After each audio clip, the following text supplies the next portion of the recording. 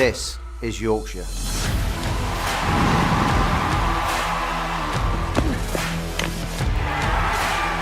Built on pride. Forged through generations.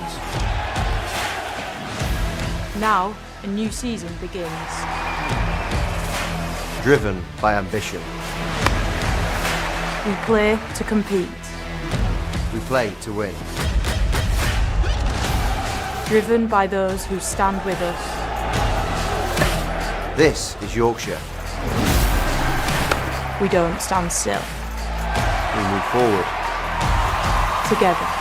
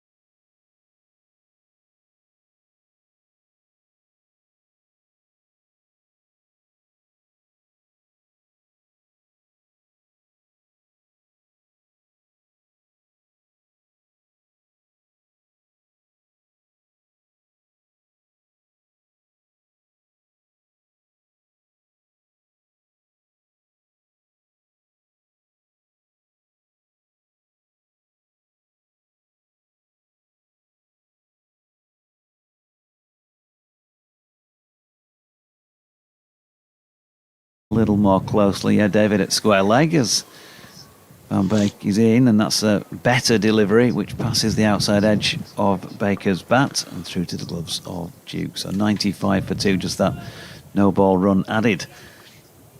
And no ball 2 runs added. Yeah, that's right, 167 lead overnight, 169 now. We've had the heavy roller on this morning. So I think that will be an interesting factor to look out for, because as Kyle Abbott told me last night when I spoke to him after the day's play, that he said it was a really good cricket wicket. You know, good for the bowlers if you kept it there or thereabouts all the time. And there were times, I think Graham Colley spoke to Adam Lyth last night, and Graham said that, you know, Adam Lyth said at times that it was a really good wicket to bat on. What the heavy roller has done, I don't know. Well, it'd be interesting to find out. Has it deadened things down a little bit? George Hill, who will start up the hill, is immediately hit for a single out to deep cover. He was a little, perhaps wasn't quite on it last night, actually. George Hill, he starts this morning with figures of 7 overs, none for 37, make that 7.1, none for 38. And I think in such a tight situation last night, yeah, he wasn't, I know he's had a good season last year and he's got great figures bowling-wise, but he just allowed the batters to rotate the score probably a little too much, and it wasn't really what Yorkshire needed. I'm sure he'll be tighter this morning. For 2, his forward is Sonny Baker. So yeah, it's going to be a very interesting day today. Looking forward to it. It could be, saying earlier, if Hampshire have a really good day, they'll probably get too far ahead, and if Yorkshire have a really good day with the ball, they'll be confident of chasing. I think if we meet in the middle, then we've got a hell of a game on our hands. What do you reckon, Doidgy? I know your focus has been at Aintree for the last few days. Although you say you have been following this game. Yeah. Forward is Baker. Just the nature of that other role is that a lot of your stuff is on the front end, you're previewing stuff. So on Friday, I was able to stay in tune with most of the first session, for example, and a lot of the last one. It was the middle bit when the racing was on in the afternoon that I was required elsewhere, which is when there was a clatter of wickets, which I had to go back and go through. Yeah, beware of the afternoon session in this game for batters. That's inside edge onto the pad, I think, there of Baker. And that is absolutely at odds with what normally happens here. The morning session is very often the most difficult to bat in, and if you know you can weather that storm and only lose, a couple, then afternoons are usually significantly easier. But maybe the time of year, I don't know. Yeah, it's been very noticeable. I mean, first day, Hampshire 82 for 2 at lunch, as in comes George Hill. Baker works that away behind square on the leg side. He'll pick up a single, moves on to 2, 97 for 2. And then Hampshire, between lunch and tea, lost 6 wickets for 155. But yesterday, with Revis and Lyth going so well and putting on 100 for the 5th wicket, when those two went fairly quickly, Yorkshire lost their last 6 wickets for just 40. So it has proved, between lunch and tea, a difficult session for the batters. I was, as you can tell, still trying to make meticulous notes while I was doing another job. Gosh, yeah. You got Red Run written on that in between Jack White and that's a pushed out square on the offside. That may roll all the way to the boundary, and it does. And that is 4 runs for Tom Prest, who moves on to 36, 101 for 2 now, Hampshire in the second innings at the end of that George Hill over. And Hampshire lead now by 75. Yeah, I'm not sure where Red Run fits into this game, but... Well, I'm not far from his presence yesterday, because he is... he died in, I think, about 19... he lived a long time, 95-ish, something like that. And he is buried by the winning post at Aintree, so I wasn't so far away. Okay. I heard his name mentioned a couple of times. And Crisp. You remember the very famous race? Yes. So the first Red Run win was 1973, and Crisp, who ran possibly the greatest race ever at Aintree, when he considered the weight he was carrying and all that. He's buried in Yorkshire, actually, up in North Yorkshire. Short ball here from Van Beek from the Kirkstall Lane end. Sees Baker sway comfortably enough out of the way. I mentioned the 3 slips in place. George Hill's at first, Adam Lyth is at second, Finlay Bean is at third. James Wharton, by the way, that dive that went for 4 off the last ball, it's really good fielder, James. He just launched his dive a split second too soon, didn't he? And when he landed, he couldn't stretch far enough. Had he waited half a stride further, he might have actually pulled fingertips that one back in before the boundary rope, but it's done now. As Van Beek is in again, that's turned to mid-on, where Sam Whiteman does the fielding. Looked a little bit unlucky, I've got to say, watching the video coverage from over on the dark side of the Pennines, did Sam, with his LBW to Sonny Baker. Again in the book now. Van Beek, I had a good chat with at Glamorgan last week, proper character. He's in and bowling. And, again, he's just wasting a little bit of energy here, Kev. He's a bit too wide of off stump. Maybe it's a case of, well, just do that and let them come at us. But you need wickets here. Yeah, I think because there's been such good carry here on the whole, I think sometimes as a bowler you're almost thinking about how good it looks when the ball's thudding into the keeper's gloves and he's probably standing a yard further back than normal.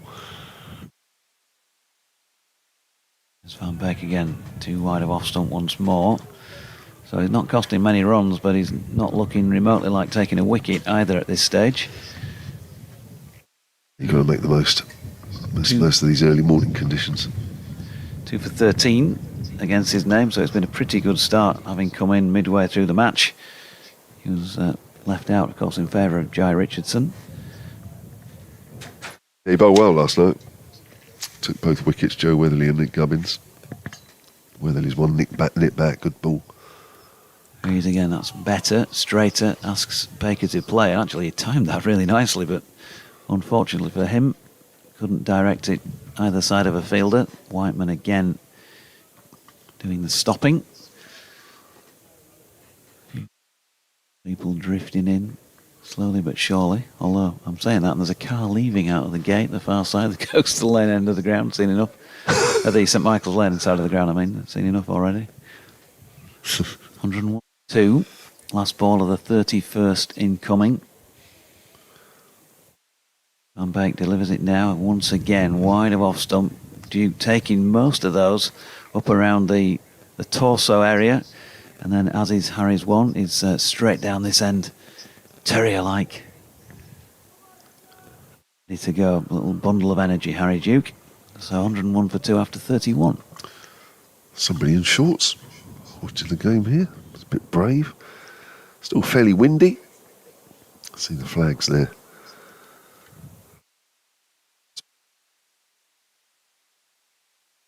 For the last couple of days, I think yesterday particularly, with the wind around. What about all these injury substitutions? I mean, by calculations, somebody messaged yesterday and said there was 5 in total. So obviously today's announcement with no Jack White and in comes Ben Cliff, that's 6. This is the 7th day of the season, and we've already had 6 player replacements. I mean, what on earth is going on there? Yeah. I had a good chat with Simon Hinks about it this week. Okay. He was down at Glamorgan, yeah? Yeah. Match referee. Yes. So here's George Hill again, by time over, and bowls. Prest gets one that just comes back at him a fraction, works it on the onside. I think, Nick and I last week, we were immediately on the conspiracy theory route of this is there to be played, but the 7-day absence is obviously a reason to not try and play it, if you like. But the law suggests that if you fall ill, get injured on the first 2 days of a match, and there is a match the following week, once those 7 days are up, you could go back in and play again. Yeah. Prest pushes forward up to mid-off. And no ball. Yep, the fail-safe there for opposing the conspiracy theorists is that in that following match, if your top England star is available again because he's had an injury in the last match, how do you get him back in the side, even if you wanted to, because it'll go through the doctor process and then the match referee still has to endorse it. That's true. Hill bowls, Prest looking for a single as it goes out to point. That's an interesting point.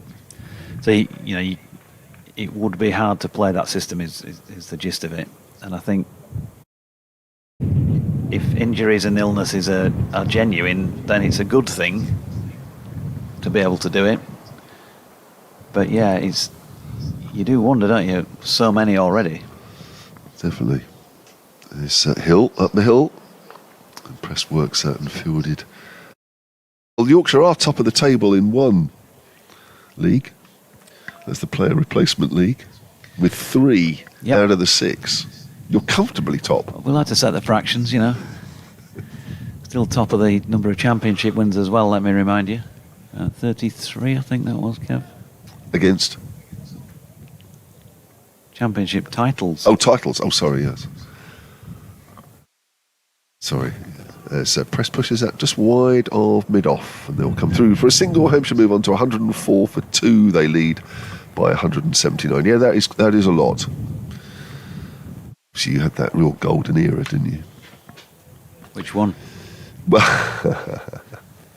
boom.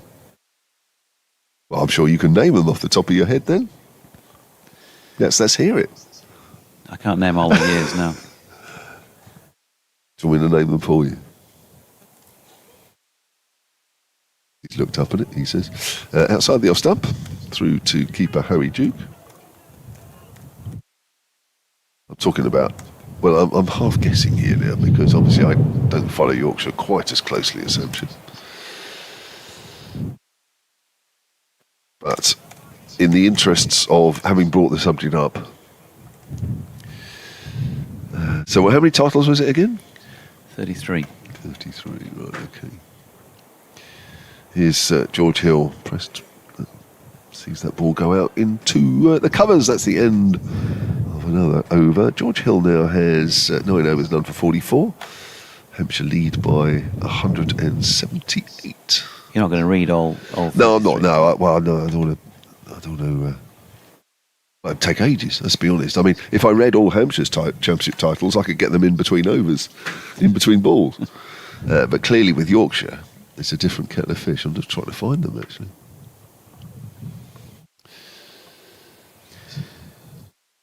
Van Beek's going to continue at this Kirkstall Lane end of the ground. It's been pretty bright in the first 15 minutes or so of play. Just the 2 slips in place now.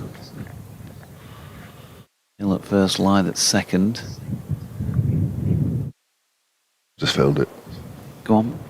Well, I obviously can't read them. But yeah, the 60s was the one I was thinking. So 1959, 60, 62, 63, 66, 67, 68. Yeah, I mean, what a run that was. Turn of the 20th century up to about the 20s was also a very good general period, wasn't it? But I couldn't tell you specifically each year. Wide ball from Van Beek, short ball, and that took a fair old time to come down into the gloves of Harry Duke. Tom Prest on strike at the moment, so that's going to be another extra. Actually, you're right. 20s into the 30s, loads there as well. You're right. 30s were amazing. Yeah, 30s as well. Yeah. Shared it in 1949. There've been some good days. That is punched firmly back past Logan Van Beek. It was a decent length ball. Got over the top of it well. Tom Prest picks up another single. 38 to him, 106 for 2. But then since 68, there was obviously a fairly lengthy drought. 2001 and 14 and 15. And they're all pretty easy to name, the recent ones, because of that. 2016, did you say? 14 and 15. 15, I'm sorry. 16 nearly, but not quite. Was that the one where you were at Lord's or something, Yeah. and you played it out for winner take everything? Third slip back in place for Sonny Baker. This one's up in the air, looping up to Bess, who takes the catch. First wicket of the day goes down. It's another one to Van Beek, who's not bowled that many wicket-taking looking deliveries so far, but he's taken a wicket, 3 for 15 in his 10th over. It's 106 for 3 in over number 33. Good catch by Don Bess in the end. Sonny Baker just closing the face of the bat, just a fraction too early there, the ball looping up in the air and gone. I know it's a night watchman, but even so, it's all important about getting wickets on the board and taking wickets from a Yorkshire viewer on a regular basis. So 15 minutes played this morning, just over 15 minutes, and the first wicket taken. Did well Don Bess, didn't he, actually? A fair bit of ground to make up. And there's always that, with those sort of catches, there's that concern that when you do get your mitts on it, the elbows hit the deck and you might not quite be able to cling on, but yeah, he did well just sliding onto the strip itself at the point of taking it. So Jake Lehman, who had obviously a really good first innings, he's trying to double up here. Yeah, 76, last man out. He was in with number 11, Sonny Baker, had a little bit of a heave. And it did initially, actually, when he got hold of it, you thought that's going out the ground, but he got a little bit too much underneath it and caught out at deep mid-wicket. But it was one of those shots where you could see that he decided to really open his shoulders and see how many he could get before the innings completely finished. But played quite nicely. For his 76, he's a good addition for Hampshire. The 33-year-old had a good season in the Sheffield Shield. Averaged 35, got a couple of hundreds actually before Christmas. But didn't quite reach the same heights after the competition returned, after the Big Bash. But even so, Australian Domestic Player of the Year. And the good news is that he is as a homegrown player, even though. And of course, you will know him from 2016 here. Mm-hmm. Yep. Averaged 54. Good player. He's 5 matches. Yeah, he's a good player. Of good stock. Yes.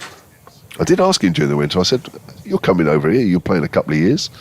Why aren't you playing at Northants with your dad's head coach? And he said, not sure the father-son professional relationship works. Yep. I'm back then to Lehman. Slightly open stance and drives his first ball along the deck to Ben Code at mid-on, and there is no run. Sonny Baker, 30 balls, 37 minutes.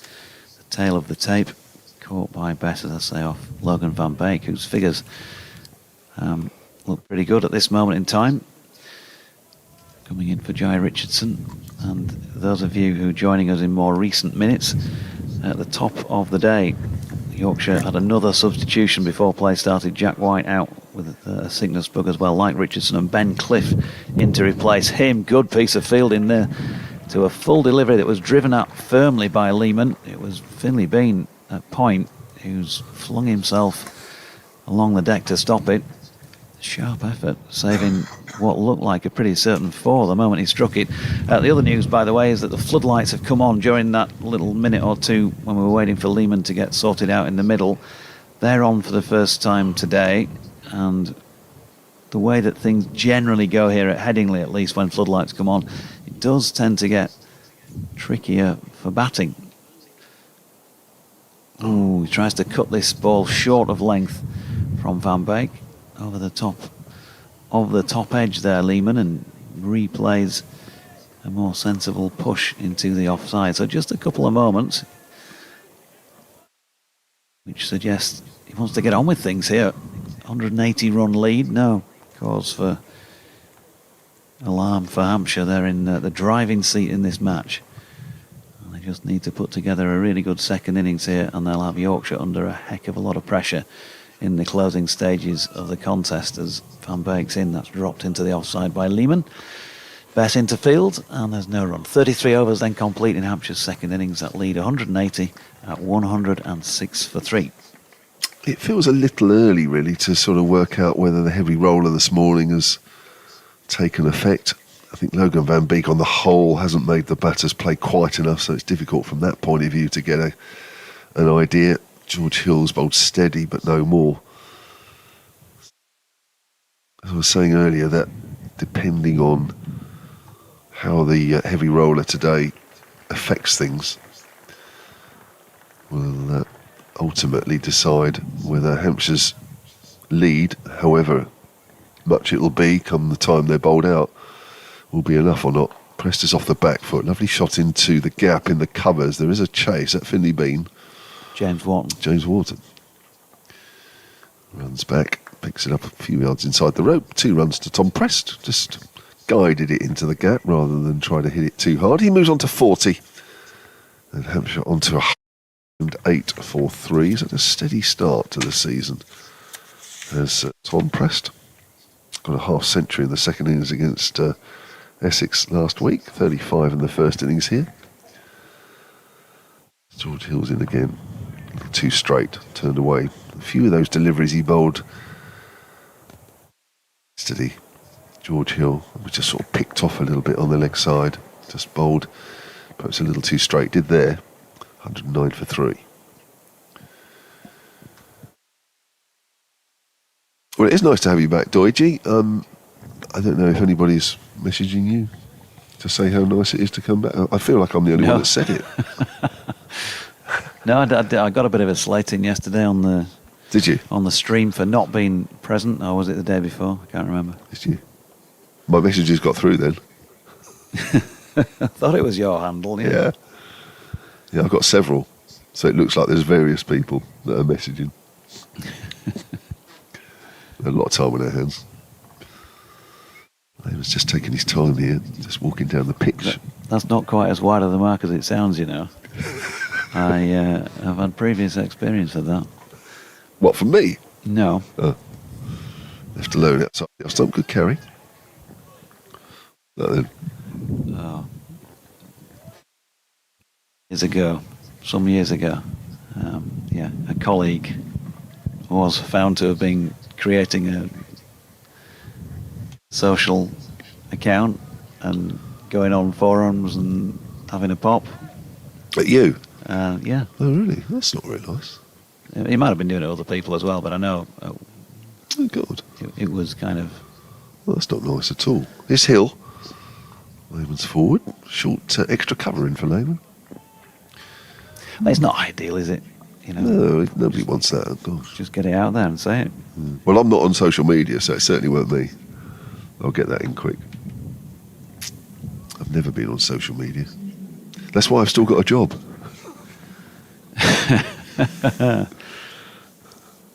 Some people are all over it.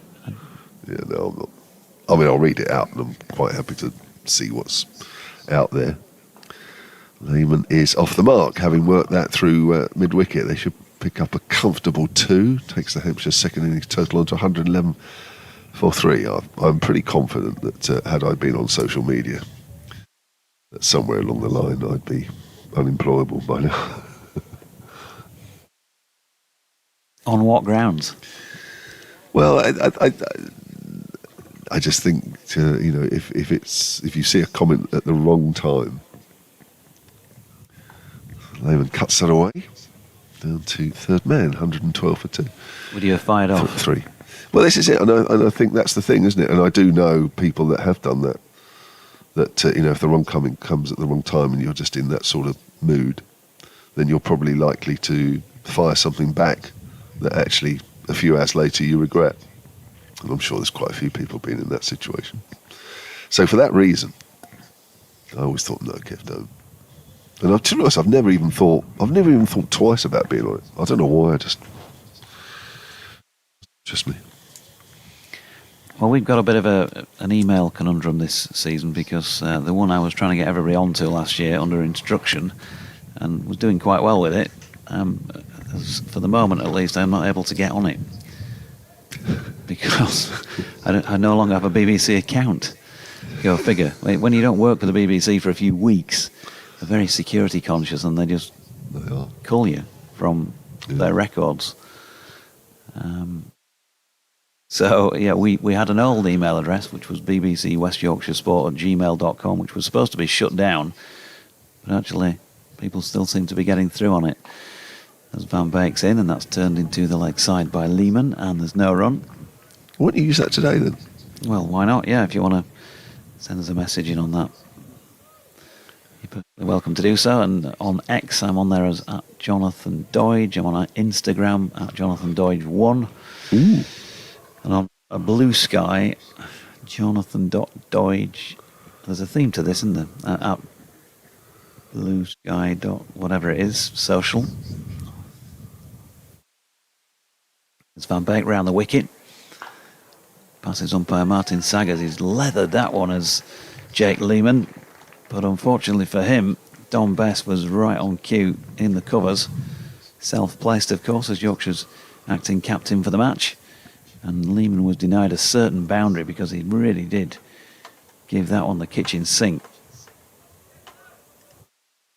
He's not holding back in these early stages. He might only have 3 to his name, but he could have had double figures comfortably. And a couple of those shots been directed slightly elsewhere.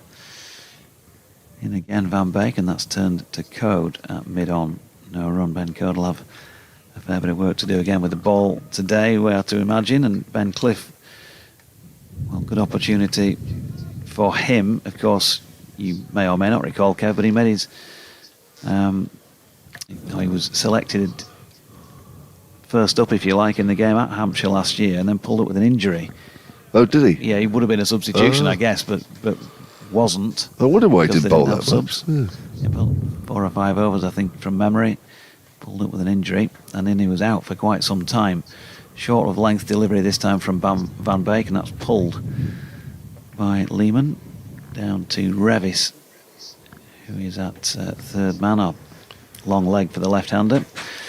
Matthew Revis and James Wharton, by the way, you'll already, I'm sure, be fully informed that they were capped at the end of day 1 in the 1863 room down beneath our commentary position. Saw the videos yesterday morning. They also received their caps again in front of the spectators this morning before play started. Congratulations to the pair of them. Hard earned. Van Beek is in. That's pushed out into the offside by Prest. Finley Bean, who I'm sure would love to get his hands on a first team cap at some point. He does the fielding. 113 for 3. It's a little bit grey and gloomy away to the southwest side of the ground, but a bit brighter in the east. Forecast I saw this morning suggested there might be some showers blowing through, but nothing to any great extent. So we may be a little bit on and off as that one is turned off the hip by Prest down to long leg Ben Cliff doing the fielding. And the over with a single, 114 for 3. Is this a good point to give you a break? That's very kind of you. Half an hour in. I'm glad you're back. Well, knocking on a bit now, Kev. He needs to go have a lie down. It is a Sunday after all. We were talking about hat-tricks earlier and who'd commentated on them. I've managed just the one here when Lockie Ferguson ripped the Lancashire tail out in a T20 game. Kez done a few, he was saying, and also took a hat-trick himself, of course, back in 1996. And rather cruelly, I was suggesting it was a seniors match at the time. Liam's alongside. We'll let him pick up on the rest of this George Hill over, the first ball of which has been run down to third man by Tom Prest. 4-2. Good morning, Liam. Morning, George. How you doing? You okay? Morning, everyone. Sunshine just starting to creep through a little bit. Light's taking effect. George Hill coming in for his second delivery of this over to Tom Prest. It was on 44 or 46. Stand down coming in his Hill, and that's worked into the mid-wicket region for no run. Morning to Jane Powell, who's sitting down beneath us in Dickie's chair, she says. Thought we needed some Dickie inspiration this morning. And you know Jane had been saying, aye lass, they need to take a few wickets this morning.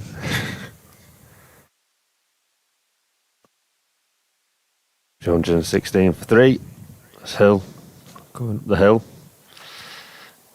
And that's defended up on his toes. Pushed down to mid-off for no run. Really impressed with Press so far. So both times I've watched him, I think he's looked brilliant, solid, compact, got him behind the ball, play some eye-catching shots.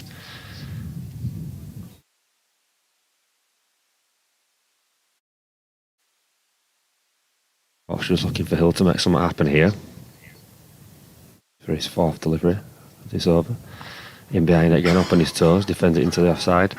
Cover comes round just to pick it up for no run. Yeah, we're watching Hill on the first day, obviously fresh off his fifer. He bowled fantastic. Every time he came to start for a spell, took a wicket. Thought he bowled absolutely brilliantly. It just looked like something was going to happen every time. Like I say, he got the ball in hand. I think Yorkshire will be hoping for that today, especially in this morning session. Hill again. And that's guided down to the vacant third man region. I don't think it'll run away for four as the fielder runs round to pick it up and pick up 2 runs for their efforts. And down there doing the fielding. Yeah, George in his career so far has tended not to need a lot of assistance from either pitch or aerial conditions. He seems to be able to produce it when he does on more or less anything. I mean, the first time he came to prominence bowling when he took 5 or 6 wickets at Old Trafford would be a case in point. For the final delivery of the over. Oh, squared up a little bit there, Press. Looks like the ball just nipped away a little bit, pushed into the offside for no run, and that's the end of the over. 116 for, well, I think it's 118 for 3 actually. Scoreboard's looking a little bit behind. He's been really consistent in the last couple of seasons. Obviously, Kev referred to his great season last year, and I'd agree with that comment about yesterday when I got back home and I was watching that last 45 minutes, and there was the over he bowled where I think there were 3 fours in it, weren't there? Which is very unusual for him. Only human and all that. 11 overs, 2 maidens, none for 54 for George's un-George Hill-like figures in this innings, but he's done some serious damage already in the match. Yeah, he's got great attributes, hasn't he? Tall, strong, fit, athletic. Looks like he can run in all day. Swings it and hits the seam pretty regularly, so yeah, happy days. As Van Beek's in, and that's punched, full-length delivery punched by Lehman. Up to Sam Whiteman at mid-off, no run. Yorkshire lad has been in touch as well. In the warmth of the long room, he says, just over to our left. Welcome back, JD. Hope Aintree treated you well and you didn't end up in the wrong parade ring. Graham Orange did a cracking job in your absence. Very zesty commentary, he says. And that was Graham Colley, I think you might have been thinking of, Mark, in terms of taking over the lead job as Van Beek is in, and that's punched back to him. No run. 118 for 3. So Lehman on 4 so far, but he's gone at the ball pretty hard so far. And on another day, he'd have already had well into the teens. Certainly in the few days of cricket we've had this year, would be the player that I've seen really feels like he wants to get on with things, and he's having another dash at this one. Don Bess with a tumbling stop in the covers. Van Beek getting the ball right up there. He was a bit wayward in that opening over or two. He'll be coming towards the end of his spell now, I guess, but he's the man who puts energy on the ball, as they say in modern parlance.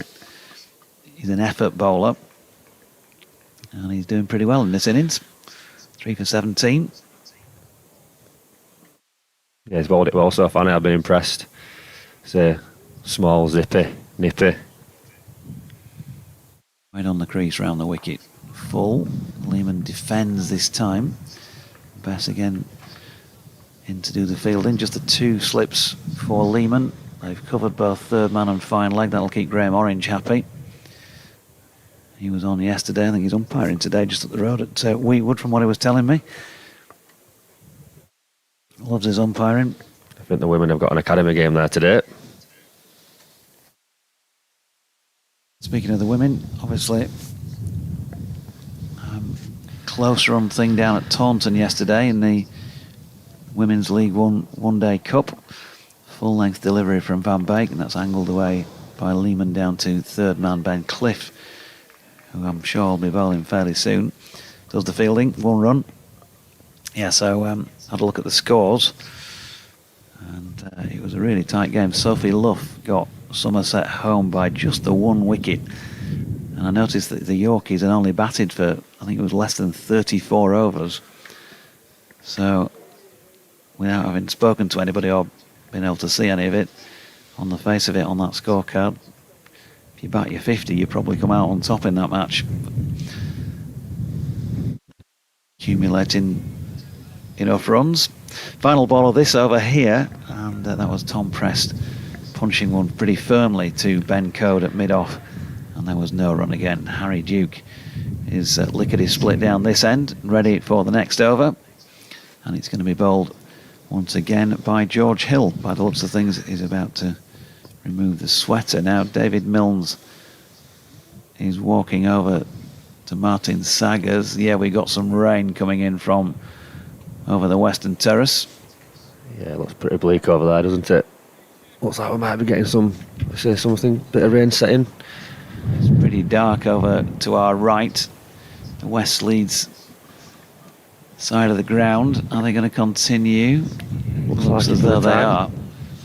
They've obviously assessed whether or not they think it's going to blow over.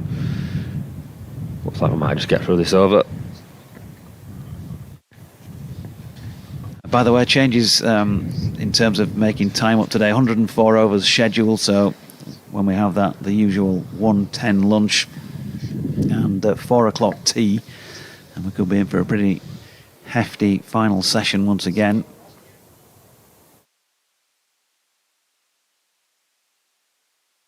$119 for 3. Pressed on the brink of a half century, but it's Jake Lehman who's faced 17 deliveries so far, who's going to wait for this next George Hill delivery. Chad coming over the wicket, trying to angle the ball across left-hander for his first delivery of the over. And that's defender back down the pitch, Hill picking it off his own bowling for no run. Got quite an open stance as Lehman. So we discussed that in the first innings, but he's very effective. I say a very dogged player, very solid. Seems like that Australian grit. Well, he batted brilliant in that first innings. Anchored the innings really well for Hampshire. Looks like we're going off for a little bit. Yep, the rubber covers are coming on. Groundsman scampering about to get these covers on. Looks like we've got a bit of rain coming in. Umpires remove the stumps after that one delivery of George Hill's over. 119 for 3. Yep, so just one ball into that 38th. They'll take a break. We will do after I've read you this message. I've got a message from Rambo, Paul Ramsden, who said, a lot of work for Yorkshire to do here. Good luck to Lightcliff lad Cliffy when he gets a chuck today. He won't be chucking, will he, Rambo, obviously. With a beautifully smooth Halifax action. Talking Lightcliff here, says Paul Ramsden, looking forward to the Bradford Premier League commencing next Saturday at Hanging Heaton for us. Have you seen that Lightcliff have been awarded the Priestley Cup final for the first time in our 151-year history?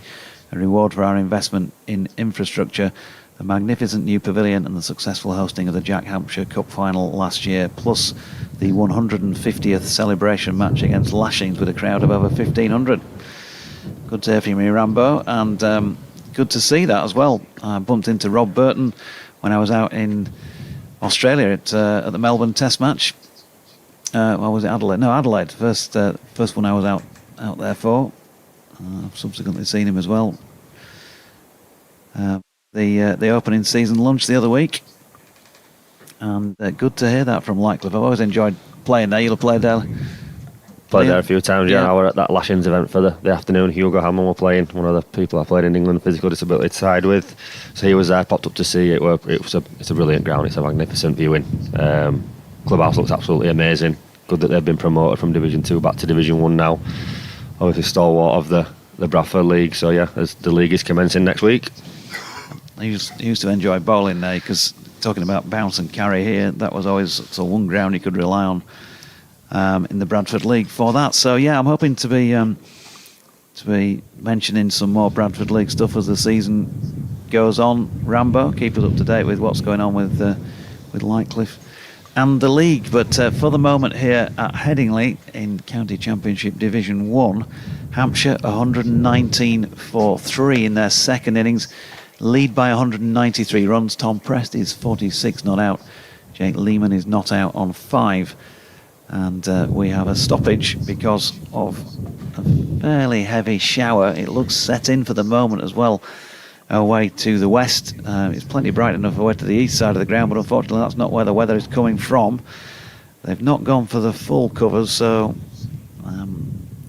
Richard Robinson and the ground staff out there in the middle are presumably on hand to get the covers off and hopefully get play back on fairly soon. But for the moment, on a blustery, as you can hear, and at the moment wet Headingley day, we'll drop the mics and we'll be back here with you with anything news on play.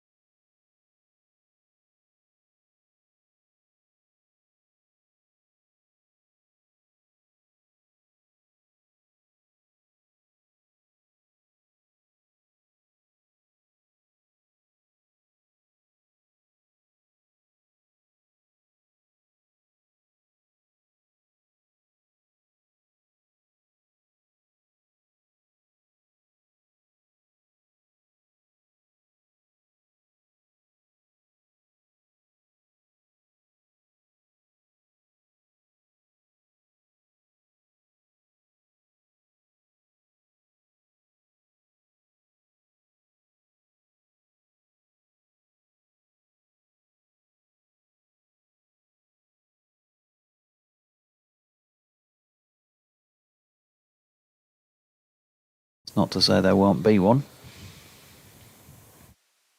It's lunch, and they should be just about resuming in the match at Old Trafford, where Lancs made 351 and Derbyshire 274 for 4 in response. That's in Div 2, of course, as Prest lays his bat on this short ball and guides it down to Matthew Revis at third man, 1 run. And then at Canterbury, Northamptonshire against Kent. Northampton 684 for 2. Kent 146 for 9 in their first innings. Are obviously miles behind in the game, and given that, you would probably be expecting Northants to just stick them straight back in. Here's Van Beek again round the wicket, and Lehman defends into the offside, and there is no run. I know it's not the done thing these days as much as it used to be following on, but when you've got such a huge advantage, it looks like they might have by the time they've finished Kent off for the first time. Might as well do it again. Yeah, it don't really make sense when you're leading by 538 runs. So you don't want to waste any time out of the game when you can get to work with a brand new ball. Well, the bowlers might be relatively fresh. Try to take as many wickets as you possibly can. Especially with a day and a half remaining. Looks like we're going to see a change of bowling. Ben Gore's going to come into the attack. One stand end. Got a note in from Chris Parkin saying just after lunch there's no sound on the live stream. Any chance of you sorting it? Don't have those technical abilities, Chris. It's just the same setup as it was in the first half, and you can't hear us anyway. Reeled on them scores for no reason. It's Ben Code in for his first delivery of this spell. Oh, it's just outside the off stump, jabbed into the ground by Prest for no run. Inside half of the bat. Just like it kept a little bit low there. Coming down, doing a little bit of gardening, both Lehman and Prest. I think Dukes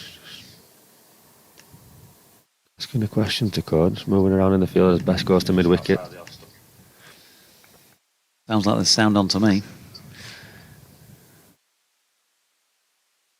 Code again spins up the hill. Oh, and it's an inside edge. The two fielders come down to convene to pick it up, and it'll be 1 run. Beat does the fielding. Yeah, Kev kept mentioning about the heavy roller and what kind of impact, and I think looking at the field, we've got a ring field, 1 slip, a gully. And I just think, does that say that I said the pitch is not quite offering as much as it was on the first 2 days. I think Harry Duke's going to come up to the stumps now, which said that the pitch might have gone a little bit deader. Yeah, George Hill's just left the field beneath our position, just to pick up a helmet by the looks of things for Harry Duke. A bit of a common feature when Ben Code, as the game goes on with a softer ball, keeper up to the stumps. Yeah, the heavy roll has been used just the once here at Headingley. Yeah, it might have a short-term effect. I wouldn't have expected it to contest, if you like sometimes they can, but the more it gets put on, obviously, the more effect it'll have. So I don't think we probably saw enough cricket, did we, this morning to see whether it had worn off or not. Good. Coming in when the keeper stood up. Oh, great hand by Harry Duke. Lehman just having a little feel outside the off stump for that. Short and wide. Great hand by Duke. Freshly up to the stumps. Lehman might be a little bit annoyed at that one. See if he'd have caught the outside edge playing away from himself. Bit of a loose shot.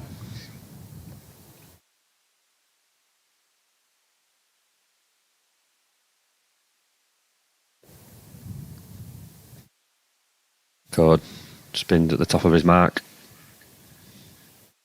Into Lehman. And forward, solid forward defence that pushed back down the wicket to Code for no run. Harry Duke just trying to G up the fielders, create a bit of energy.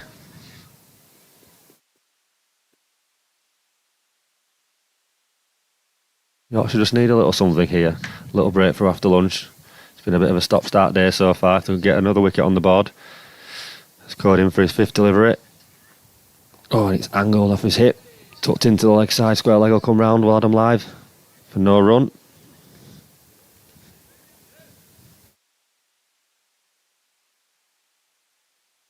Hampshire 127 for 3. Prest edging his way closer to 50. 48 off 58 deliveries, striking it quite well. Lehman 11 off 28. Hampshire lead by 201 runs. So here we go then, the final delivery of the first code over. He's in. And it's pushed into the offside to deep cover, and it'll be a single to end the over. 40 overs done, 129 for 3. Yep, hello to Malcolm Palmer, who's emailed in saying, hi JD, we are in, to say the least, a bit of a pickle. Could do with Root, Brook and Bairstow. How many wickets collectively they'd be taking, Malcolm? And you deserted us in our hour of need, he says. Hope your four-legged mate's compensated. Yeah. Well, since 2019, I reckon I've done about 500 days cricket. I've missed just 2 days, those last 2, and 1 evening. So, on the percentages, I think I'm up there in the 90 odds in terms of dedication. Just not good enough for some people, is it, Dodgy? Never satisfied, Malcolm. Here's Van Beek round the wicket, and that's dropped into the offside by Lehman. Remains on 12, and there's no run. Any winners while you were at Aintree for a few days? Yeah, a few. Not profitable in the way that Cheltenham had been a few weeks ago. Always nice to have the national winner, isn't it, really? Neil Smith says morning or afternoon. He's given it a test, given us a test on the email address. Well, there you go, you've got through. Van Beek in, full, punched into the offside by Lehman, who wants to run and takes it comfortably. Not sure how much play we'll get, but ready to enjoy what there is.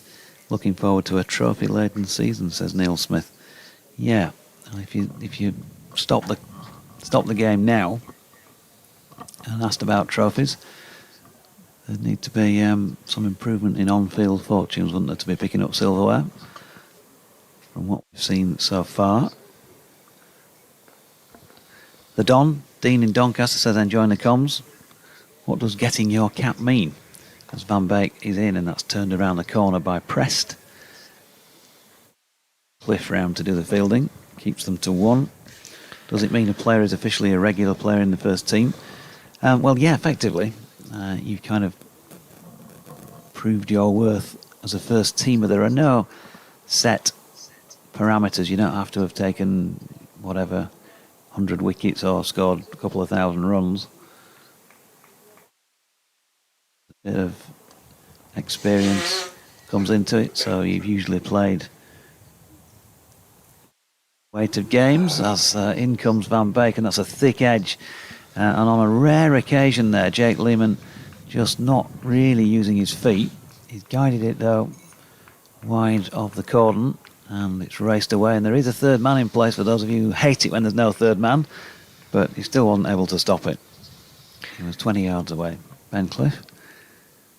So 134 for 3. It's kind of held its line, didn't it, a little bit, and just nipped away. I'm not sure if that were intentional or not. 17 now, partnership worth 28.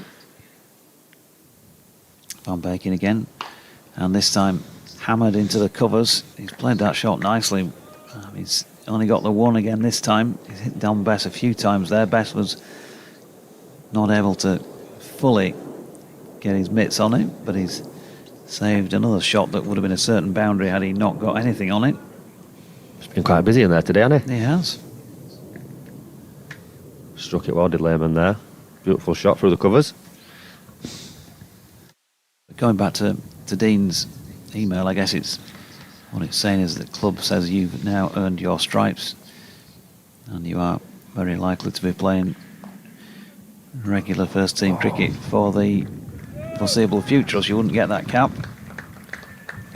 You're going to be a regular, as that's punched square on the offside and takes Tom Prest to a well-earned half century. It's taken him 60 deliveries, 103 minutes, and he's hit 7 fours during that spell either side of the overnight and the break today. Little drop into the offside. It would have slipped by the point fielder there. Which helped Preston get into his 50. Just a bit greasy perhaps after the break. That's a 5th first-class half-century to go with 4 tons that he's got against his name, Tom Prest. Averaging just over 32. So there's room for a bit of improvement in that respect, but does look a nice player. Cole begins his second over. He's left outside the off stump through to the keeper. Lehman. Partnership moves on to 31 now.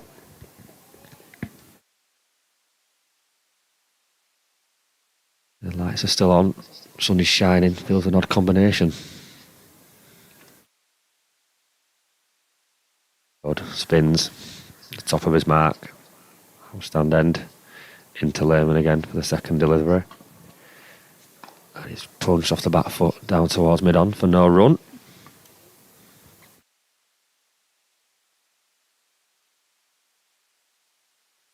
Had a message in from Jack and Amy who have asked for a shout out. Amy's not feeling too well today, watching the stream. Asking me to try and make it a little bit more exciting. Not sure if I can do that, but try our best. Scored running up the hill. Lehman worked off his hip. Will try push for 2. Whiteman runs round from long leg. Nope, keeps it to 1. Mention of a shout out reminded me that I'd received a social last night from Neil Allison, who says please say a good luck to the Fab Five watching in Italy doing Lake Garda half tomorrow. Well, if they're tuned in right now, there you go, there's your shout out. It'll be a little bit warmer than this. Hampshire 138 for 3. Pressed on 51. Facing to Co's 4th delivery. And pushed into the offside. Deep cover will come and pick that up for 1 run. Right and left combination at the crease is causing Yorkshire a few problems here. Rotating singles. Yep, Josh says sound's back on. Great to see you back after a couple of days skiving. Getting some... very dare you. Getting some hammer today for that, aren't you? You have 2 days off. I won't even say 2 days off, it's... 2 days hard graft. Exactly. It's not easy weaving in and out of 65,000 people between the stand and the press room at entry, I can promise you. Go for his 5th delivery. Oh, bounce a little bit extra. And Nick Moxon says, great to have you back, Doidgy. What's wrong with Jack Weil? I think you might have missed it crossing the T on the L there, Nick. He's ill, along similar lines to Jai Richardson, so was substituted out of the game before play started today in favour of Ben Cliff, who is just getting loose. Code's final delivery of this over. Pushed into the offside to the cover for no run. Brings to the end of the 42nd over. 139 for 3. Lead by 213. I'm not sure if Van Beek will continue or if it'll be a change of bowling. Well, Ben Cliff has disappeared off down to the boundary again, and it looks as though Van Beek is going to carry on.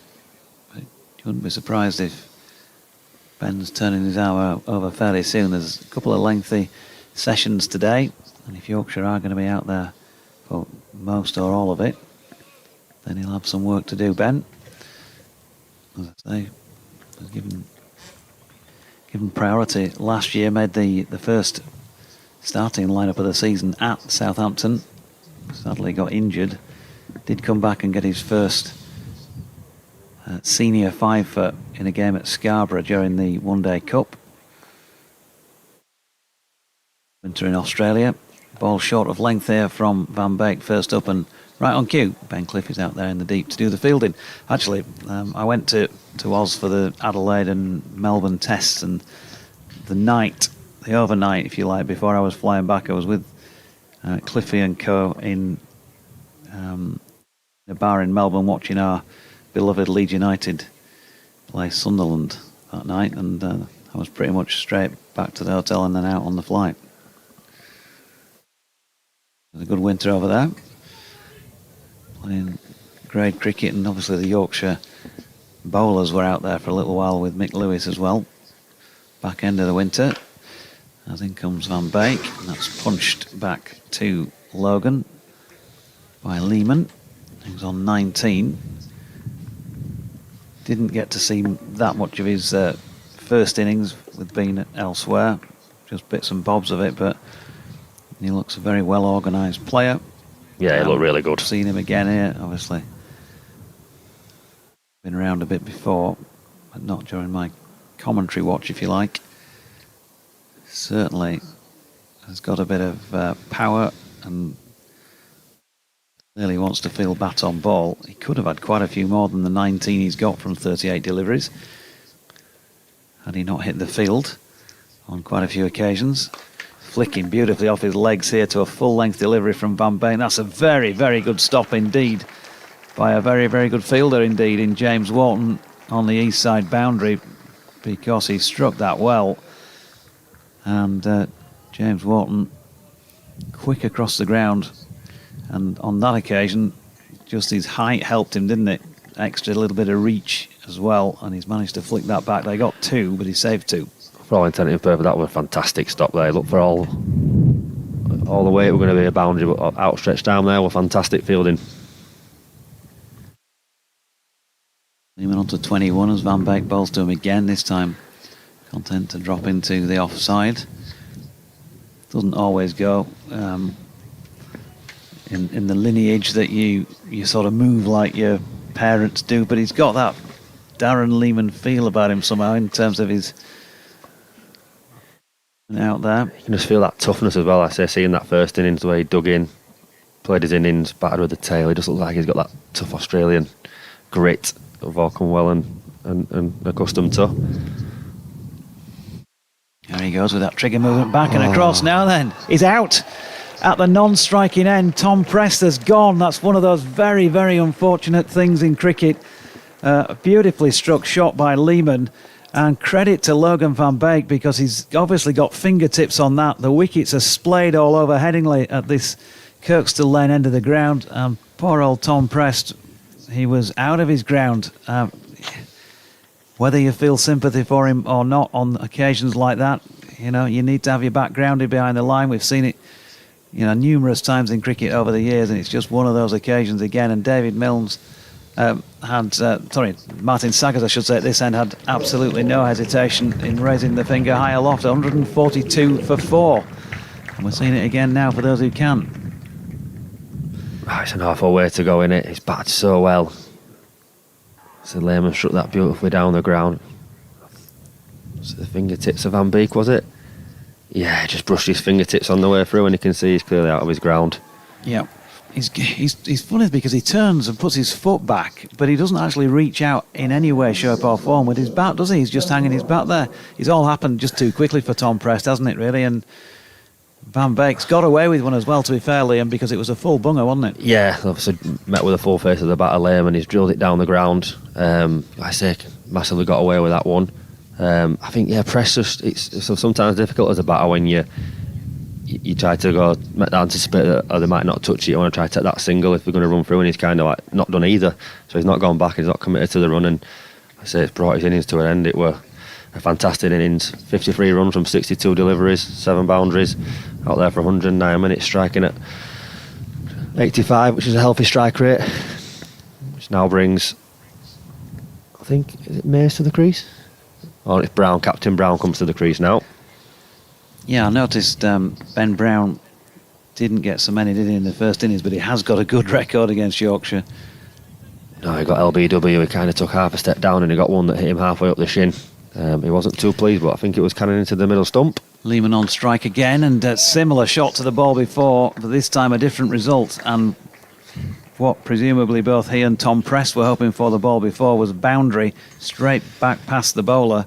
This time Lehman's aim was better from a Hampshire point of view because he missed the stumps by a couple of feet, and that has raced away down below our commentary position for 4. So Lehman on to 25. Brown yet to face his first delivery. 146 for 4 as we welcome listeners to 5 Sports Extra with the news that Hampshire have just lost their 4th second innings wicket then. The unfortunate Tom Prest, who just got to his latest first-class half-century, a 5th first-class half-century to go with the 4 tons he's already scored, pacing his innings nicely in and around the rain breaks and the overnight. But one of those moments that you always... there are no excuses for you as a non-striking batter if you're out of your ground and you get run out, but you always feel a bit as well because most players do wander that little bit, waiting for the ball to be played wherever by their teammate at the other end, and it just happened that Jake Lehman drove a full toss from Logan Van Beek straight back towards the stumps. Van Beek was athletic enough to get down and get fingertips on it. 2 stumps flattened, and Prest, although he turned and put his foot back towards the crease, didn't stretch his arm out with the bat. It all happened a bit quickly for him, and Martin Saggers raised a finger. So 146 now for Hampshire second time around. That's a lead of 220 runs. Yeah, quite funny that last delivery. Lehman kind of had a little bit of a wry smile after he hit the ball back down the ground, and then Captain Brown were scampering to get back to his crease. After probably scar from the previous ball. This goes poised between at the top of his mark, ready for this new over. First ball for Brown. He's pushed it into the offside. Gully will not quite reach it. As he scamper through for 1 run. Cliff's just going through some warm-up exercise, so we might be seeing a change of bowling. Maybe from Van Beek. Duke's now gone back. Now they've got the wicket, got the breakthrough. It's Lehman on strike. Ball's going to stay over the wicket. And now he's going round. Greenfield, first slip. Gully, cover, mid on, mid off, short mid wicket. Square leg, long leg. Oh no, Duke's decided to come up now, especially to Lehman, the in-batter.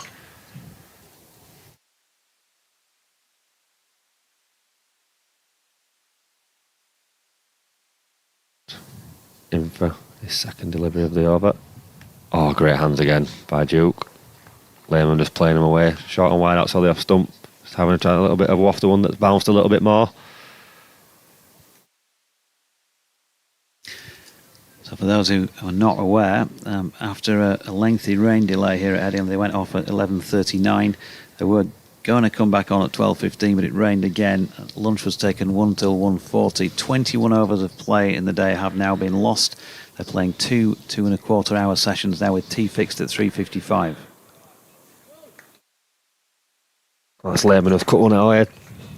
Backward a point for the boundary. Deep point can come round and quite quiet off. Fantastic shot. Short and wide from Code. Met with a full face of the bat from Lehman, who hits it away behind point for 4 runs. Great shot. Be a bit annoyed with himself, Code, there, that he's gone short and wide. It's a bit of a freebie, that one. Running his way to the boundary quite quickly. It's Code into Lehman again. A bit straighter this time. Back of Lehman pushed into the leg side for no run. Bring Kev back in at the end of the over. Kev James with Liam Thomas and myself, Jonathan Dodge, here on this one for you. Jake Lehman has played very positively since he's been out. I've been saying a couple of times he's hit the field on a few occasions. He's 25 off 44, and that could quite comfortably have been in the high 30s. Yeah, he's looking at scoring it. Looking to get punished anything that's slightly far wide. Straighter again, pushed into the leg side, defended by Lehman for no run. In fact, I think I said 25-29 off 46 now.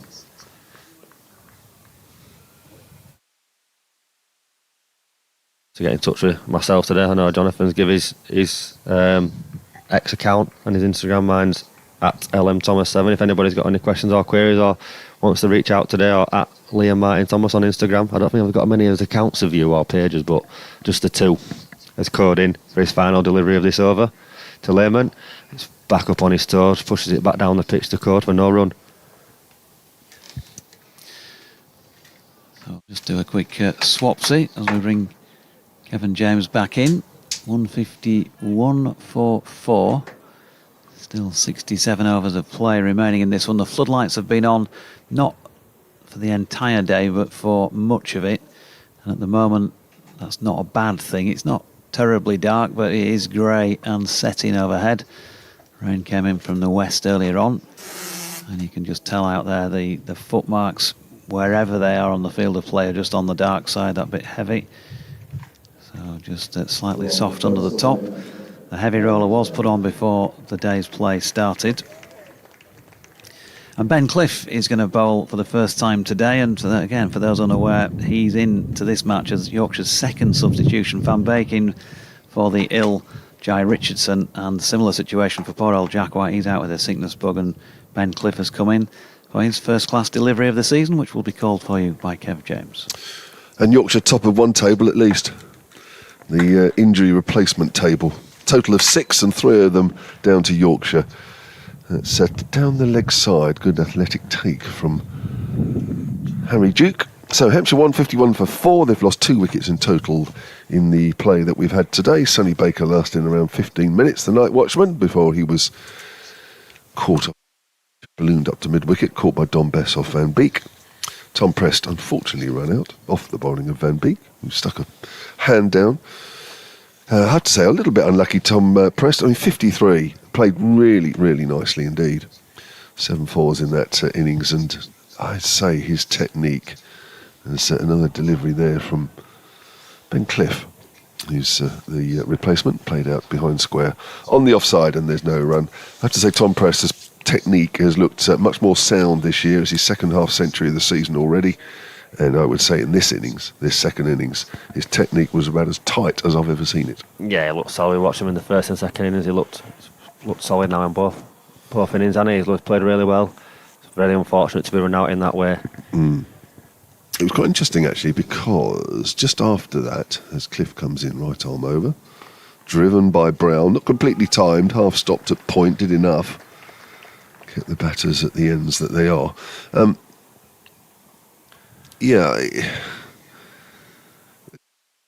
Two later, when it might have been the next ball actually, when Lehman drove.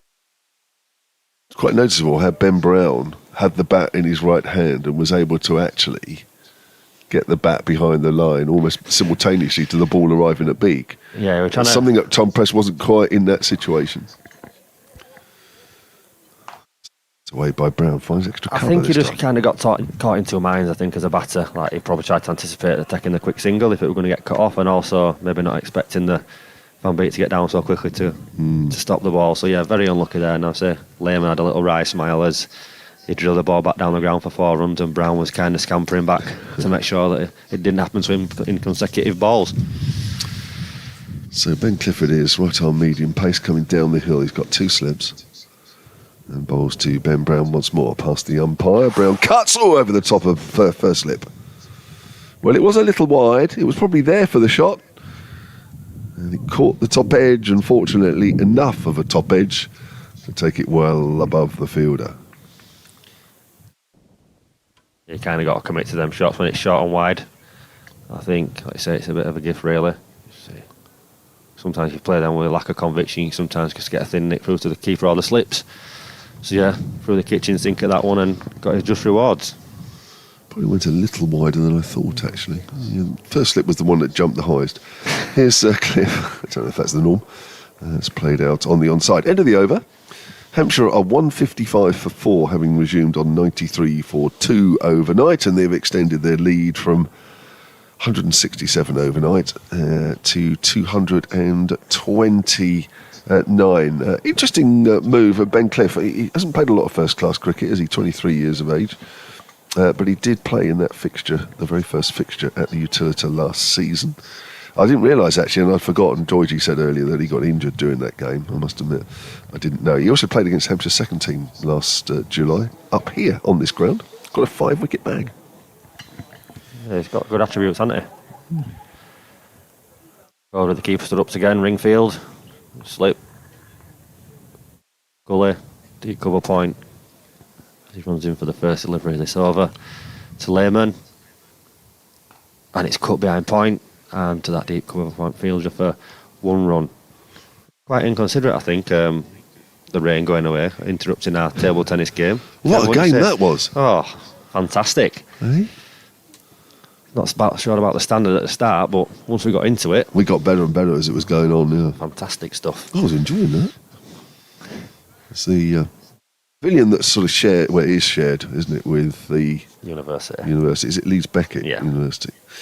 So there are things, I guess, around the pavilion that you wouldn't normally expect for a cricket pavilion. One of those is a table tennis table, which isn't too far away from us. So I've been looking at that longingly, waiting for an opportunity.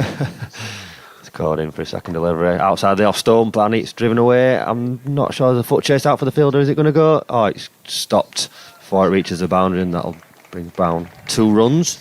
Just push through the cover boundary there. Nice looking shot. I don't know if we're going to get any more opportunities to play. I'm looking away to our right where the weather comes. There is a patch of blue sky, and what clouds there are seem a little higher than what's above us at the moment. So we're probably going to get a decent passage of play in here. I think Hampshire will be wanting that to spend. I said they're on top, spending as much time as they can. Has caught in again, 2 slips. And it's down the pitch is Ben Brown defending. Unhappy how I got out of the first innings in that way when his ball hit him. Just below the knee roll, in line. Obviously, quite a long way down. I'm not sure if Duke will probably come up if he's making them kind of movements. 2 slips of Gully. He was a little way down, wasn't he, in the first innings? But it was a ball that nipped back and didn't really bounce. No. I know he wasn't particularly happy, but it's quite noticeable that last ball came down even further. Scored up the hill again. It's left through to Duke. Score is currently 158 for 4 Lehmans on 30 off 49 deliveries. Brown new to the crease. We've lost 2 wickets today so far. Sonny Baker, the nice watchman. First wicket to fall to Van Beek. Kind of went to close his turn the face and won, and got a leading edge straight up to good catch by Don Besh running in from mid wicket.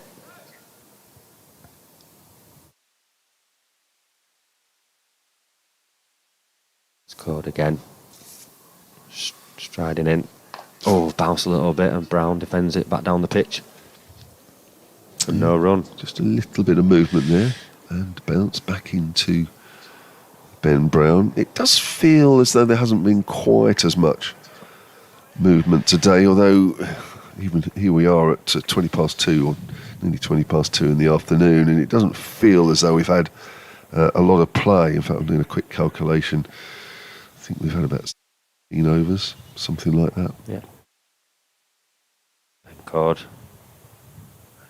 Down the pitch again, and it's a play and a miss, I think. Live looked a little bit interested there. I don't know if they were an outside edge. I'm unsure. Yeah, I think he's playing at that. It's interesting. The ball before just coming back at him, and then that one just going on with the angle may just have shaped away a fraction as well. So maybe, if you just take those last 2 balls, there is still a little bit there. Yeah, he's just trying to negate that movement by taking just a step or 2 down the pitch. You can see there on the stream, Howard stand end. As Cliff comes in for his second over this spell. Stand that binds this ground with the rugby league ground at the back. Leeds Rhinos.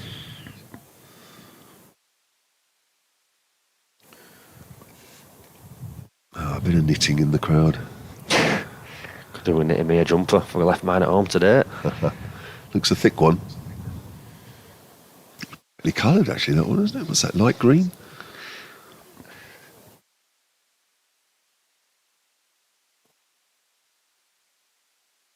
It's Cliff then. Down the hill once more and bowls. It's shaped to pull that away, and they just pulled the bat out of the way in the end. Darren Lehman, that's his dad, Jake Lehman. I think that lady has actually watched a ball bowled in the time the camera's been pointing on her. She's looking intently. I don't know, what would you say that is? Very difficult to work out whether it's a jumper or what would you say that is, Liam? I can't quite work it out. It's a bit sort of... I don't know. I'll say a blanket, maybe. I'm not sure. I don't know if she's doing it with her fingers are freezing. Very bright. Here's Cliff again, bowls. Straighter this time, driven by Lehman up to mid-on. Fielders were interested just for a while. They're bowling in the air for a short time. Things on 158 for 4. That lead for Hampshire is a handy one. It's 232, but they'll want to get that up a few more yet to put pressure on that Yorkshire batting. I'm sure at the moment they'll probably feel 250s within reach, certainly. I think once you start getting to 300, then it gets more than interesting. Tries to cut that one and misses. Done that a few times as Lehman, where he's played and missed at them short wide ones and missed out on a couple. This is only his fourth first-class match, Ben Cliff. He's 3 wickets to date, of course, 42 apiece. Seems like he's onto you quite a bit. Mm. So he's not. I won't say he's quite a slippery bowler. Richardson and no White in the Yorkshire attack anymore in this game. That's driven, full delivery, lovely shot.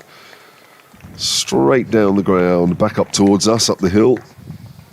And that was a volley, but just the way that Lehman put that away. It's been a real feature. Strong, yeah, very confident looking shot. He moves on to 34 to go with the innings of 76 that he made. In the first innings. First up, yeah, that's right. Yeah, real feature of this innings. I'll say he's driven really well back down the ground. Yeah. Really nice. Spoke to him on the first night. He's a really nice guy. I know he's still popular here, even though back in 2016 he played less than a handful of games. That's very wide indeed. Lehman doesn't even have an attempt at cutting that one. Clearly enjoys playing up here because he had a great record, averaged 54 in the 5 matches that he played. And to me, that he did have a good time when he was here. Just a really nice guy to talk to. Interviews on the Hampshire Cricket website from a couple of days ago, if you want to have a listen. Saw that interview, came across really well. Sounded like a good conversation that you had. Really nice. It just seemed like a nice fella. Yeah, he is, yeah. Terrific. Looking forward to his 2 years with Hampshire. Off the back foot, steered to point. And that will be the end of Cliff's over. He's completed 2 overs, none for 8. And 162 for 4 are Hampshire. We have 64 overs remaining in the day. And, well, we played till quite late last night. A mixture of sun, showers and cloud. It's been very much that as well today. But we did get a late finish in yesterday. We might do the same today. And Hampshire lead by 236. What kind of score do you think Hampshire will be looking for, Kev? 500. 500. That's what I've been looking for. Well, yeah, I mean, you look for that. I'm not saying you're going to get it. Of course you're not. But no, I mean, you're looking for as many as you can, aren't you? Yeah. Scored in for the first delivery of this over on a play and a miss from Brown outside the off stump. Through to Duke takes a low catch down low. Went away from him slightly. Brown there. I noticed on one of the emails that came a little earlier, there was no sound briefly, wasn't there, on the picture feed, and I got blamed for that. I get blamed when it's not happening down south. And when you're up Gordon, who emailed, is blaming me for it being up here. Well, he's not blaming me, but he's just asking if it's my fault. Scored in again to Brown, defends it into the outside half of the bat to cover for no run. I don't know. I have certainly nothing to do with anything going on up here. I'm blaming you. It's a good production team up here, and if you watch it on the picture feed, it's a good presentation.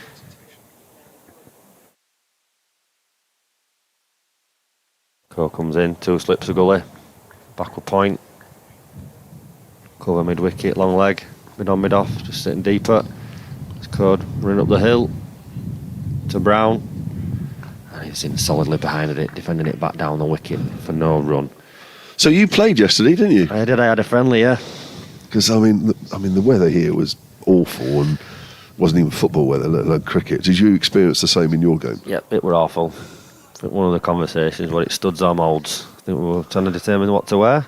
It's what? It's what? Studs or moulds. Sorry, studs. Football boots. Yeah. Yeah, it was freezing.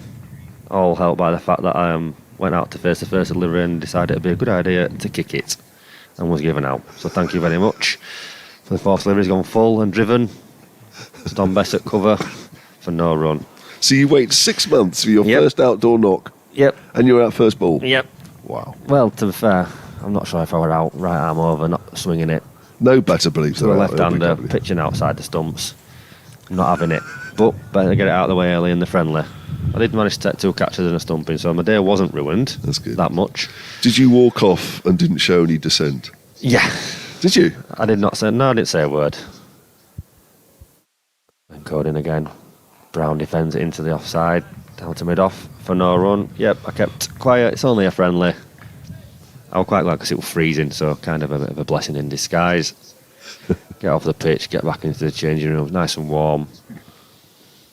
Your game was quite close by to here, wasn't it? Yeah, Methley. So not too far away.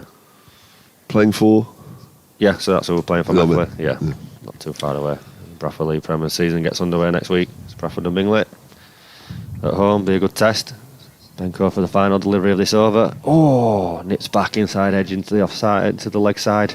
Mid wicket comes round to pick it up, and that's one run for Brown. Scores and moves on to 163 for 4. Hampshire now lead by 237. Lehman's on 34. Code has bowled 15 overs, none for 45 so far. So what have you got? A couple of weeks of friendlies? No league. League next No week? league starts next week. God, Yeah. that's early. Yeah, I think down south it doesn't start for another 3 weeks. Yeah. So yeah, we go from next week and then we go into September. A long old season, isn't it? It is, yeah. 22 games, a lot of Sunday games, the cups, winning 2 cups, competitions, Priestley, which obviously the final will be held at Lightcliffe, so it'd be nice if we could get to that final. Lovely ground, lovely clubhouse being done up. Where? Lightcliffe, Where's that? that's in Halifax, Okay. or Brighouse.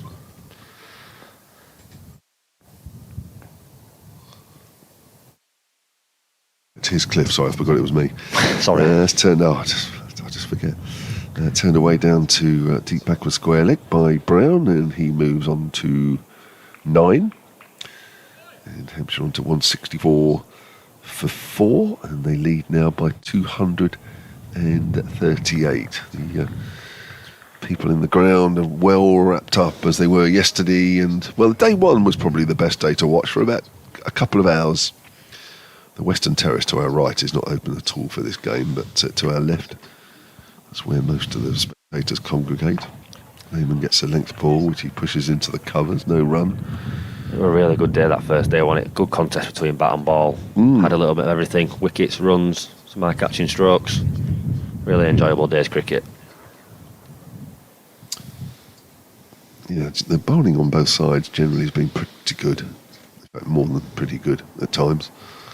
It's been very tough for the batters. Been very few moments when the bowling's not quite, I wouldn't say been on top, but things seemed a bit easier as Lehman works their way off the back foot down to a squarish third man, and he moves on to 35.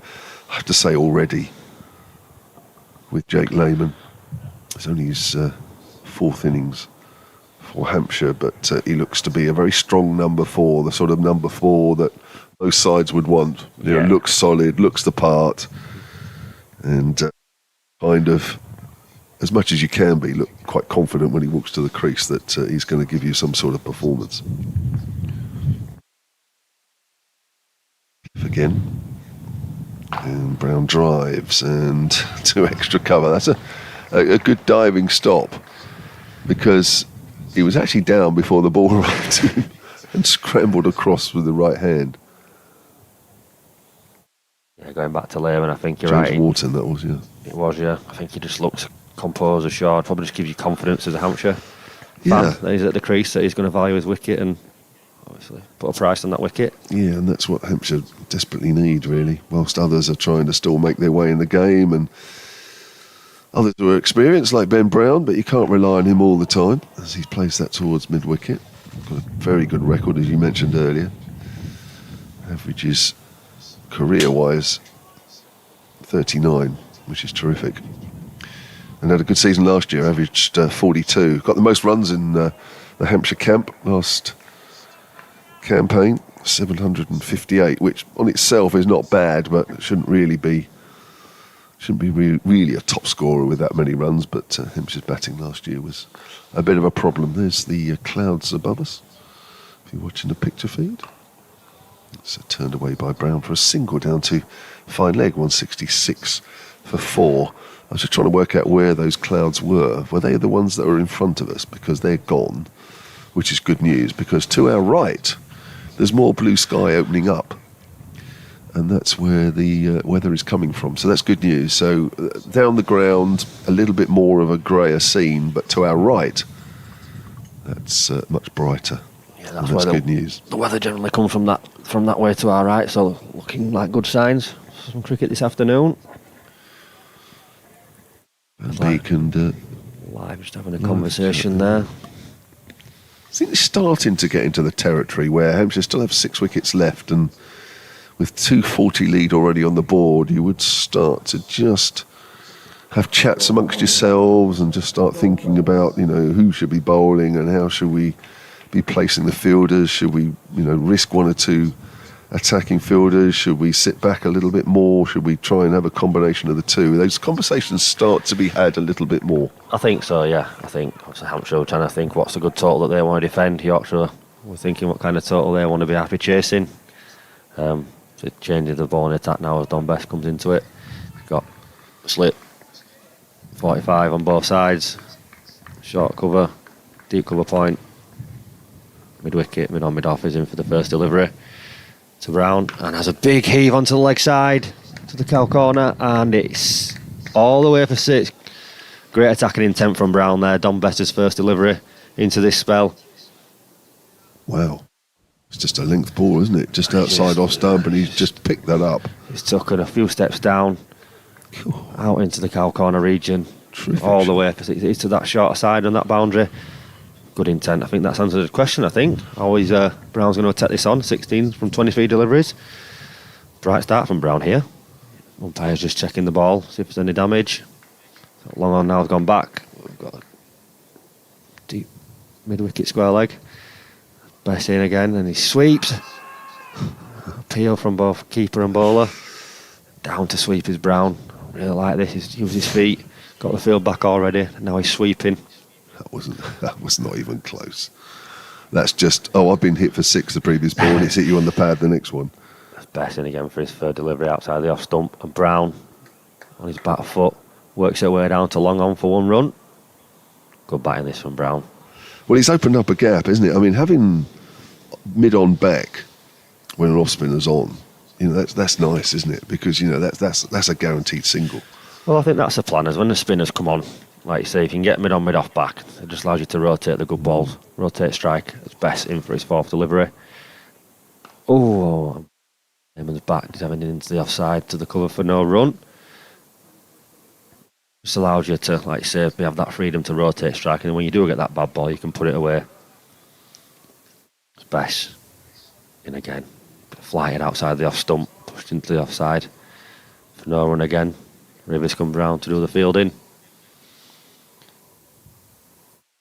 Mid off up now for Lehman. So 35 or 59 deliveries. Don Best for the final delivery of the over. Worked into off the pad into the leg side. Sliding down leg for no run, and that brings us to the end of the over. Hampshire 173 for 4 off 50 overs. Ralph Brooker has emailed hampshirecricket@bbc.co.uk. He says, on the run out of Prest, a good sort of 30 minutes ago or so, he said, must a fielder get a hand or finger tip on the ball? Yes, they must. They have to have some part of, I think even your body, I think, is all right, isn't it? Anything, Any part of your body, yeah. You can brush your sweater or something, yeah. He said it looked at me as though Lehman hit that so straight that it would have hit the stumps with Prest out of his ground anyway. Yeah, it doesn't matter, would have been okay. If Van Beek hadn't got anything on it, Prest would have been okay. It's classed as a run out. It happens, unfortunately, from time to time, as Cliff bowls again. Brown drives off the front foot up to mid-off. Just lead now, 247. Obviously not. There's SpongeBob again, look. Feature from day one. Yeah, what is that again? I don't even know. It's SpongeBob SquarePants. Kids cartoon character. I mentioned the lady in the crowd that was doing a bit of knitting, and Michael Orpen Palmer has emailed. Cliff's in.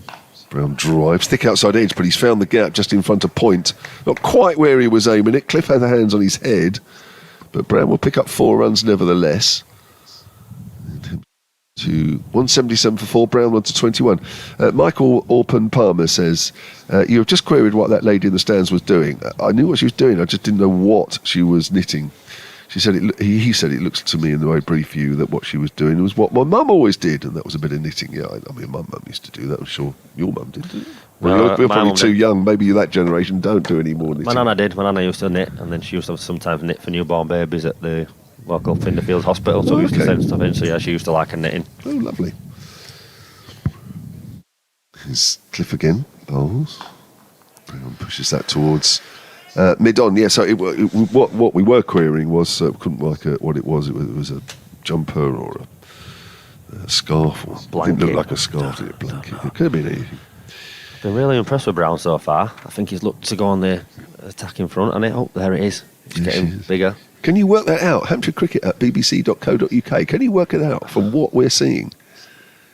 It looks bulky. I just want to get in touch with me on X at LMThomas7. Yeah, if you don't like Hampshire.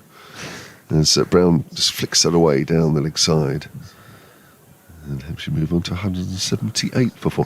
What? Have you ever seen one of these old-fashioned knitting machines? No. I'm not sure my mum had one of those. But I saw one of those in action. And I think they were a household gadget. I think, yeah, I'm sure I've seen them somewhere. They're not around now. Or I don't think they are. They're probably in a museum now if they ever are around. But I don't know how they set it up, but this machine at the top of these needles, whatever they were, not quite enough width for a layman to get an angle. They used to cut that away to backward a point. But you used to get hold of this contraption at the top, which was like a big box with a handle on top, and you used to run it up and down the length of these needles, and just keep going like that, backwards and forwards, left to right, right to left. And this thing used to sort of drop out, whatever it was you were knitting. And that's a very, very long time ago, and I was very little when I remember seeing one of those. I've definitely not seen one of those. Well, you're too young. You're far too young for that. It just makes me feel very old, unfortunately. As Lehman gets one and so close to the edge. There's one that's just kicked off the turf and gone through to Harry Duke, and we probably haven't seen as many of those today as we have over the first 2 days, but that proves that there's 1 or 2 still there, and those are the wicket-taking balls, and Lehman has done well not to get an edge. Probably haven't seen as many as we'd like, because I don't think Yorkshire have put the ball in the right area often enough.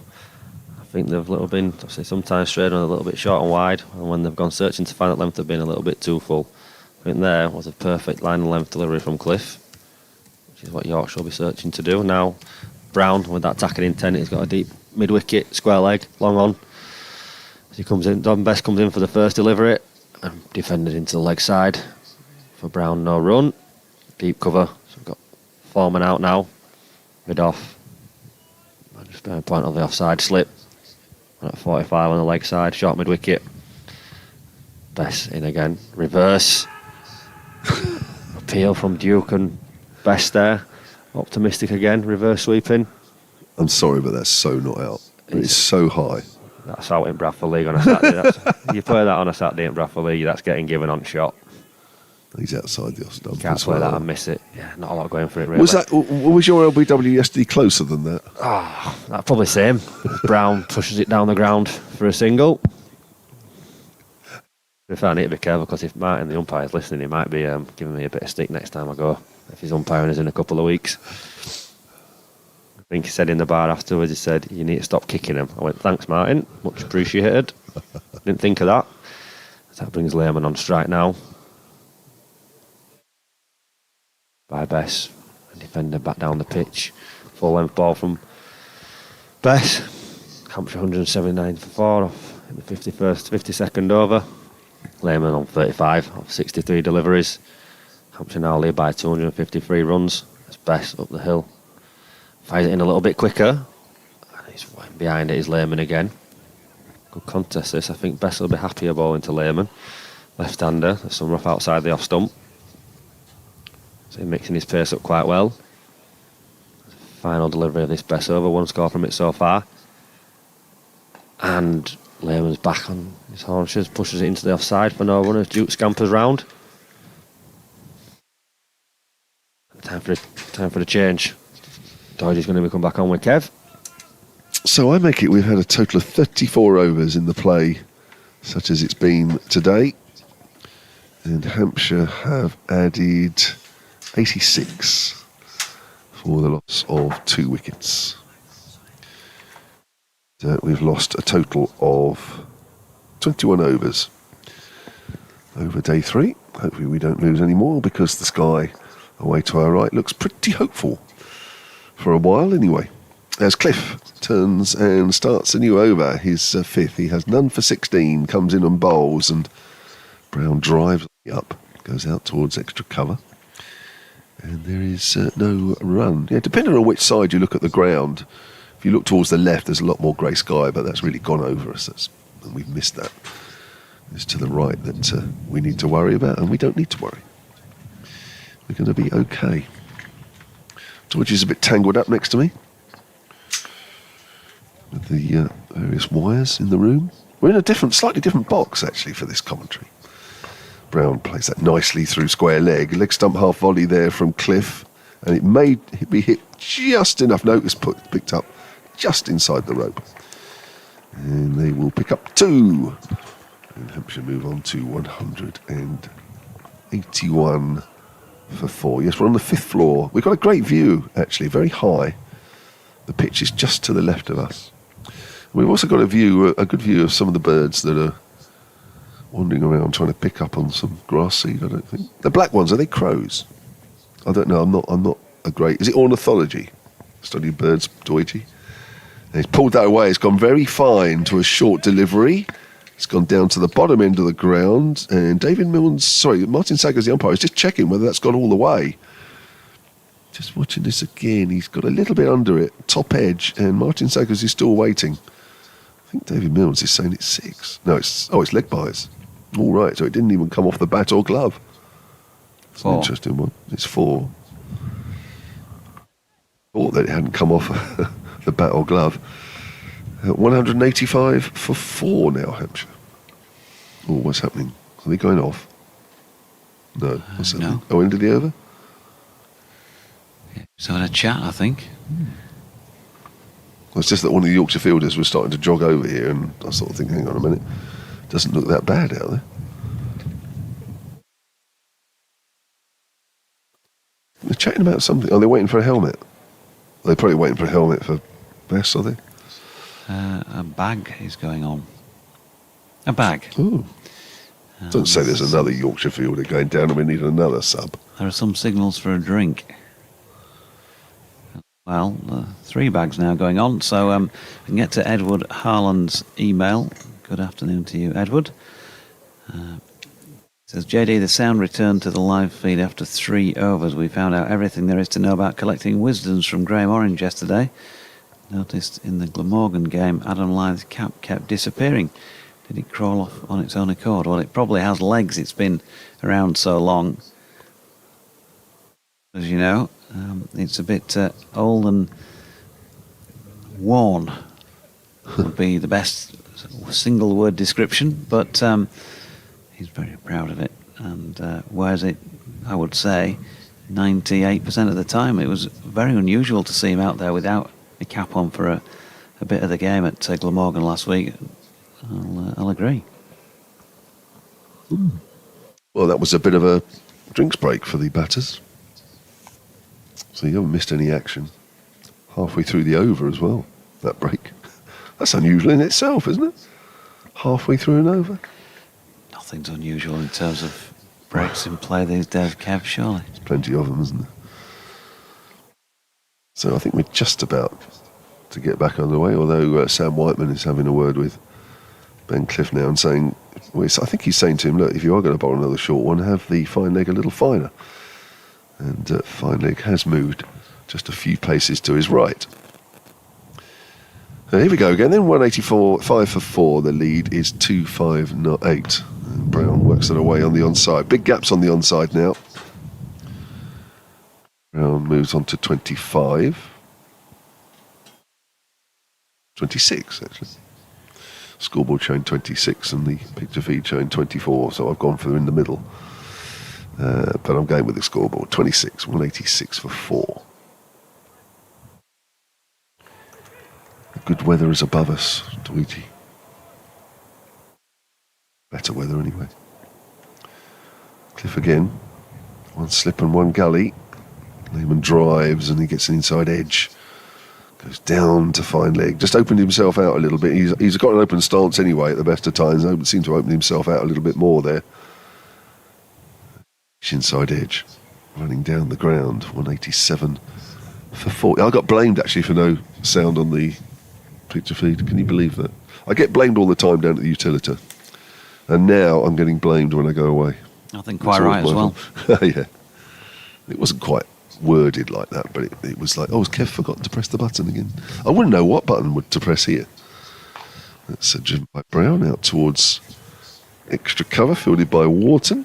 End of the over. And we have, let's hope we can get them all in. 58 overs left in the day. Yeah, I mean, there's no commentator cam in the box, which we sometimes have when we're downstairs. If there was, I could show everybody that this is the kit setup, and nothing at all has changed in that kit setup from the moment I walked in this morning until now, other than changing the effects mic that hangs out of the window at the top. So all we've done is turn our microphones on and off, and they were all definitely on. They were. Set lead, the session. Anyway, here's Don Bess from the Howard stand end. Lehman goes back foot and cuts quite firmly. Out there in the deep, it's the man who's just been bowling, Ben Cliff. 1 run. What have you thought to Ben's first 5 overs? It's all right, isn't he? It's a decent pace. He's I was saying earlier, he's only played 3 first-class matches, so, probably warrants playing a few more, I think. Yeah, here's Bess. Use of feet from Ben Brown, who's down and flicking that one away on the leg side and picks up 1 more. I can imagine, and I don't know, but only on what I see here, I can imagine that he's a bit of a George Hill type bowler. It may be a fraction quicker, but maybe George Hill gets the nod, A, because he's got a good record recently, but because he can probably bat a bit better. Yeah, I think that's beyond question the latter comment, as that's punched out into the offside by Lehman for a single. Sorry, Ben, but yeah. I'm only looking at it from somebody that's not seen them play much at all, so...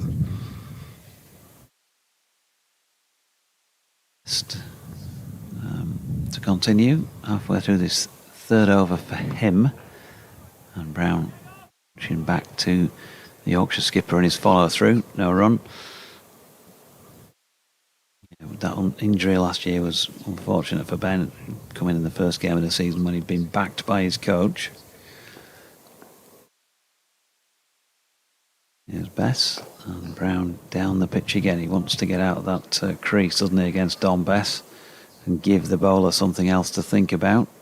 He's worked 1 out towards cow corner and then 1 down to long on in this over so far, Ben Brown. Partnership now worth 49. Hampshire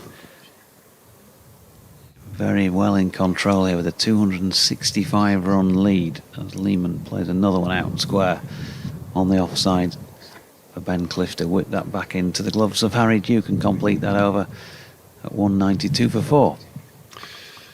Yeah, it does feel as though it's not a bad time to be batting. I think on the whole, have Yorkshire been quite as tight with their bowling as they were up until today? Maybe not, but of course there's no Richardson and there's no White. That probably explains some of that. I still think they've bowled okay, but I think the batting has been good. And maybe just the match situation, sometimes it always favours the side that are in front. Yeah, and I think Hampshire will be pretty happy with the progress they've made. We've got a change again, Kev, because Ben Cliff is having a breather after those 5, and George Hill coming into the attack again, but this time at the Kirkstall Lane end. Yeah. Obviously, Tom Prest was a little unlucky. He was playing so nicely for his half century before he ran out at the non-strikers end. Otherwise, it might have been even better for Hampshire at this stage. But I think on the whole, but it does feel, maybe, as I say, in Yorkshire, I think have bowled okay. Maybe not quite as tight, but maybe that has a little bit to do with the wicket. There doesn't seem to be quite as much in it. There is still a little bit in it, no doubt about that, but maybe not quite as much. So 192 for 4. Is it my over? I can't remember. I keep saying that, actually. I must stop saying that. Hill round the wicket, and Lehman leaves that one alone. Side the off stump as the sun shadows on the playing surface. And it's a totally different scene we have. Even the sun shining on Jonathan Doidge next to me. I'm still partially in shade, but I think that might change soon. Towards extra cover, and there's no run. The shade for a shady character, perhaps? That's slanderous, isn't it? Is that slander? See you in court. You know I haven't got the money to sue you, so you can say what you like. I can't.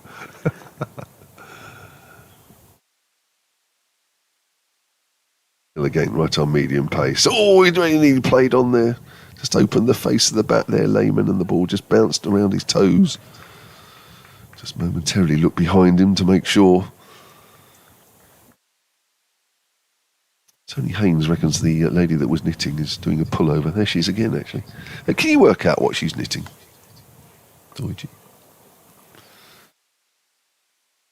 It's difficult to tell, isn't it? It'd be something warm for you, so you're not moaning about the Yorkshire cold all the time. Lehman drives out to Bess in the covers, who's got a little bit of a painful blow on his head. Have I moaned about the weather? Always. Have I? If it was 25 degrees out there, there'd be some. It'd be not warm enough, not as warm as it is in Southampton. That'd be 27, wouldn't it? Of course. Well, that goes without saying. Do you know what makes it worse?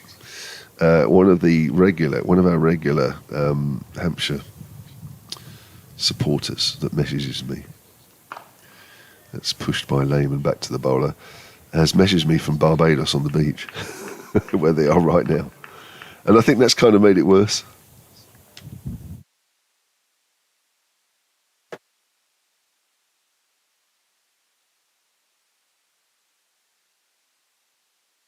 Continues. Exactly 50 runs now between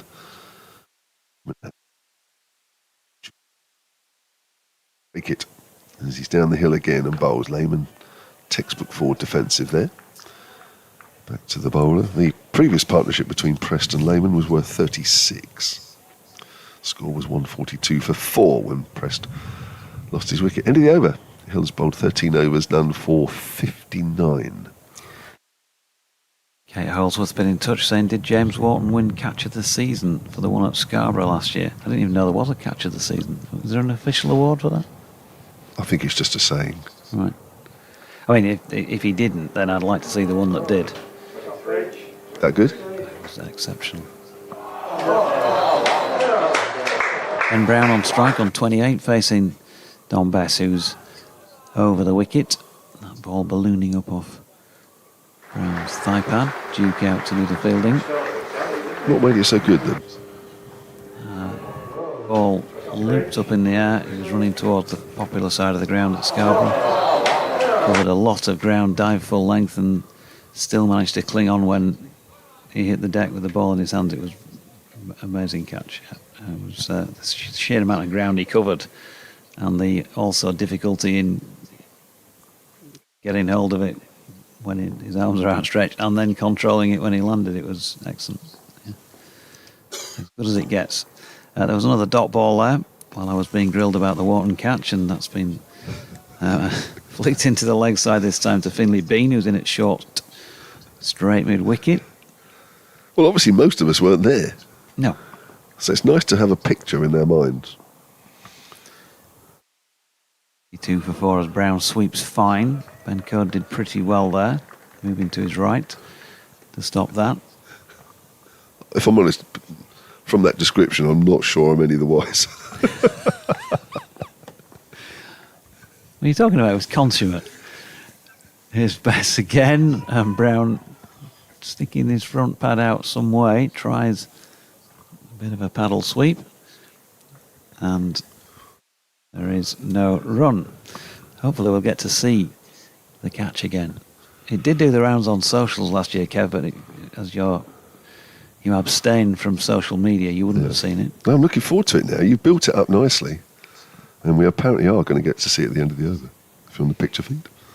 There's Bess again. That's punched into the offside by Brown. Out there is Van Beek to do the fielding. And they get a single. That was the end of Bess's over. 193 for 4 after 56. Cue those who are watching it on stream. There you go. Look how far he goes there. Look how far he goes, Kev. That is just the best catch of the season. It's pretty good, isn't it? I have to say. It was as you said. Actually, do I sound surprised? No, that is a very, very good catch indeed. That was well worth another look. Oh, we're going to get actually from a different angle.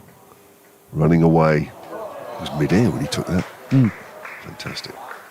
Fantastic. Treat for the crowd on that side of the ground as well, when you get that close. So, 193 for 4. Similar weather, actually, that clip, and what we've got here now. It might be 10 degrees cooler at this stage than it was then, maybe more. Nothing's cooler than Scarborough. Looking forward to going back to Scarborough this year. You love Scarborough, don't you? Oh, yeah. I know, you keep telling me. Here's Hill over the wicket, and Brown drives hard, and it goes out into the covers, and that is a very, very good stop from James Wharton. Did you play there? We've probably had this conversation every time we do a game now. We've done a few now, haven't we, at Scarborough, since We have I've done been a few. in the job, Yeah. I've not played a first class game there, but I've mentioned it in the past. I think it was about 1980. Gosh, when I say some of these dates now, I cringe. It was my very first year at Middlesex, and in those days they used to run I think it was an end of season double wicket competition. Well, they cut away into the gap between point and gully. It was in the air, but there's nobody there. And that's gone for 4. And Brown moves on to 29, I think that is. Well, it might be 33, actually. I'll just wait to see if it moves on. It's showing 29 at the moment. There used to be a sort of a county double wicket competition in those days, and I was sent up. There's the youngster on the Middlesex staff. I was sent up there with somebody else who was a youngster, and that was my first introduction. Oh, actually, I know I did play again. Was there a Tilcon Trophy there or something, or 4 counties played in a round-robin tournament over a weekend. I played in that as well, actually, yeah. So it was nice. I really enjoyed being there. It was freezing, but I really enjoyed being there. I always remember, I think Notts were one of the clubs that were there. And we went out I think we were the morning game. Oh, no, there used to be 3 games, that's right. There used to be the Friday, 1 semi-final, the Saturday, because they were 50-over games. And the Sunday was the final. And we were playing Notts as Hill bowls. Brown is forward. And to be fair, it was cold. I know I'll go on about it, but it was cold. And it was one of those where you do sort of come out in beanie hats and tracksuits and whatever. And one of the Notts players came out in these tightest of shorts. And we just looked at him. And we just absolutely laughed our heads off and said, "What are you doing?" Anyway, that was my one abiding memory of playing Scarborough. I couldn't tell you the result of any of the matches. It's a very short delivery. Brown doesn't even attempt to hook that one. You've got to admire Kev James, folks, haven't you? Because normally away commentators come into your home patch and they try and ingratiate themselves to the spectators of the home county. Kev just don't give a monkeys about that. He doesn't care who he insults or upsets, and you've got to respect him for that. He just, No, he likes being unpopular with the home support.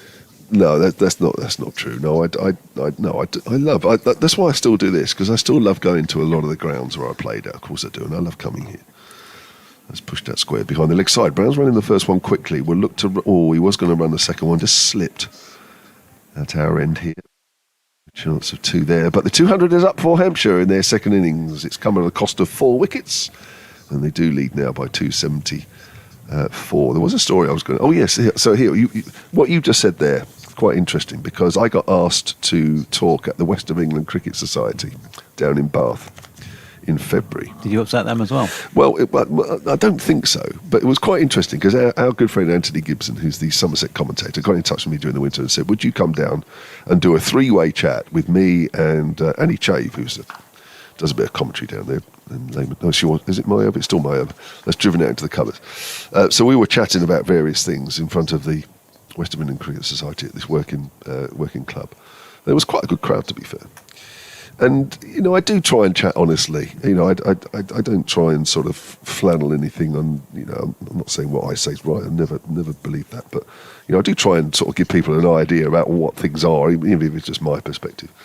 So I sort of was trying to be honest outside the off stump, left alone. And I thought it was quite good fun. The crowd seemed very engaged. And I came away back on the train thinking that was good fun. As soon as I got back, I got this text from Anthony. I've probably still got it on my phone. So I probably won't. I'll probably just say it as he's texted me. I just thought, wow, was it really like that? Let me come back to that because I'm going to, as I've been telling the story, I probably should have just looked that up. But I've kept it on my phone. And the way it was worded, let's see if I can find it quickly enough, otherwise I'm going to lose the moment until I can't even spell his name yet, Anthony. I can't find it. It was something like, it was a masterclass of diplomacy where even though you didn't have them on their side, you had them eating out your hand or something. I can't remember. It was something like that. Here's Bess bowling to Brown, who's worked that one away square on the leg side for Clifterfield. 1 run. There you go. So, Kev James, diplomat. I think we should go around the other commentators in the country and do a JMO-ometer, because we don't often, you know, we're all busy doing our own job with whoever it is we're with at any one time, aren't we? So we don't tend to hear each other with other people that often. What the JMO-ometer around? Does he turn up at Trent Bridge and slag off the weather conditions there? Is it the pitch at Canterbury when he goes there? Is it the certain position of the commentary box when he goes up to Chesterley Street? What is it? As Best bowls, and Lehman blocks that. 39 to Jake Lehman. He's played well. He's facing Bess again from wide on the crease round the wicket, the left-hander, and he drops that into the leg side. Duke, ever the enthusiast, round to do the fielding. George Hill's at slip. They've got a man backward at 45. Whiteman, a backward point. A square sweeper on the offside and a mid-wicket sweeper to leg. And it's the one on the offside that fields that cut shot from Lehman. That takes him to 40 with a single, 202 for 4. Hampshire's grip on this match getting increasingly tight. 276 runs they lead by, and still 6 second innings wickets in hand, as that's played into the leg side and a dot. Still 53.2 overs to go today, and a whole day tomorrow for them to ram home that advantage. A lot of work for the hosts to do here, as Brown sweeps, and quite pleasantly so, timed it nicely. Cliff was on hand to field. 1 run. Sunny skies at the moment here in LS6, as well as floodlights been on for quite some time. Will Luxton, is it? Oh, for a moment it was. Yorkshire have a 12th as out there anyway. Logan Van Beek's just coming off. Ben Coder's just gone back on. I found the reply, actually. So I was on the train going back saying, thank you, I really enjoyed it. So it is to Anthony. And he messaged me back saying, thanks, Kev, it's a real pleasure. And to disagree with that lot and leave them still loving you was a diplomatic masterclass. Oh, dear. I didn't realise I disagreed with them on so much. That's high praise coming from down there. Yeah, that's very nice. It was really good fun. It was a really good fun afternoon. George Hill in again, and a length ball to Brown, who's looking for a single. Jake Lehman says, no, we're not running there, as the ball goes out to cover point. The score remains on 203 for 4. It's all good out there. The sun is out and all's well. I think we've done pretty pretty well, actually. At this point, to only have lost 21 overs.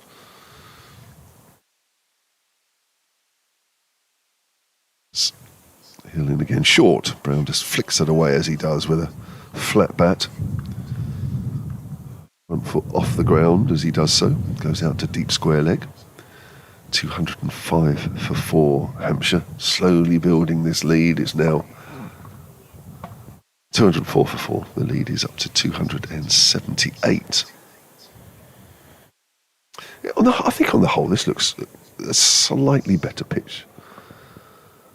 Because maybe the roller or two's been on it. So I think Hampshire need a few more yet. Here's Hill again. Cut away by Lehman. There is a fielder down there at squarish third man. And Lehman moves on to 41. 205 for 4. Hampshire in their second innings. So you've done it. You did a cricket society the other day, didn't you? You were telling me, or you did a speech, didn't you? You do a few of these sort of things. I spoke to the Yorkshire Cricket Supporters Association. I usually speak to them once a winter. Probably because there's nobody else available, I would imagine. Or it's cheap. Sorry, Georgie. That's That's played out to extra cover. I can't believe I said that. Cheap. So am I. Actually, I don't believe. I mean, I know it's a little different. You know, I'm probably like a steady job and that sort of thing, but I don't believe in charge. I don't do much of it. I don't know about you. I don't do much of it now. But I don't believe in sort of going over the top with anything like. Here's Hill, and I'm certainly not worth that sort of money. That's played out to extra cover. I think you should up your charge after that. I mean, that's a great endorsement. No. Just build your own website with that quote on the front of it. Kev James available at £1,000 a time. Oh, £1,000? Fine. Jeez, is that what people charge? Just do it. Just say 20 minutes for £1,000. Really? Is that a sort of a going rate? I don't know. I don't know. I wouldn't have a clue. Here's Hill. He's just pushed the bat out there a little bit, but guided it safely enough down to backward of point. He'll keep the strike ball, Ben Brown. He moves on to 38, 206 for 4. No, I wouldn't have thought £1,000 for something like that, but there's a few people on the circuit. Do you think there was charges? Do you think there was as many of those sort of dues now as there used to be? No. In recent history, I think COVID has been one of the reasons for that. I think just less people seem to socialise, don't they, since then? But also, I just think generational. Here's Bess bowling and swept by Brown outside off stump, but he misses. Duke whips off the bails, but to no benefit really, other than a bit of practice for himself. Here comes Bess again. Right arm over. Brown this time advancing down the pitch, plays it to long on for 1. Now, there's still a call for it because I'm on the rounds during the winter doing events, but it's not as prevalent as it was, is it?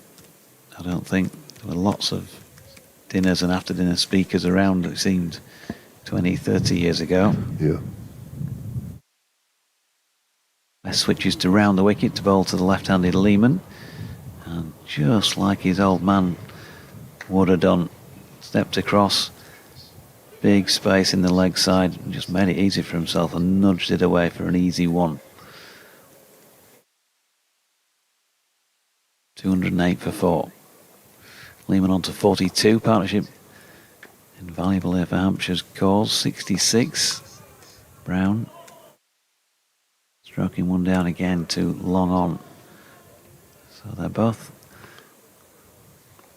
just nudging and pushing Don Bess around without being particularly destructive. But they're keeping the board ticking and they're advancing their own cause for the win here. 283 runs in front, Hampshire. Bess fires that one in. Pass off stump. Lehman read it well and left it well.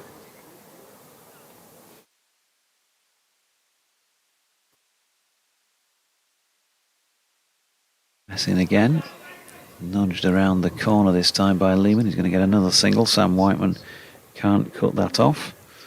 So what have we got? 45 minutes or so to tee. We're going to do a little bit longer and then bring Liam back in. Yep. The last bit before the break. Okay. I was just having a look at Jake Lehman's dad, Darren Lehman, who, as you know, had a long career here, 97 to 2006. He played 88 first-class matches for Yorkshire. Terrific batting average. 68. Yeah, I think generally accepted as the best overseas the county has had. It's a terrific average over that many games. Some player, I mean, from his own point of view, just born at the wrong time, wasn't he? He was around in that brilliant era for Australian cricket, and so hard to get in the side. You know, if you got a few Test matches, you could play. 27 Test matches for Australia. Still great average. 44. Average 44, not even be a regular. Right, we have a change of bowling. It's Matthew Revis we'll see for the first time today. In fact, first time in this innings.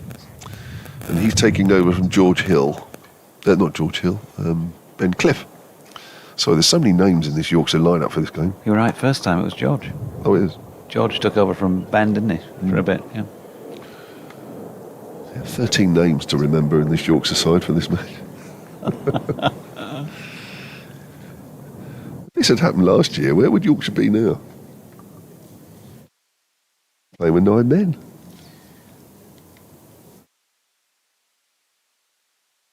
How many titles was that again, sorry? To be honest, I've forgotten. How many was it? There's so many you've forgotten as well, haven't you? It's down the hill, and Brown just gets a thickish outside edge. The ball goes to ground, fielded at a finish gully. 13 for 4. Hampshire in their second innings lead by 287. They're looking for their third wicket of the day. It's been about an hour and 10 or so since Prest's wicket. Nevis again. Brown cuts it away off the back foot. Well, steers it away off the back foot, I should say. Out towards deep cover. Will be picked up. Brown moves to 42. And a useful partnership between these two, which is worth currently 71. Had good ground round the boundary there, Adam Lythe. Drawing his pension, I think, this year, but he can still move, the old lad. It's 40, cricketer's pension. He's got another couple of years to wait, I think.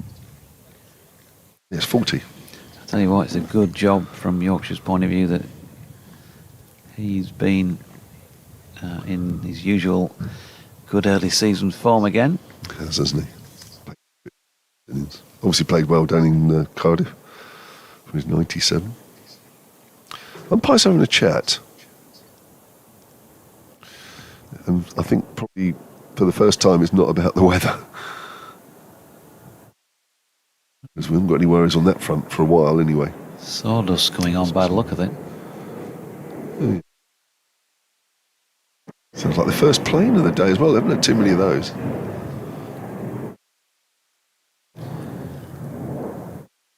Oh, it's been fairly quiet on that front, actually. It has, isn't Now it? you mention it, yeah. Normally very regular intervals. Yeah, I can't think of another one today. The umpires are not having a chat now and just waiting for the run-up footmarks to be filled in a little bit.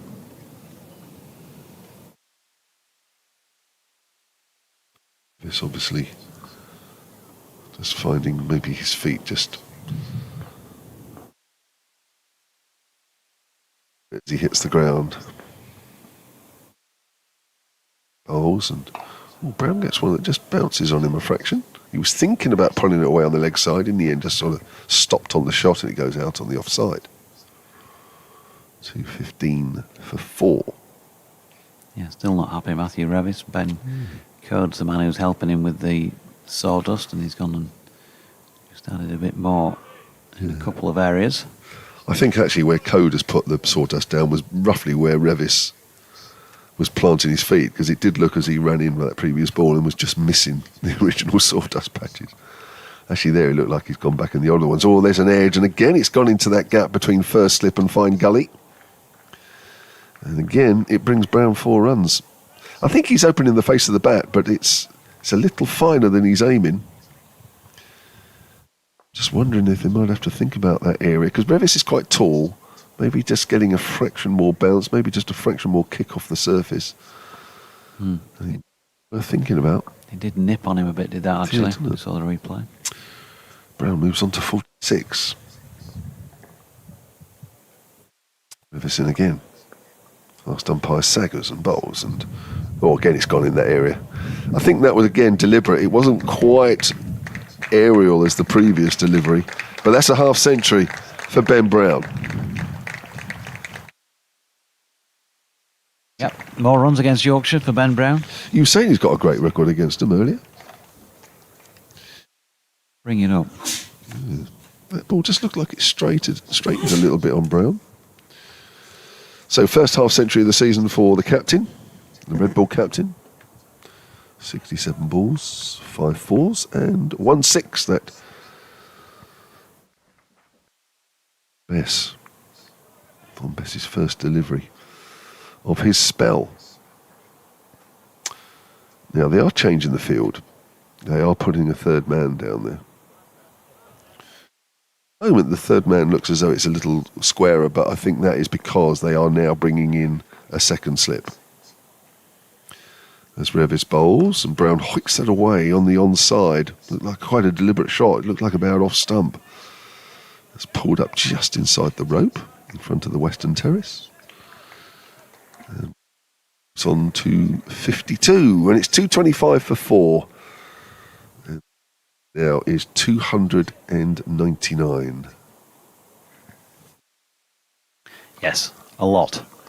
Yorkshire was set just a few short of that by Glamorgan last week. Different pitch, obviously, different days, but came up short of their chase and had to pull up stumps at one stage. Settle for the draw. It's a good one to win from here for the hosts. A lot of time left in the match. It's been a struggle to pick up wickets, which is typical Headingley these days. As Bess is in, that's punched away square on the offside by Lehman. 1 run. Did you see Ben Brown's statistics against Yorkshire? I just was still trying to get him when it came to the end of the last over. Let me just... I can save you. I've got well done. If that helps you. Yeah, go on. You're probably going to tell me this. He's only got 1 score against him in the past. It feels like he's often got a score as Bess bowls to him, and he turns that one into the leg side and fielded by Bean, no run. Well, this is his 14th first-class match against Yorkshire. Mm-hmm. It's his 5th half-century, but he's got 300s. Yeah, that's what was in the mind as he's flicking one away backward of square leg, and it picks up a single. He's currently, just doing a quick bit of maths here, about 12 runs away from 1,000 runs against Yorkshire, and his average is 62. Yeah, there you go. So you were right. Totally right. Good record. Bess to Lehman, who punches to his opposite number. Bean, short extra cover, no run. In fact, it's only Glamorgan he's got a better record against. There he is again, waits, wide attacking stance. He's placed that one very nicely between 2 fielders on the leg side. Revis is one of them giving chase, but the ball is going to win. 4 runs to Lehman. Takes him to 49. 231 for 4. Lead now has gone past the 300 mark, 305. They're very much making the best of their way home here, but they're going to need to leave themselves time to pick up 10 wickets as well. Certainly no evils in the pitch. thinking about anything like that just at this moment in time. Plenty of time to bat for now. Lehman again cuts nicely and makes his way to a half-century then for the 29th time in first-class cricket. To go with 16 first-class tons. It's taken him 89 balls, 124 minutes of batting, and he's hit 6 boundaries. And he's playing very, very well for the second time in the match. Yeah, certainly has, yeah. Second half-century. Half-century as well, with Hampshire looking to kick on from a decent overnight position. And I think you're right. I think overall, Dodge, I think we're seeing enough now of day 3. And I think this pitch has got a little easier for the batting on the whole. I mean, I know the ball is 62 overs old, so it's probably playing a little bit of a part now. It's Revis around the wicket to Lehman. Wide, Lehman cuts. There's a fielder out there for that shot now, deep backward of point. To 51, and the partnership now up to 91. Yeah, I think Yorkshire just got to be a little bit careful here. Just need to make sure that Hampshire don't get too far away from them. And then, of course, even if Hampshire continue to bat well, then they need to make a decision about how long left in the game. And still a little way away from that. Brown drives past the diving point, and that's going for 4. Just a punch drive, that one. Didn't go through with the whole flow of the bat. No, it was cracking control, and it really, had he gone through with the full flow of the bat, he might have got slightly under it, might have offered up an opportunity, but he just stopped on it, and he was content to play it as he did, and yeah, he got full value for that cracking shot. It was on to 57, that partnership inching towards 100. It's 95 now. Revis in again, full delivery on leg stump, driven by Brown out to mid-wicket. It was almost too close to him, the bounce. Couldn't quite get behind it. Probably nearer Yorker length than half volley length, that one. Revis has conceded 20 from his 9 balls to date. 10 balls. And again, he's got the 2 slips for Brown. Brown drives. That's a pleasant looking shot, but he finds mid-off. This is where, as a fielding side, you've got to hang in there. You really do have to hang in there and grit your teeth. And it might feel hard. The match situation weighs heavily on you, but this is where you really have got to knuckle down and try and bowl your best ball all the time. Because Hampshire will be looking to keep their scoreboard ticking along at a reasonable pace. Brown leaves the lone outside the off stump. I suspect at the moment they're going along at a pace that suits them. The overall is about 3 3/4.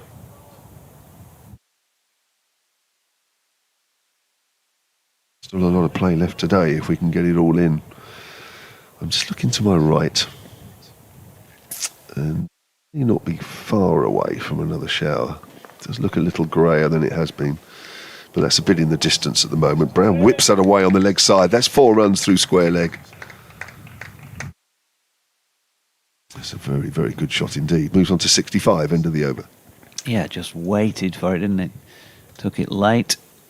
It was overpitched by Matthew Revis and a bit leg stumpish. But again, he showed good balance and didn't go hard at the ball. And the difference between the two of them here, Jake Lehman, as I've mentioned on numerous occasions since he came in earlier today, he has hit the ball firmly, often. It's almost like he's defending it as a drive at times. Ben Brown, who's an attacking player, but in a different way, be giving it quite the same thwack of a feel, but still very effective. It's Lehman on strike, and it's best bowling to him from the Howard stand end. Yorkshire captain continuing, and that's just nudged around the corner by Lehman for a single. 100 partnership. Yeah, Will Luxton out there doing the sub-fielding. And a good 100 partnership. 142 for 4 when Prest was run out for 53. With that return nudge onto the stumps by Logan Van Beek, who'd bowl the ball. Ball short of length by Bess. Helped around the corner by Brown. Code does the fielding. 1 run. Yeah, Hampshire scoring off the majority of deliveries now. Keeping that scoreboard ticking along nicely. Bess in and bowling. Lehman plays to Bean at short, extra cover, no run. 3 to come in the over. He's gone for 30 so far, halfway through his 8th. And this time Lehman picks out a fielder again. It was James Wharton in the covers, patrolling around there. He's a bit squarer than Finley Bean and also a bit deeper. Lehman waits. Really does continue lifting and lifting and lifting that back lift, doesn't he, as the bowler's coming up. He's defended that, but it's almost like a darts player in a different way when they're lining up 2 or 3 little non-throws before they throw it. And he goes back foot this time, opens the face and plays it out square. Once again to Ben Code to complete that 64th over of Hampshire's second innings at 244 for 4, a lead of 318. I would say, even though this pitch plays very well here, that Hampshire are absolutely miles in front in this match now. When you consider the amount of time they've got left to bowl Yorkshire out for the second time and Yorkshire's batting form in the season so far. Yeah, I always find it one of these strange situations where if you're for the home side, then you sort of look at the total and think, oh my gosh, that's an awful lot. And I look at it and think, it's probably not quite enough yet. It's one of those weird sort of situations, isn't it? We all err on the side of caution. And yeah, look, I mean, there's obviously easily enough time to rub off 318 runs time-wise in the match if Hampshire decided bizarrely that it was time to pull up stumps now, which obviously they're not going to do. But once you get 350 plus in any first-class game, on any pitch, yeah, that starts getting a lot. That's a heavy weight once you get 350 ahead. Last innings of the game, that is a lot. Revis round the wicket to the left-hander Jake Lehman on the back foot, steers that into the gap at point, and they'll come through for another single. Lehman moves on to 54. This partnership now on to 3. Yorkshire scored more in their second innings than first last week, albeit not vast amounts more. And clearly they're going to need to do something like, I don't know, you'd think it'd be going on for doubling what they put up in the first innings, even to get out of the game alive in some respects, dependent upon when Hampshire decided to pull up stumps, if indeed they get to that stage. So many permutations for cricket to cover. It's a little bit early, I guess. Good. Revis, and Brown works that up to mid-on. So, and I do think in the distance there's another shower of rain coming, which again is going to take time out of the game, which is not ideal. Mainly from a Hampshire point of view, not so much from a Yorkshire point of view. So I think that, there will come a point when Yorkshire are thinking about time more than anything. But we haven't got there yet. Short. Brown pulls that away on the leg side, and nobody's quite sure where that ball is. It's gone for 4 through mid-wicket. It just looked like the fielder on the boundary there quite pick it up. Yeah, it was Finley Bean. He clearly lost it, and he was sort of shrugging, saying, "Where is it? Where's it gone, boys?" It was well to his left. It's behind you. Before. He's had to run back and get it. 249 for 4. Hampshire in their second innings now. Brown moves on to 66. Good rate as well. 78 balls that's come off. Revis. Just worked to short mid-wicket. Give you a breather at the end of the over, Kev, and bring Liam back in. Time had escaped. I thought it was 25 past we were going to change, and my apologies to Liam. Completely I just got lost in the moment. It's the joy and pleasure of commentating with Kev James again. It's because it's your first day. You're like a newbie to the game. Now, Brown hits that high over mid-on. Well, in fact, not as high as I thought it might do. It's plugged a little bit in the outfield. It's only one, actually. And he's looking at the bottom of his bat. I have to say, when it first came off the wood, quite low and hard, but wasn't quite the case. Single anyway, 67 he moves on to, 250 for 4 now, Hampshire, and they lead by 324. Remember, they started the day leading by 167. And they've lost those 2 wickets early on. Sonny Baker, the night watchman, for 1. Didn't actually add to his overnight total, and Lehman guides that away past a diving wide first slip, and that will be. That was. I actually took my eye off the ball momentarily. I'm not quite sure he guided it as much as Edged it. Yeah, it certainly didn't look intended like some of the Ben Brown shots through that equivalent gap on for the right hander at that end have been in the last few overs. Kev having a breather. We'll bring Liam back in before tea then. Matthew Ravis getting a few pats on the consolatory pats on the shoulders. Finley Bean. Don Bess is going to continue. 8 overs for 31. Ravis 3 overs for 34. He's proving expensive again.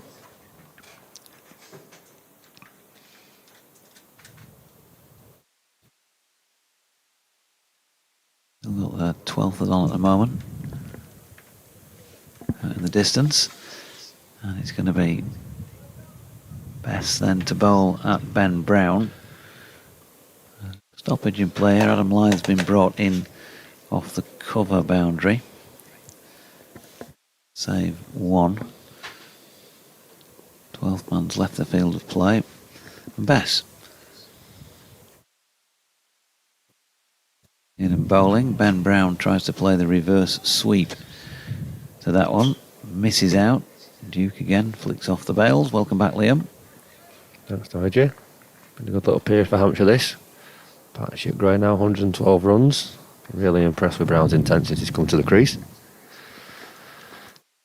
Best at the top of his mark. Second delivery of this over. Short blend, Brown's down the pitch. And great stop by the mid-off fielder. Van Beek.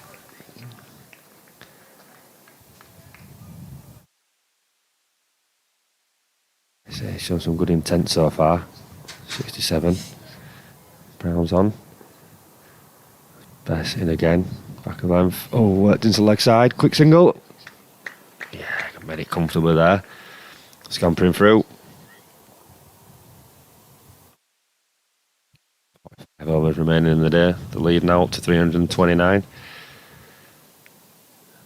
The pitch looks fairly flat and easy to bat on. Bess in again. Bit quicker this time. And it's caught out to deep point by Lehman for a single.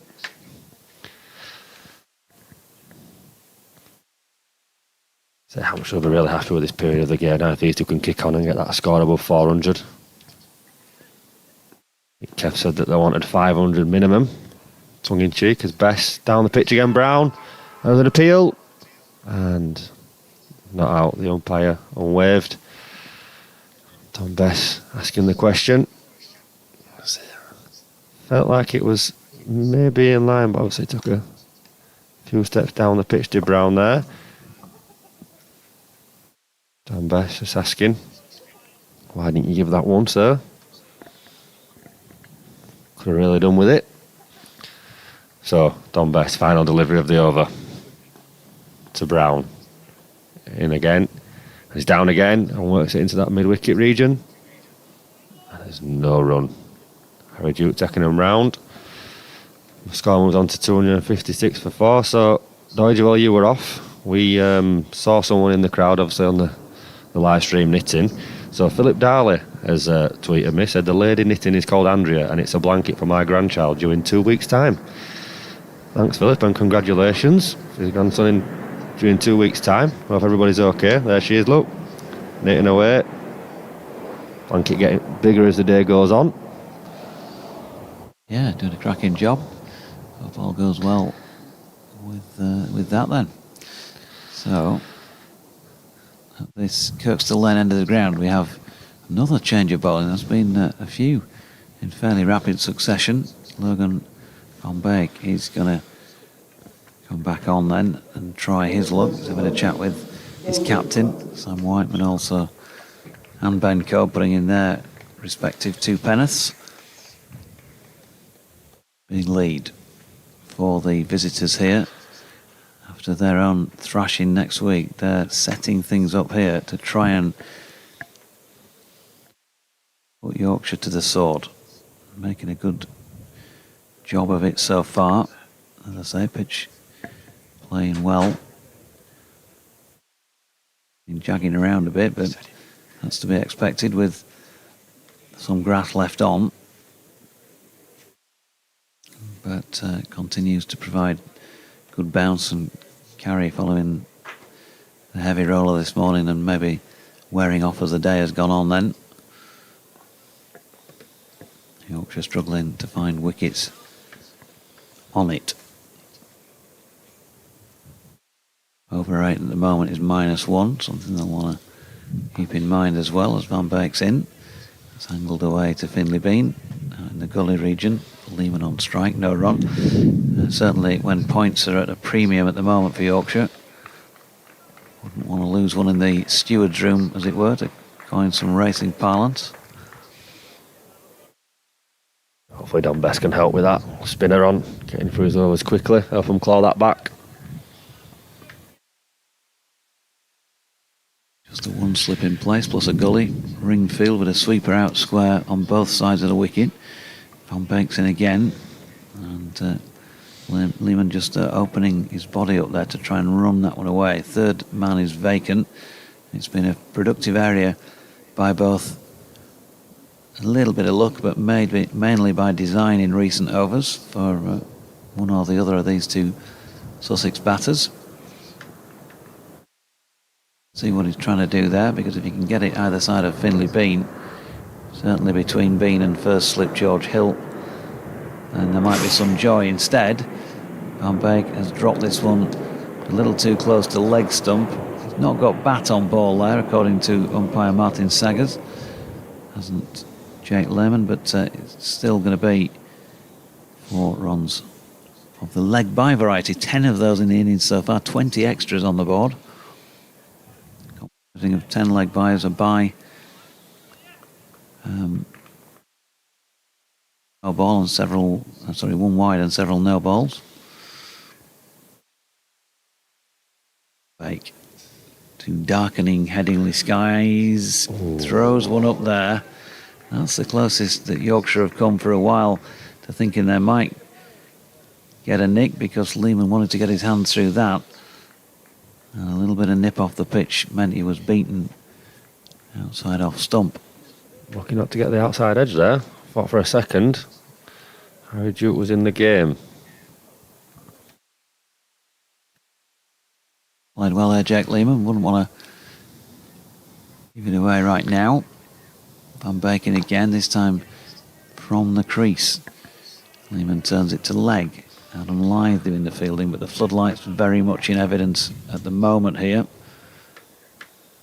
Certainly would be, barring the rain break, the worst light of the day, I would have said.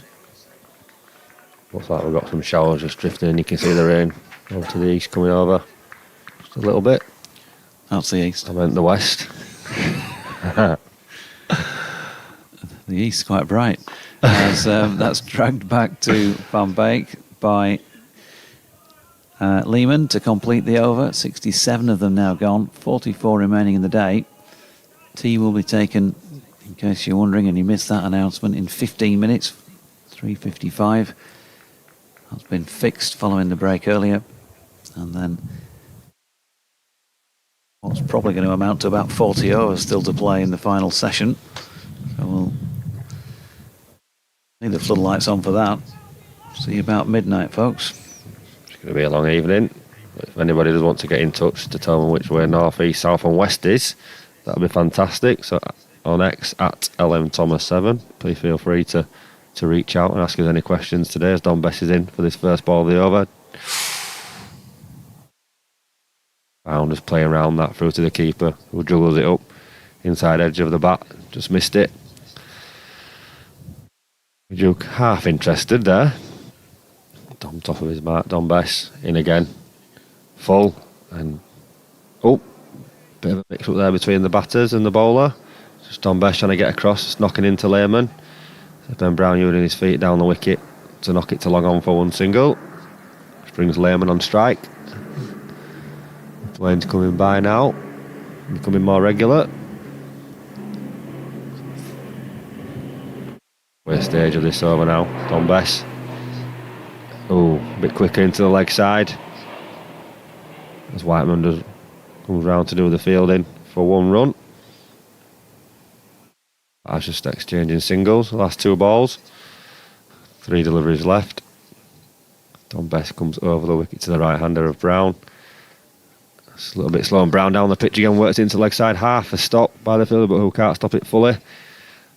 It's another single as Revis comes in to do the work for 1 run. Really looking to attack here is Brown. Lehman happy to just consolidate and work it into the gaps. Brown really looking to be the aggressor. Lehman on 60, 105 deliveries. Will face his 5th delivery of the Don Bess over. Short and outside off stump. And it's cut away behind point for 4 runs. That's a glorious shot. Just fired in a little bit quicker outside the off stump, and Lehman just uses the pace. Guides it way behind point for 4 runs. Fantastic batting. Yeah, and the speed he got on, he latched onto that as well. He scored to 64 on the lead, now up to 341. I think it might be raining, Liam. It looks like it. Don Bess in again, and Lehman just tries to push it into the offside for no run as the Yorkshire team scamper around trying to get one more over him before the rain does look like it's coming from the west. Yeah, that's the west there. Got it right this time. Yeah. One of my friends told me it's a 50-50 chance of getting the west and east right, and I got it wrong. Yeah, well, I mean, Thanks, mate. It is tradition. I mean, I know the sun can be temperamental, but it generally rises in the east and sets in the west. And the sun that was coming up this morning was on that side of the ground. I'll be honest, I've not seen much sunshine today. Just clouds. Like I said, I don't want to turn into Kev. Obviously moaning about the weather, but...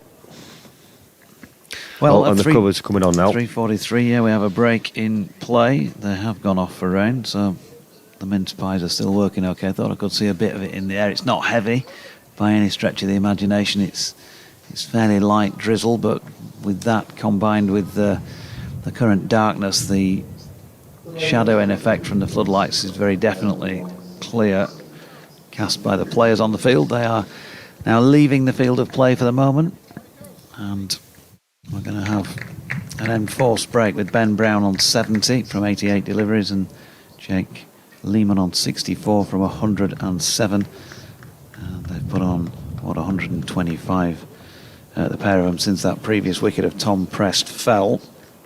Just to recap what's been going on in the day so far. Hampshire resumed this morning on 93 for 2, 167 in front. And we've seen just those 2 wickets. Sonny Baker, night watchman, he hung around for the first quarter of an hour or so, was well caught by Don Bess, a ball that looped up in the air off at Logan van Beek. Bess fully outstretched, sliding onto the pitch in the end as he took the catch. Baker was gone for 1, but he hung around for 30 balls, 37 minutes. Couldn't ask huge amounts more of him. Then they were off for rain at just before 20 to 12, intending to get back on for 12:15 and losing 9 overs, but then further rain meant that they couldn't. Early lunch was taken, and after resuming with 21 overs lost at 1:40, we were set to play 2 2.25 hour sessions with tea at 3:55. They may well just now decide that they're going to take an early tea and rearrange things. We shall see, but just one more wicket since that enforced rest, and that was Tom Prest, who was run out at the non-striking end. A full toss from Logan van Beek driven firmly back at him by Jake Lehman, and Van Beek just got that little fingertip touch onto the stumps. 2 of those crashed to the ground, and Prest was out of his ground. And Martin Saggers raised a finger. That was 142 for 4, but it's been the only bright spot really for Yorkshire in this second part of the day. And Hampshire more or less in total control of the way this is going to go now. 341 runs in front with still 6 second innings wickets standing. So 68 overs in there, 267 for 4. As I say, we'll take a breather. Howard Ferguson has just made an announcement. It could have been that there's an early tea. Yes, it indeed is, by the looks of things on the stream. So tea has been taken. Play will resume at 4:03, weather permitting, and that's not guaranteed, I don't think, with the way that this is moving in now. They haven't gone for the full covers out there, the ground staff, just protecting the strip, which I suppose is a good sign, because obviously the delay will take longer if they have to bring on the full Monty. But from Liam and myself and Kev, for now, we'll say goodbye. We'll drop the microphones and we'll pick things up as and when there is any further play.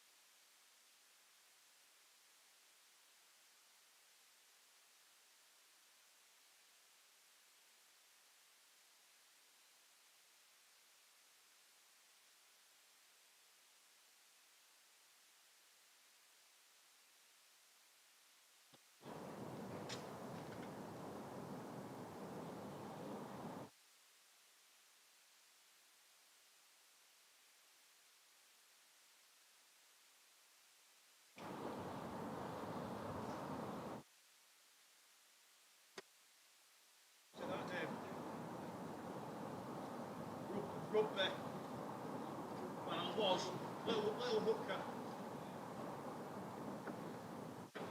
Both played league and then played a little bit of union. Everybody got massive. Was it?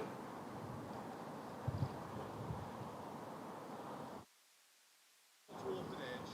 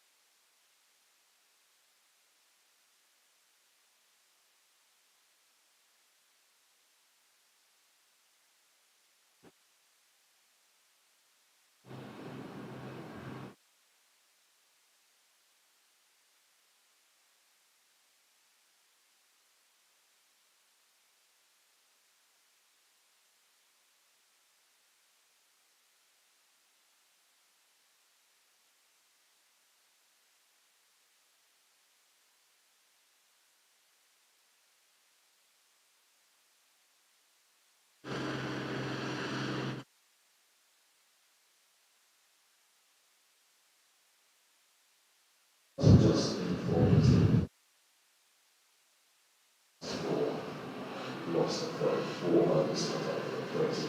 Remaining, so we started 4:15.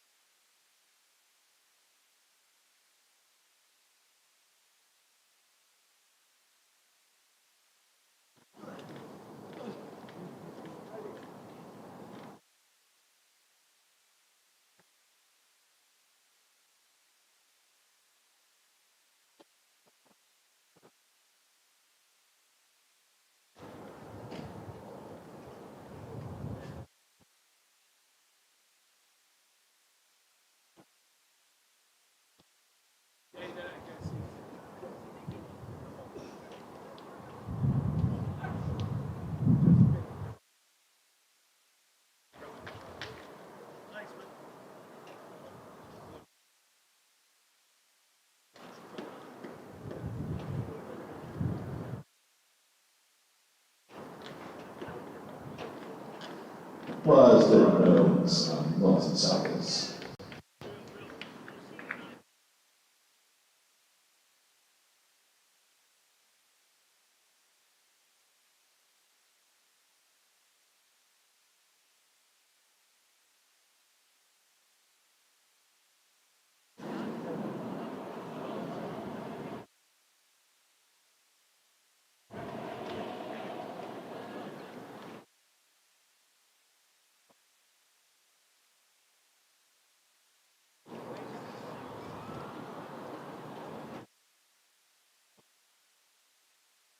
Tom Best leading the Yorkshire. Jay Lehman and Ben Brown continuing the batting for Hampshire.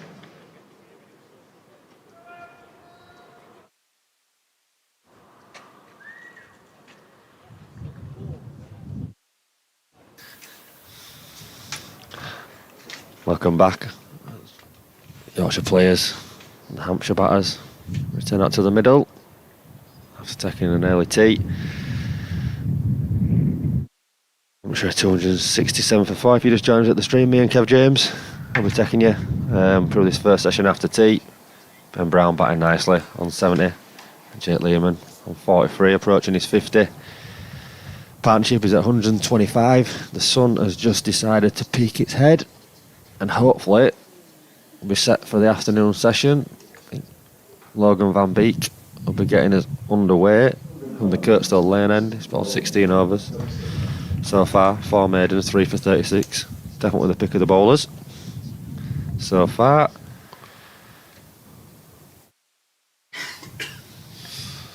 Yeah, let's hope from a Hampshire point of view there's not too much more time left in the game, because they are in a strong position. I'm sure that all the chat now is about getting to a point where they'll think about declaring. They might be bowled out, but I'd be surprised now. They've certainly had the best of the day here. Yeah, well, looking as it is now, Yorkshire got 4 fielders in the deep cover, deep square leg, long leg, third man in outfield. Yeah, it looks very defensive now, doesn't it? Right, here's Van Beek down the hill, and Brown has a huge mow and misses it, and so does Harry Duke to a point. And it's gone, hasn't quite gone into the rope. What is that? Is this leg buys? I don't know if it's missed everything. What is it? What is it? What's the umpire signalling? Buys. Oh, buys. It has missed everybody. Well, Harry Duke got half a arm or whatever on it, but a huge mow from Ben Brown over mid-wicket, which he missed. It was a length ball. Interesting start to the session. I think that tells everything we need to know about Hampshire's intentions. I can't believe they're going to play like that every ball, because that's like overkill. But straight away, Yorkshire have replied, and they've taken the slip out and moved into mid-wicket. And now it is a very defensive field. 271 for 4 as Van Beek comes in again, and Brown whips that away on the leg side, falls just short of the deep square leg fielder. Thought about it for a second there, just coming in. I think he thought, oh, shall I, and just decided to let it bounce. Wasn't going to get there in the end. It's a sort of a whip off his legs there from Ben Brown. Yes, I think Hampshire, we can safely say, are going to be quite positive in this evening session. They've had a good day, as I say. I'm just trying to work out. Between lunch and tea, they added 148 runs in just under 32 overs for the loss of Tom Prest. So that was a very good session. It set them up quite nicely. Here's Van Beek around the wicket, short, and that's pulled away from outside off stump, pulled away hard through mid-wicket, and Jake Lehman picks up another boundary. And he now to 68. That lead now has reached 350. Dismissive, that, wasn't it? That was very, yes. It's Pulled in front of square. It's always a good sign when I've said it previously, where the batter's in pulling it in front of square. Signs that they're onto it early. Partnership of 134 now between these two. Low full toss hammered away by Lehman. Don't bother chasing that one. That's gone into the stands. And Van Beek has probably just got suckered. It was 6, well, signal 6, of course it was. It's probably nearly 12. It's a very low full toss. I'll tell you what, it wasn't far away from being a no ball. Yeah, Watching that again. Tried to roll his fingers across that for a slower ball, got it wrong. So giving Lehman a easy opportunity to score and send it sailing into the stands. Van Beek bowls again, and outside the off stump, and hammered away from outside off stump through mid wicket, and that is 4. Well, what is happening here straight after tea? Because this feels like T20. I feel like they've met in middle and had a chat at tea, both teams. So we'll go defensive, you can have a swing. And the Hampshire batters have definitely come out on top so far. 4 by single, 4, 6, 4. With 1 delivery remaining for the over as Don Best goes out now. Well, It's a long on. It really is a scattered field now. 286 for 4. The lead is 360 all of a sudden as Lehman guides that down quite deliberately to third man. And that was a very, very expensive over to start the evening session in sunshine. I'm just looking to my right as we always do, and the weather is okay. I'm not sure we're going to be in sunshine for a long period, but the clouds look high, and Hampshire will very much want the rain showers that have been a feature of the last 2 days to stay away. So that over, Liam, went for, the last one went for 1, didn't it? So that's 11, 15, 16, 20. Healthy start, that one. That's a brilliant start. isn't Don it? Best looks like he's going to continue from the Howard stand end. Same. Most fielders on the boundary. So we've got 4 in the ring. We've got a short third. Cover just sitting on the ring, short extra, mid wicket. Got a man on the 45 on the leg side. We've got 2 actually on the offside. So we've got a short third man and then a backward point. I think actually no, that's changing again now. So point's gone to cover. We've got a square leg, cow corner, long on, long off, deep cover, short mid wicket for Lehman now. As Best is in for the first delivery of this over to Lehman. Drives it in a little bit quicker. Just hits a little pad of Lehman. Going into the leg side for Duke to come round and pick up. No run. So might kind of mix his pace up here, Don Bess. Bit of cat and mouse. In the second delivery. Bit round arm. Firing a little bit quicker towards the stumps. Lehman defends down the pitch for no run. That is a very scattered field now compared to what we've been having. Bess. In again. Fires it in quicker down the leg side and Duke. Oh, rattled on the finger and I know what that feels like. You had one of those yesterday, I didn't did, you? yeah. Come in here, rubbing your hands this morning, saying, "Oh, I got whacked on the finger, keeping wicket." It's cold as well. Not what you want. We don't want another substitute, do we? No, Yorkshire have used up 3 injury substitutions in the game and a bit that they've had so far this season. They are top of that league by comfortably. So Best in for the 4th delivery, 3 dots so far, and as Lehman back cuts behind point, and that'll race away for 4 runs.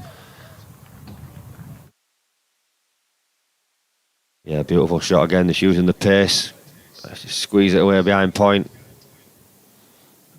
Duke just feeling the effects of that. Still from the previous delivery.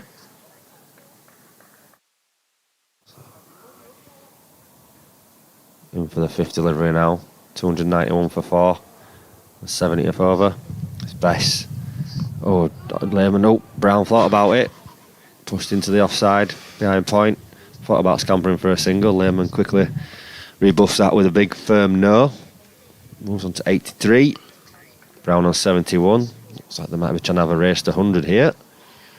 So the final delivery of this Don Bess over. Fires it in quicker into the leg side and then scamper through. So mid wicket will come round, pick it out for 1 run. Lehman will keep the strike. So if you've just joined us, the story of the day, Hampshire beginning the morning on 93 for 2, a lead of 167, obviously looking for runs, and maybe not quickly, but certainly making sure they didn't lose early wickets. They lost just Sonny Baker, the night watchman, after 15 minutes of play. He was caught at mid-wicket off Logan Van Beek for 1, and then we had a partnership of 36 between Prest and Lehman. Prest looked in super touch. It has to be said, he was not out 31 overnight. In the end, he was run out at the non-striker's end on 53. That was after the lunch break. That was off 62 balls. A little bit unlucky. A second half century for him. That was 142 for 4. And then this partnership have really accelerated the run rate and got Hampshire into a very, very useful position. 150 these two have put on now, exactly. And the Hampshire lead is 66. 66. I think your eyes are far better than mine. Thank you, Liam.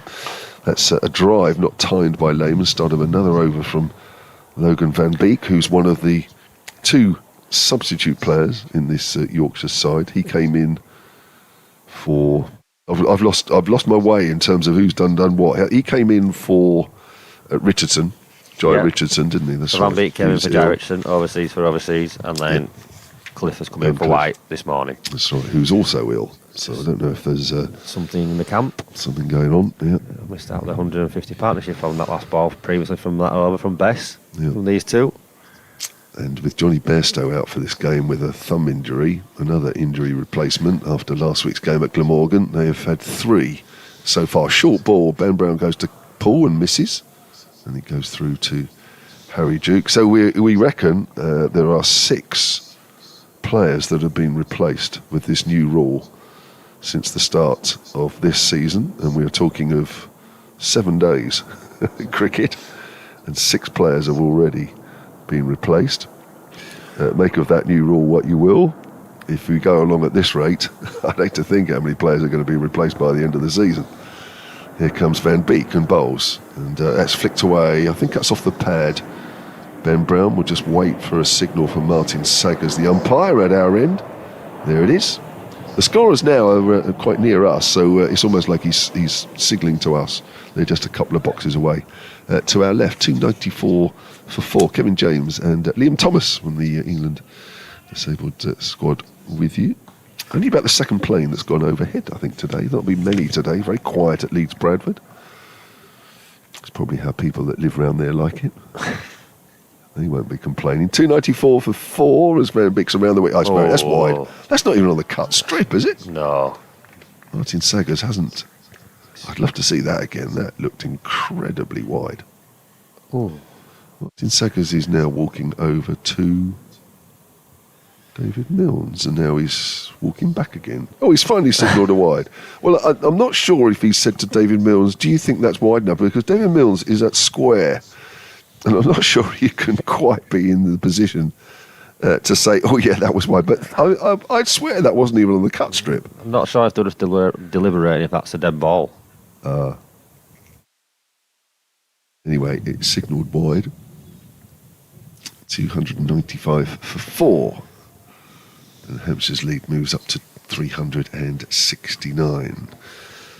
So those 2 wickets today are the only ones that have fallen wide outside the off stump as well. Lehman tries to swing at that one, misses, and Harry Duke has missed that one as well, and that's 4 byes. That's a bit of an untidy piece of cricket. Yeah, they're always awkward when they bounce like that in front of you. I think he's bowled a slower ball into the pitch. He's bounced a couple of times. It's not what you need when Hampshire are on top. Probably just feeling the effects from that on the finger. So probably still reeling that from that, and it can be sore for a few overs until you get through that pain barrier.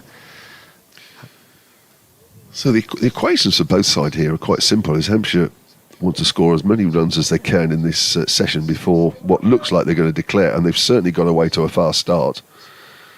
And Yorkshire really do need to take some time out of the game or try and bowl a little tighter, and at the moment that hasn't quite happened.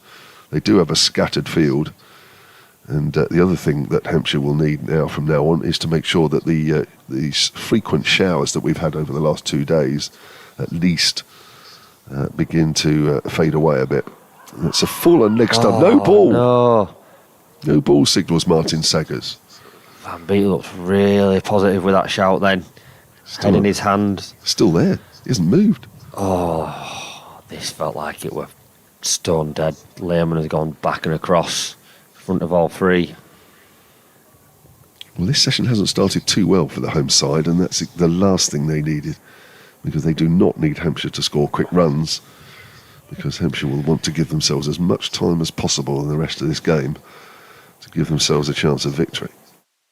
What do you think of the Hampshire thoughts? When do you think they'll have enough? Will they want to have a crack at Yorkshire tonight, Kev? Well, I would say, yeah, because if there's some showers forecast tomorrow, I believe. I think sort of afternoon onwards. So, but then you have to be a bit careful about taking that into calculations. It's a bouncer, and Ben Brown's almost off. It's another wide, signalled by Martin Saggers, and well, Ben Brown was off 2 feet as he tried to sort of hoop it over his left shoulder. Missed it. Was that wide? I don't know. Certainly Martin Saggers made a more decisive decision from that one than the wide earlier, and that looked more obvious. But it's a bit ragged here from Yorkshire at the moment. Yeah, it's been a sloppy start, hasn't it? Yeah, it has a bit. Ralph Brooker has emailed Hampshire Cricket at bbc.co.uk. Bowls and Ben Brown whips that away. That's gone off the toe of the bat, I think, out towards square leg for a single. 305 for 4. He says, superb comeback from Ben Brown. He must have been hurting after the Essex last week. We've batted superbly and partnerships showed grit. Ben's come out and dominated. Just an all-round better, encouraging performance, and delighted, says Ralph. Yes, you're right. Yes, last week it was a bit doom and gloom in the Hampshire camp, but you mustn't get too carried away with one performance. But they have looked a vastly different team throughout this game. Here's Van Beek bowls, and that's cut away, half stopped at point, but they'll come through for a single. Again, he cut his fingers across there, then, and he tried to take pace off the ball there, but Lehman just waited. And he will keep the strike. He moves on to 86, 305 for 4. We have a minimum of, 36 overs left in the day. We did play until quite late last night. The sun seemed to come out, and we went just about past clock, I think. So Hampshire will certainly be hoping that we have a similar type of evening this evening.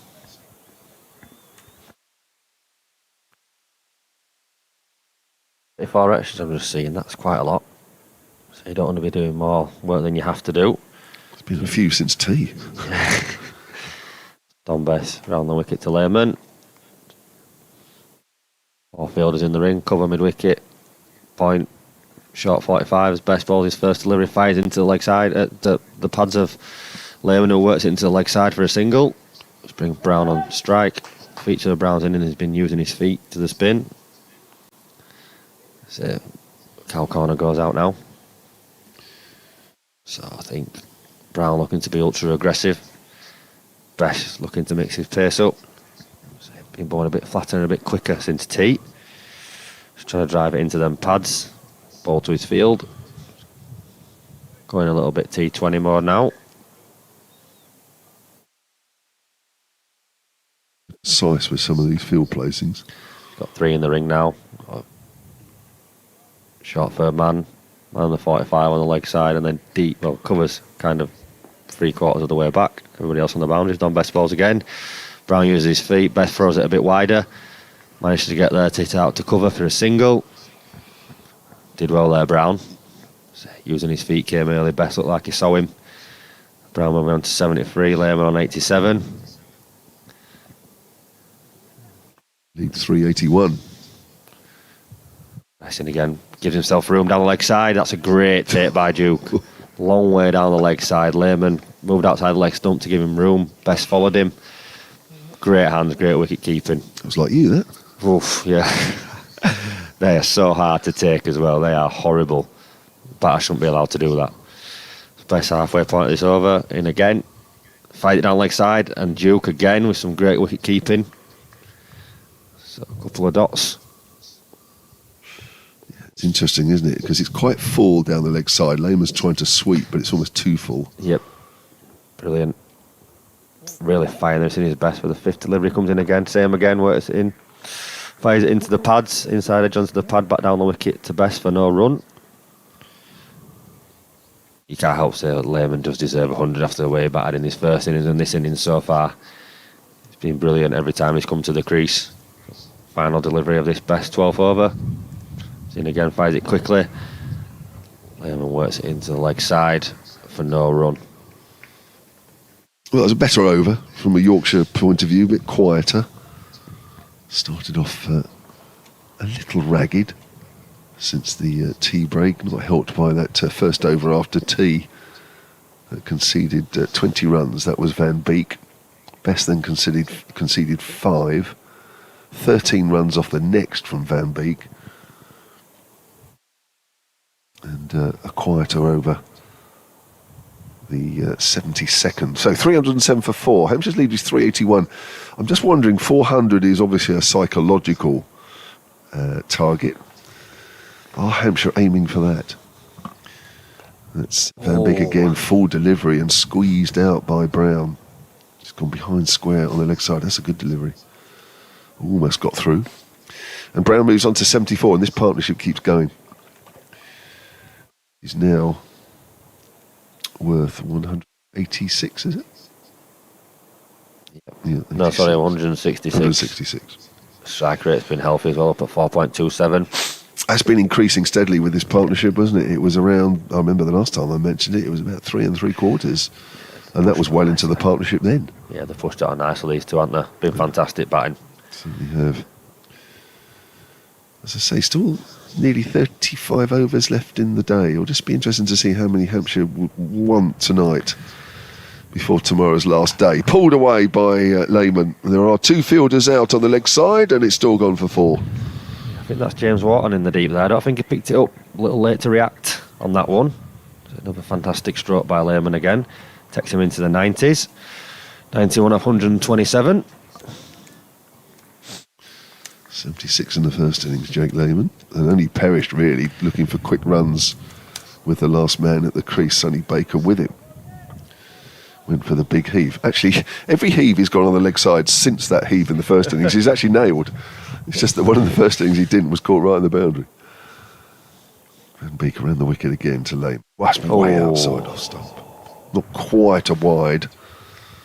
One day wide, yes, but in this cricket, he's going to get away with it. He's moved across on it as Lehman, so I think obviously Van Beek pushed it a little bit wider, so the umpire's given him the benefit of the doubt. You can clearly see what Van Beek's tactics are. Get it out as the off stump as far as possible. Sometimes, in his case, too far. It's almost a little bit easier as a left-hander, though, because like you say, you can free your arm. It's when it gets close to you, it's a bit more difficult. Yeah. In again, over the wicket. A little closer to Lehman, but he swings, doesn't really time it. Goes out on the offside, they'll pick up a single. And Lehman moves on to 92. In the Hampshire lead on to 100. And... Sorry, I'm looking at the partnership. The partnership is 171.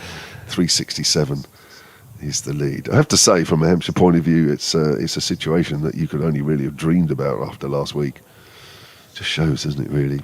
Don't get too low with the defeats, don't get too high with the good performances. Just spread things over the season and look at how things are from that point of view. Slower ball bounce, so Brown waits, pulls it around on the leg side, out to deep square leg, and he moves on to 75.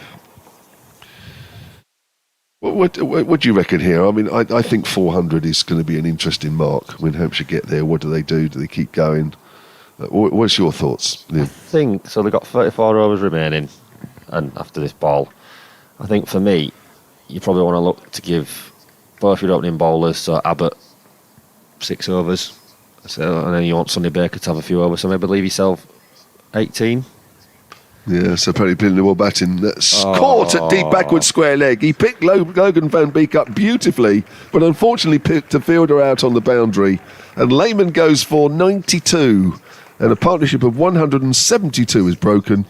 And Hampshire now 314 for 5. Very unlucky there.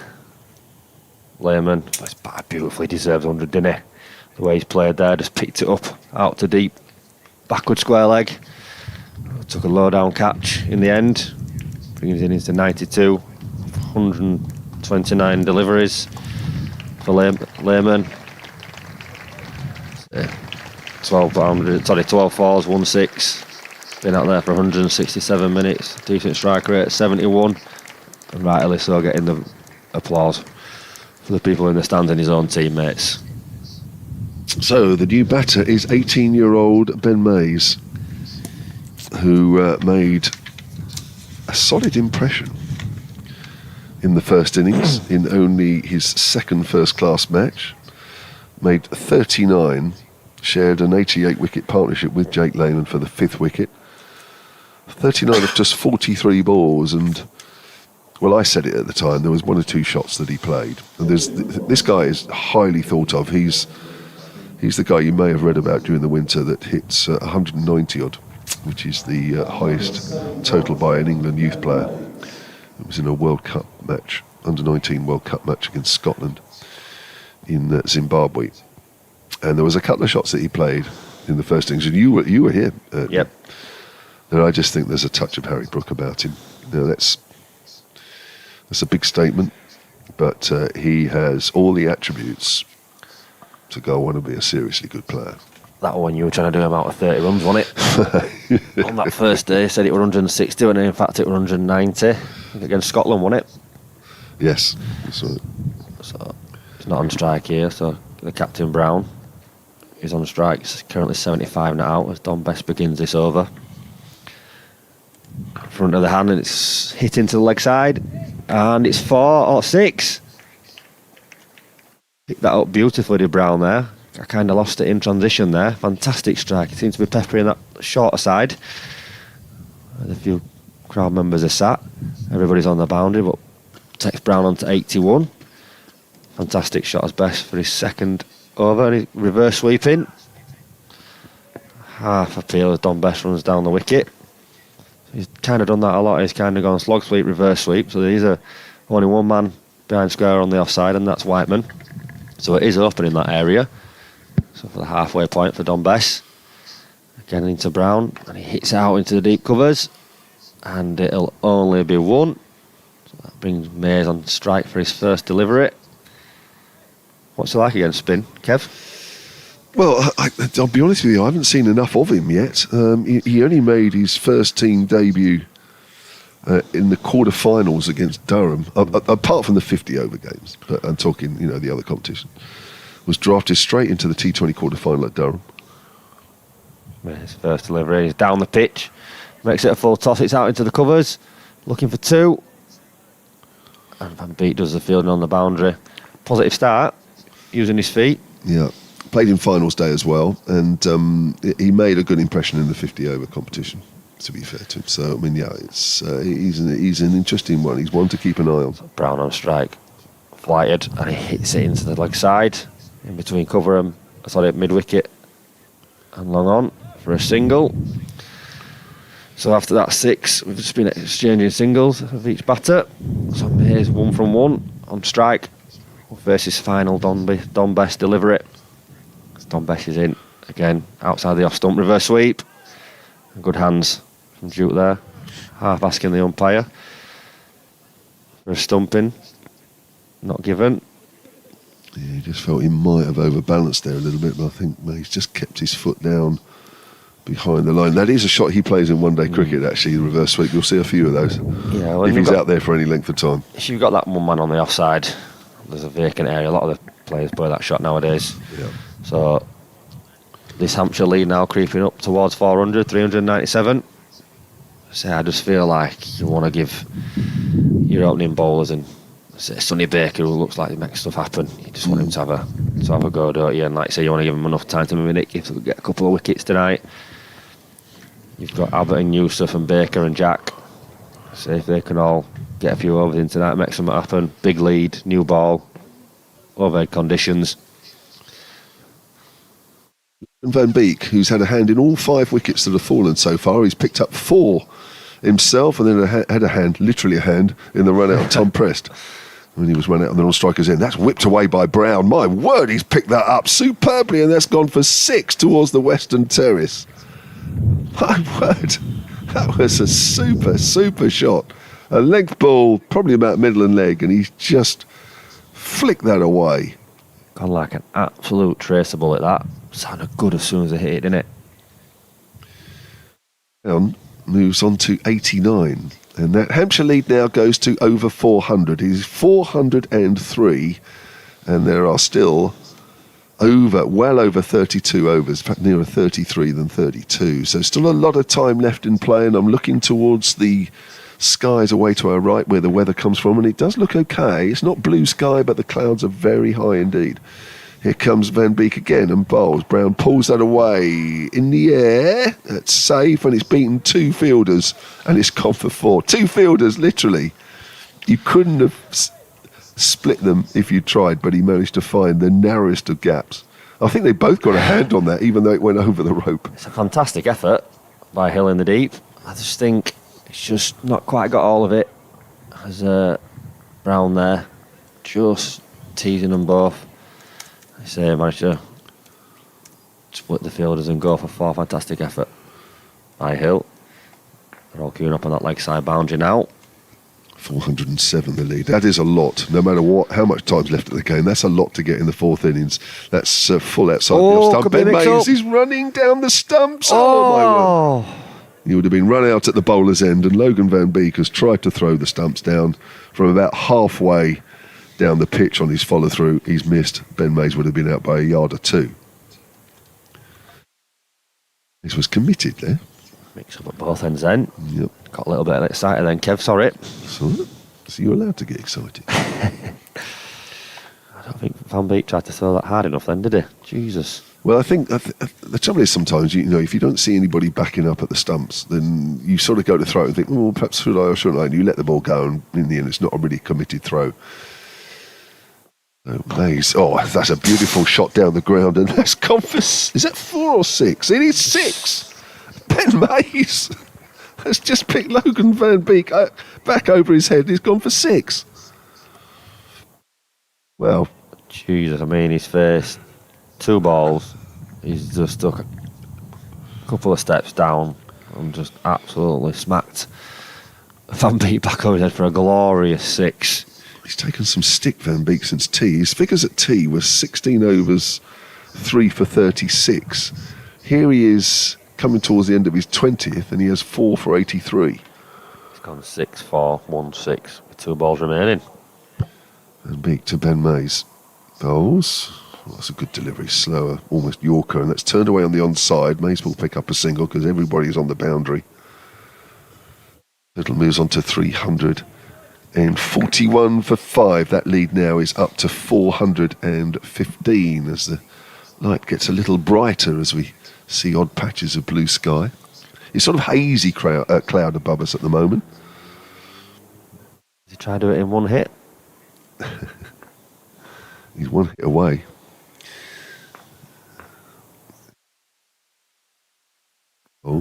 Brown hits that hard up to mid-on. Is it carrying? Just short of Don Bess, running in at mid-on. Single to the Hampshire Red Ball captain, takes him on to 95, and it's 342 for 5 now at the end of that Van Beek over. 416 runs now is the Hampshire lead, and there are 32 overs minimum left in the day's play.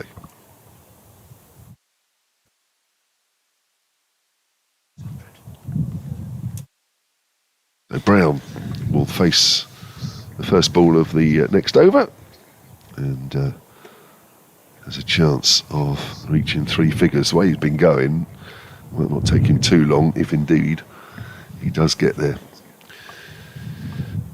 Well, if this all else is to go by, he's going to go slog sweep and then reverse sweep. It's the trend that he normally follows.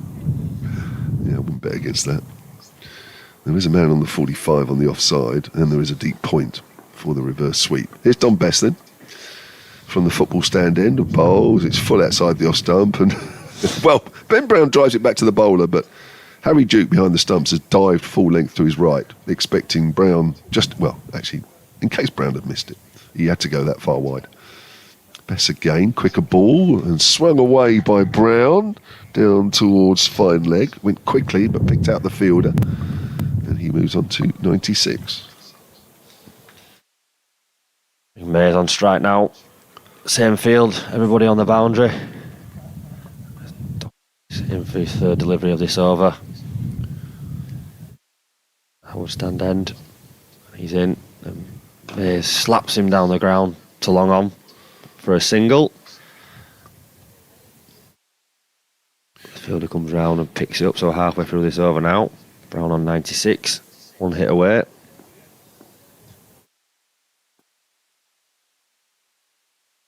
Field scattered bowls, and that's wide of off stump, but not signalled wide. We already have a result in Division 1 of the County Championship. where Somerset have beaten Essex by 10 wickets. And I think just as baffling, really, as I wouldn't say baffling, but just as odd, where Hampshire have been much improved. Essex, the way they looked last week, surprised that they're out. Now, Ben Brown hoiks that away on the leg side, falls over as he does so, and it's gone for 6. And as David Milne signals 6, Ben Brown was picking himself up off the turf, and he moves on to 102, gets a hug from Ben Mays. He takes his helmet off, raises his bat, and even Harry Duke behind the stumps gives him a round of applause, which is nice to see. Yeah, fantastic. Been a fantastic innings. Showed great intensity. He's come to the crease. It's Don Bess. He's in for the final delivery. It's over, and he hits him out to deep cover, pushing hard to mid off, or long off. So that's the end of the over for Don Bess. Oh, look, they've declared. Oh, they've declared. Just as Doidge was about to come on, he's experienced that man. So there's the declaration then, 351 for 5, and the lead for Hampshire is 425, with Ben Brown scoring his 28th first-class 100 in his 213th first-class match. 103 not out, Ben Mays with that superb 6, 9 not out, and 37-run partnership. How quickly did that come along? And 426 will be the target for Yorkshire when they come out to bat for a second time. We'll be back with you in a short while at the start of the home side's reply.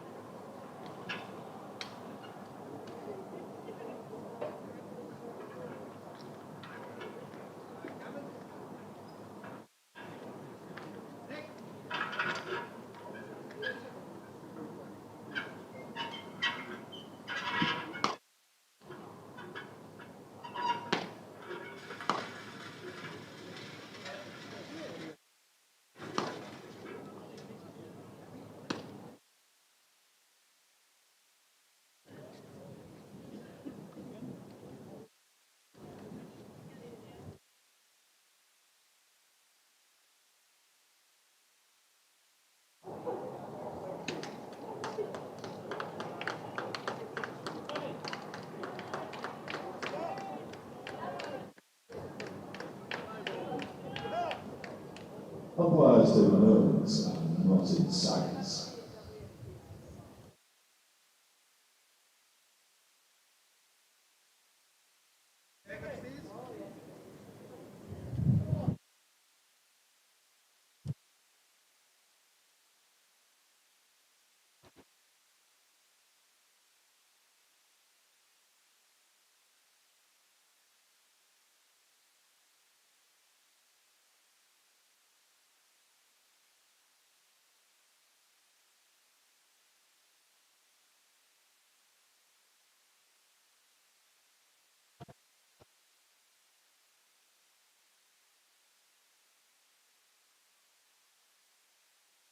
Adam Live at 17.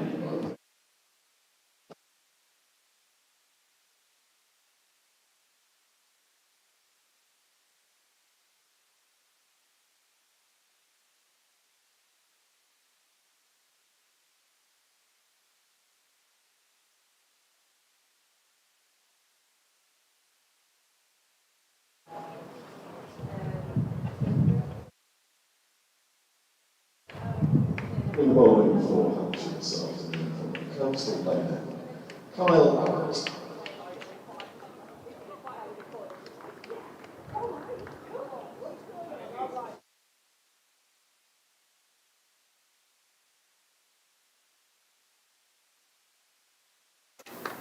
Welcome back. Liam Thomas and Jonathan Doidge with you for this first little bit before JMO returns.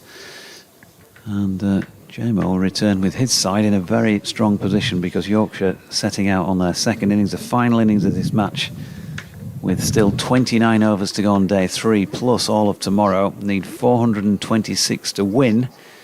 Well, the more likely return at the moment would be Hampshire picking up 10 wickets and Kyle Abbott in for the first ball of Yorkshire's second innings, which doesn't tempt Adam Lyth into playing at it. Lyth and Bean, of course. And Ben Brown, tremendous knock from him. Another ton against Yorkshire. 4 of them now.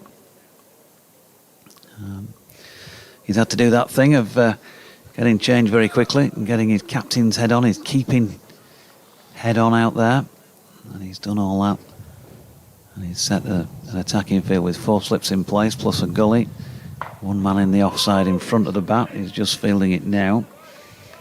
And there is a long leg mid-wicket and mid-on.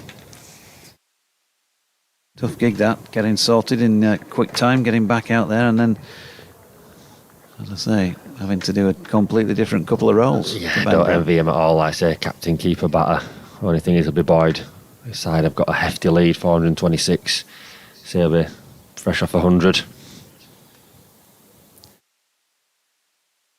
Here's Abbott again. Lyth, lovely straight blade in defending. No run. I'll give you the Yorkshire bowling figures. I'm not sure we wrapped up with that at the end when they dashed off with the declaration there. But, well, Ben Brown, first of all, actually batting-wise, 103 off 109. 133 minutes, 9 fours and 4 sixes. Ben Mays, 9 off 5, 10 minutes out there, 1 6. And then Ben Code, 15 overs, no maidens, none for 45. George Hill, 15 overs, 3 maidens, none for 69. As Abbott bowls and Lyth leaves. Jack White, obviously now substituted out of the game, but 4 overs, 1 maiden, none for 12 before that. Logan van Beek, well, he started really well and was pretty tidy and tight. Maybe a little bit wayward in his first couple of overs this morning, but didn't cost much, but he certainly did later on. 4 for 85 in the end off 20 overs, 4 of which were maidens. Ben Cliff, 5 overs for 20. Just the one brief spell, having come in today to replace Jack White. As Abbott in again, that's towards the inside of Adam Lyth's bat, goes into the onside, no run. Don Best, 14 overs, no maidens, none for 65. Yeah, back down to earth after that turning pitch at Glamorgan last week for Dom. And 3 for 34 for Matthew Revis today. So that was the tail of the tape with Yorkshire. 34 extras, 9 byes, 12 leg byes, 3 wides and 10 no balls. And mountain to climb now with the bat. Lyth has got an edge and gone. Second slip, pouches it pretty low down. And the first blob of the season for Adam Lyth. And Yorkshire really will know they're in trouble now, because the stalwart, the mainstay of the batting lineup for so long, and a cracking start to the season he's had as well. But that's a good delivery by Kyle Abbott to draw Adam Lyth into having a little push at that early on in his innings. And Yorkshire are none for 1. Yeah, Abbott's done what he always done there. Consistent line and length, angling the ball in, nipping it away, catching the outside edge, forcing Adam Lyth to play there. And it's a great low down catch in the slips. And Yorkshire 1 for 1. Ben Mays it was. doing the catching. Thanks to Howard Ferguson for IDing Ben at second slip there. 18 years old, second slip. Must have something about him.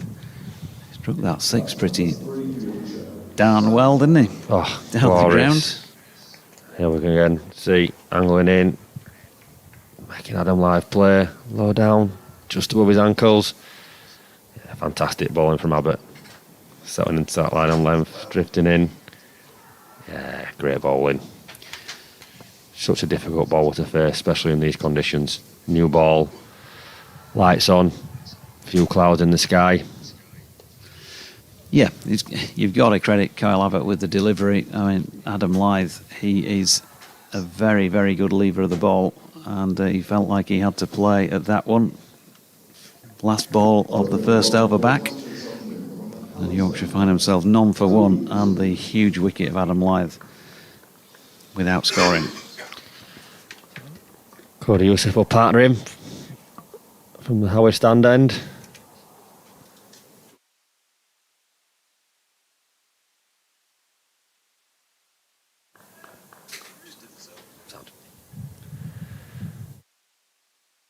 Headingley Bean faces first delivery from Cody Youssef. He's in and he lets it run through to Brown, the wicket keeper. Very watchful then from Finlay Bean. Good first delivery. Straight on the money. Good length. Yorkshire set a mammoth target of 426 to win. Required run rate 3.44. As Youssef spins at the top of his mark for his second delivery. He's in. And he's left again. Through to the keeper. Be a little bit careful, Finlay Bean leaving after the first innings. He's left the ball that just kept coming back in. Bit of a misjudgment. And to right that wrong in the second innings.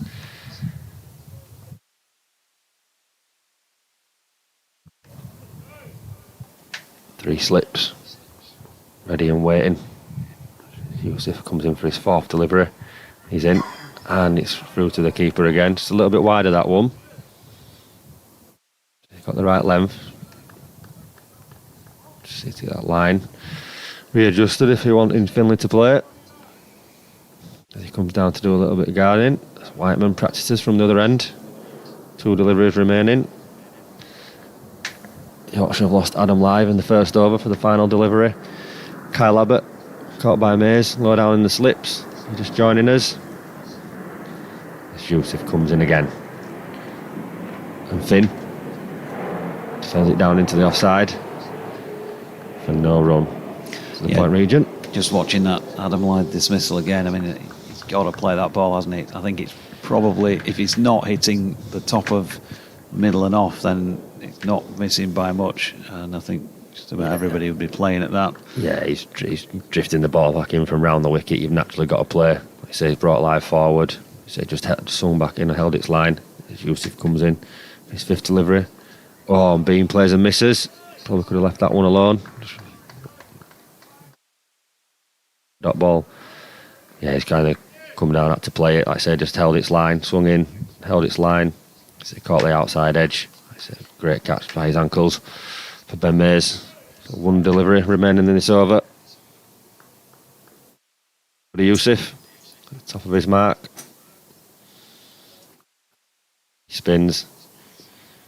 Was charging in up the hill. Thing gets squared up again and it goes down. Bit of a fumble from the backward point fielder for no run, and that brings the end of the over. Yep, changing in the box with Kev coming back in. Thanks for now, Liam. So 27 overs remain today, plus whatever is needed tomorrow. And Kyle Abbott is going to continue at this Kirkstall Lane end of the ground. So he was on the money as ever for Kyle Abbott in that first over. And he drew a very good player into having a little push at a ball that he really had to do as well, had to make sure it was covered. And Found the outside edge, and as Liam was saying, good catch. Low down by Ben Mays. That second slip, and there's still 4 of those waiting for an opportunity, and it's Sam Whiteman who they're hoping will give them an opportunity. Not with this first delivery of Abbott's over, but there was a little bit of nibble about it. Whiteman falling over it slightly at the point of contact. For 1 after 2.1. Yorkshire with 9 wickets to try and find themselves away to 426 runs. Well, I think the remarkable thing about that dismissal, as much as Adam lied out, Ben Mays made it look very easy. Here's Abbott again. Oh, good delivery. There was some carry there through to Ben Brown's gloves as well. Seemed to get quicker after it passed Sam Whiteman. You know, some slip fielders make catches look very easy, don't they? And others sort of, you know, there's sort of a lot of movement. And now that ball was on its way down. He just picked it up as easy as you like. You know, some slippers just have that knack. It's early days, but he does look as though he's quite useful in that area. He took a great catch, a diving two-handed catch in the game against Essex to get rid of Dean Elgar. Here's Abbott. This time fuller length delivery, and over the top of it, Whiteman runs it into the cordon to get off the mark. Floodlights have been on for most of the day. It's quite high, the cloud at the moment, though, by comparison to what it has been at points today, and there's a smattering of blue in the gaps. I mean, it looks at the moment as though we're going to get quite a lot of play in here, doesn't it? Yeah, if it's dead like this, we'd go all the way through, I reckon, which should be, it's going to be somewhere between 7:15 and 7 o'clock.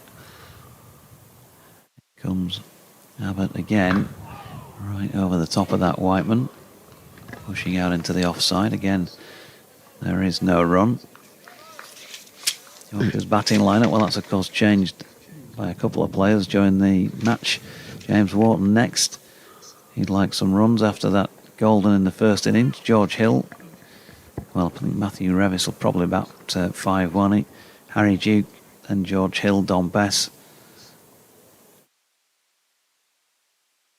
Forgotten who's playing now, there's so many different. Just name the squad. Yeah. Here's Abbott again. Oh, inside edge from Whiteman. That's going to be 4 races away to the right of Ben Brown. That would have been a miracle catch if he could have got across that far for it. It was just thick enough, the edge, past his outstretched right hand. A wry smile from Kyle Abbott, but that was one of those moral victories for the bowler where he's got nothing for it and conceded 4 runs. 4 for 1.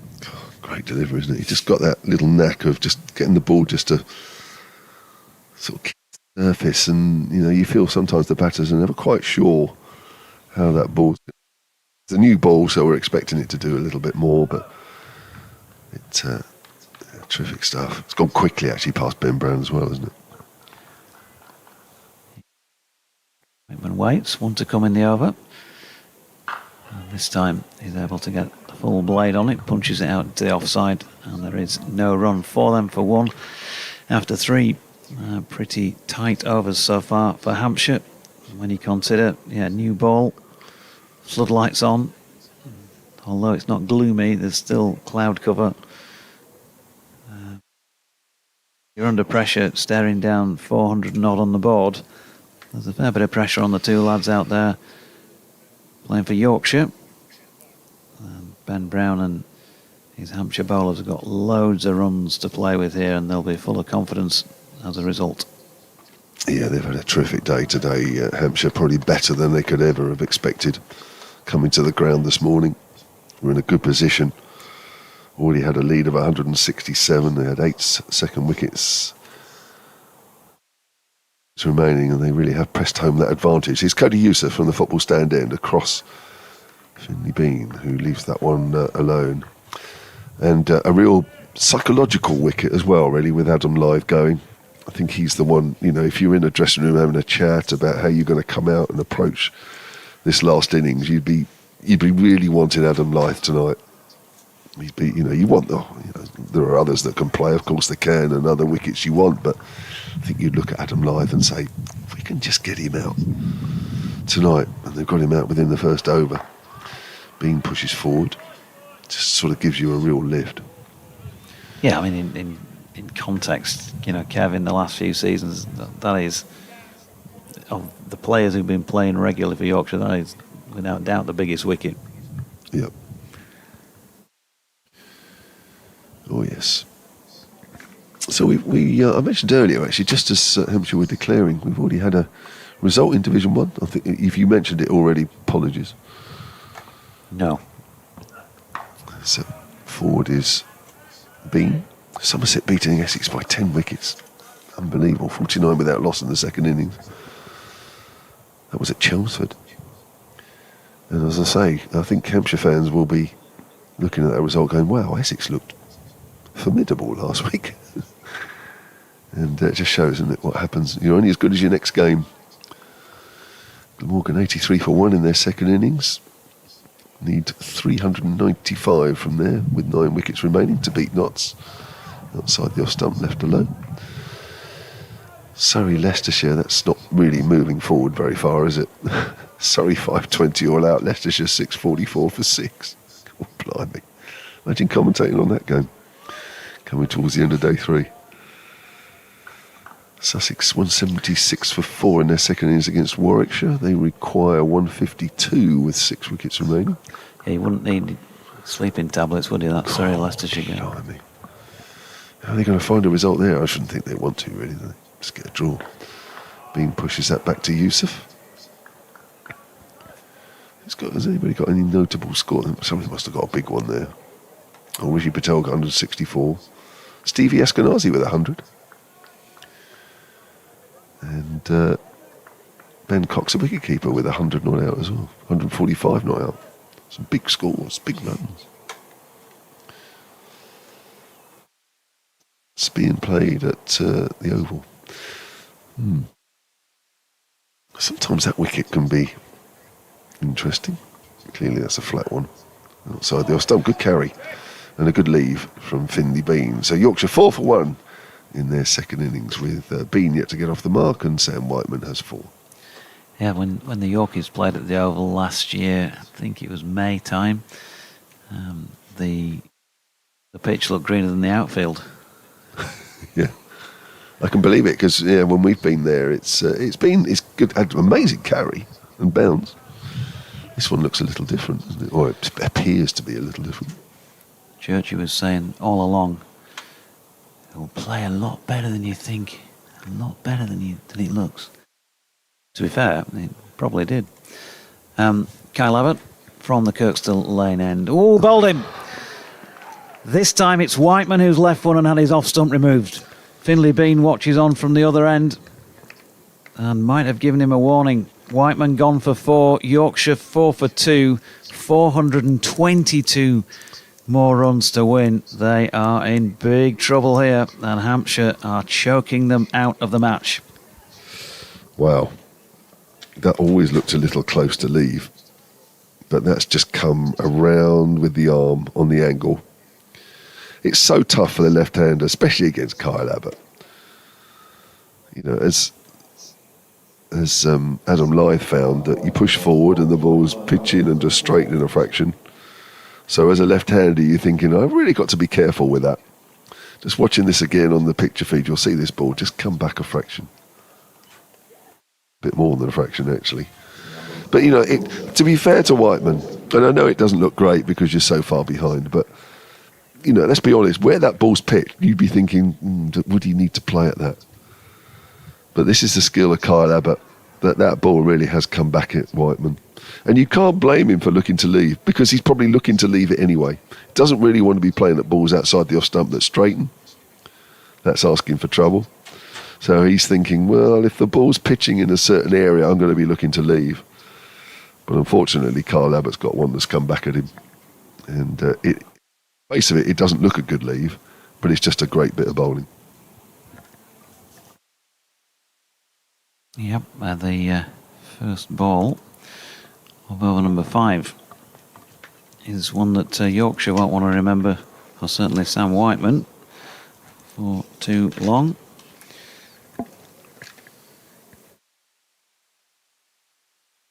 So, James Wharton, who's on a king pair with this next delivery, and there'll be just a few extra nerves jangling, no doubt, as a result.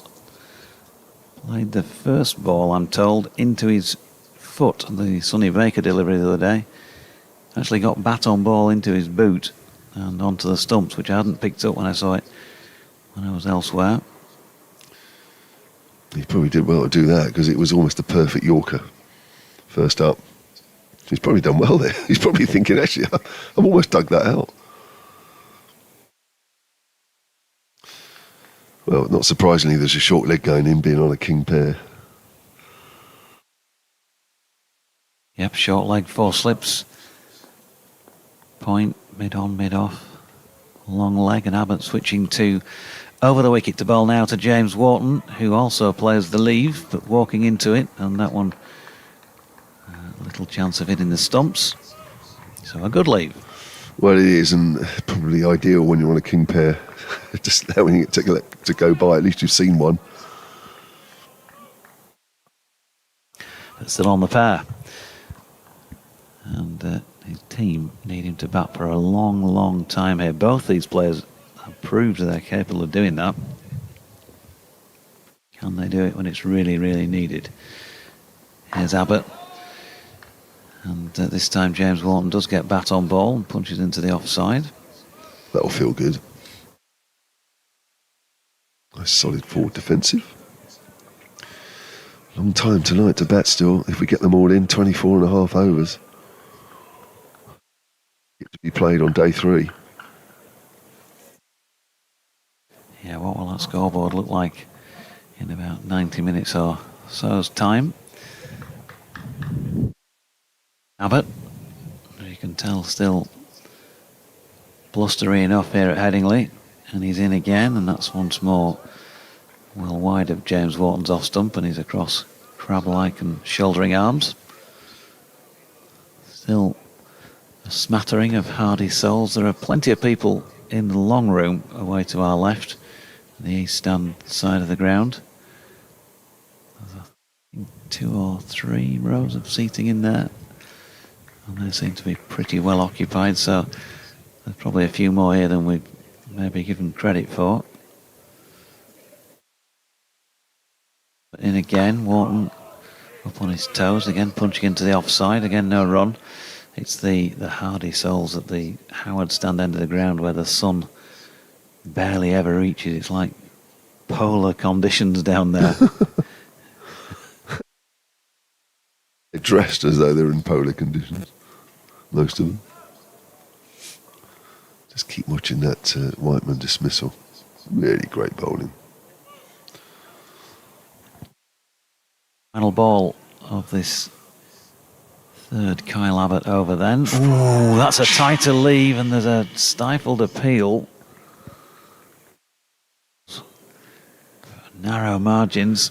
Those who can see the pictures are going to see that one again just about now, Kev.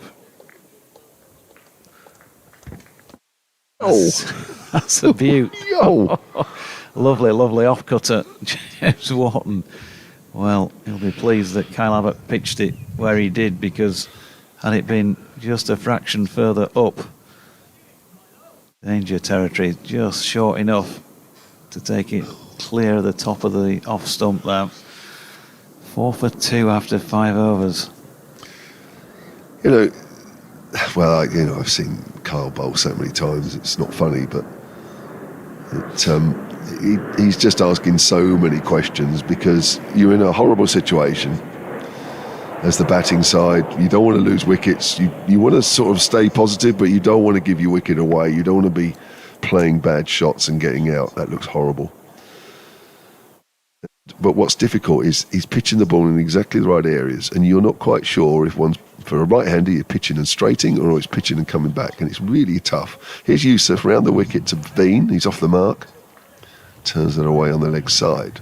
5, 4, 2. And the secret is the length that he's bowling, because it brings you forward, and as you're coming forward, you haven't really got time to react. As Sam Whiteman didn't have time to react. It's just a little too full. So when the ball does something, it's too late. You're committed to what you're going to do. And that's the beauty of Kyle Abbott. He just knows the length to bowl. Fraction shorter, and you kind of got a little bit of time. Not much. It's Yusuf. Bowls. It's turned away on the onside by Wharton. Now, Yusuf's a little quicker, but you can see most of the time his length is a little shorter. So it does sometimes just allow you to sort of ride the movement, not all the time. But Abbott's bowling a good 6 inches to 9 inches further up on the whole. 5 for 2. Here's Yusuf bowls. Let's cut away. Good shot. That will not quite be 4. Thought he might have timed that one better, Wharton, but nevertheless, it was a good looking shot anyway. And James Wharton's off the mark now. 7 for 2. Nicely played. It was. Well, it's been a tough day for the Yorkshire faithful here, isn't it? I guess they haven't had too much to excited about. Let's just nip back and hit Wharton on the pad. But I know they'll want to see some fight from this Yorkshire team in the second innings, that's for sure. Yeah. There'll be the usual calls for throwing somebody in from the second team or the academy. There always is. It's early days, and that's the thing, isn't it? You obviously, I mean, from what you're saying and looking at the result from last week at Glamorgan, it was obviously a decent all-round performance. Not a result, but, you didn't lose. It's still early days.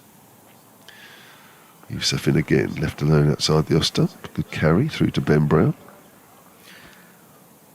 Yorkshire lad says he's very impressed with young Mr. Mays. First saw him at Scarborough last year in the Metro Bank Cup semi. Got 37 and batted with Liam Dawson. I spoke to him whilst he was filling at deep square leg and talked about his A-levels, which he'd just taken, he says. Very mature, very smart young man, who Yorkshire lad says will go far.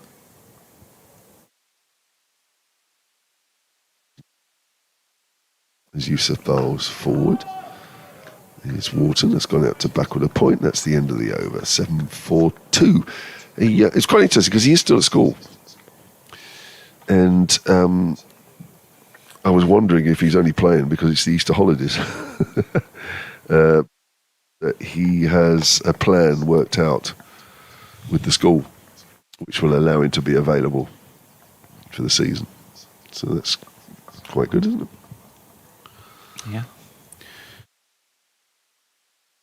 Got to get yourself out in the next half hour, son, because you've got to get yourself back in for double geography. So Finlay Bean is on strike here. One so far, which I think I'm right in saying was what he made in the first innings. Kyle Abbott is bowling to him. And lets one go now from round the wicket. Bean across and defending. 4 he got in the first innings. My apologies, folks. No, sorry, that was reading the wrong score sheet. That was last week. Glamorgan.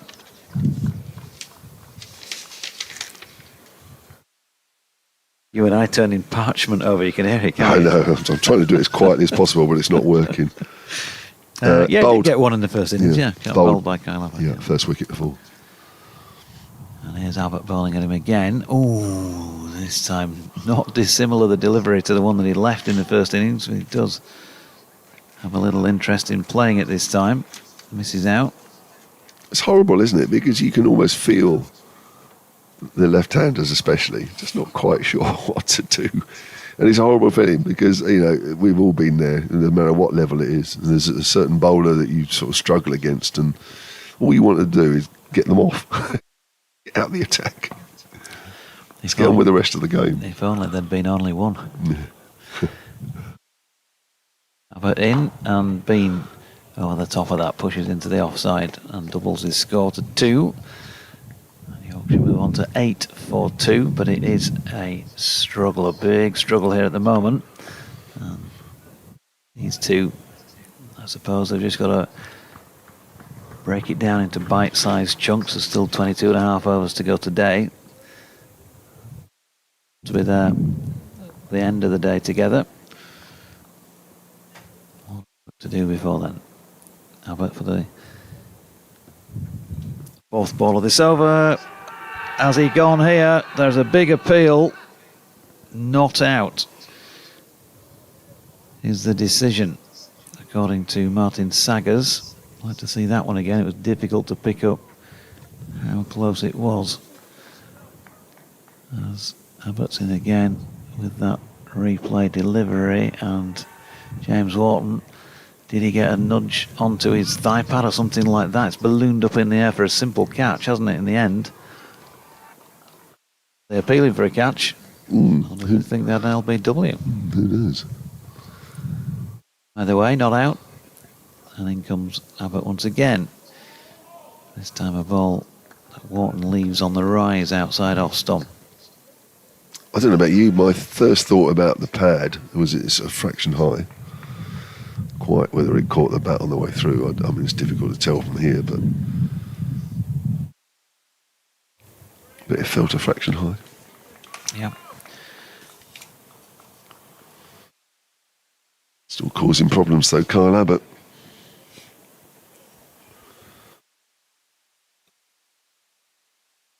Comes then, coastal lane end. Pounding in. That's a straight ball that James Wharton leans into and plays a perfectly executed forward defensive push to complete over number 7 at 8 for 2. 2 apiece for the two batters out there. If you're joining us in more recent minutes, or you'd maybe nipped out to mow the lawn or something like that, make a coffee, go down the local. Adam Lythe out to the last ball of the first over of this Yorkshire second innings. Good delivery by Kyle Abbott that he was drawn into playing at. Pretty much had to. And he got an outside edge to Ben Mays, who took a good low catch at second slip.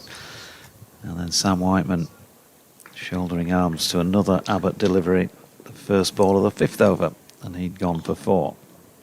Cody Youssef starts a new over round the wicket to Finley Bean, and Bean turns it away to mid-wicket. Fielded by Joe Weatherly. Ralph Brooker is in France and watches a lot of cricket on his devices around the house. Has emailed hampshirecricket@bbc.co.uk. He says, sounds crazy, but after the Essex game, I didn't care so much about the result this week. I wanted to see a fighting, gritty, all-round Hampshire performance. A statement that we belong in Division 1. This has been superb so far. Well done to Ben Brown and all the side. There's Youssef. Still a bit of work to do yet to get the right result. But time at the moment is on their side as Bean picks up 2, working that away behind square. He doubles his total into 4, and the Yorkshire second innings total 10 for 2, just for the record. 416 more runs from here. It's not worth mentioning too often at the moment, but you never know. It might become more necessary as the day wears on tomorrow. At the moment, it's about getting through to tonight. 2 wickets down. There's the mid-off. Youssef, Hampshire's third choice overseas player in the end, which is a little bit. He's better than that. It was Michael Neser, it was then Jayden Seals. Youssef really called up at the last minute, but he's looked okay. He looked okay last week, took him a while to get his first Hampshire wicket.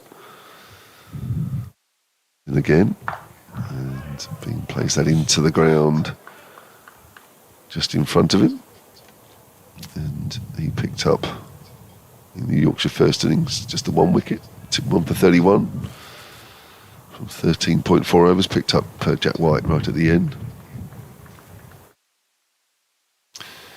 But he's a bustly, skiddy bowler. Backs the crease, gets the ball through. Not express pace, but a decent pace.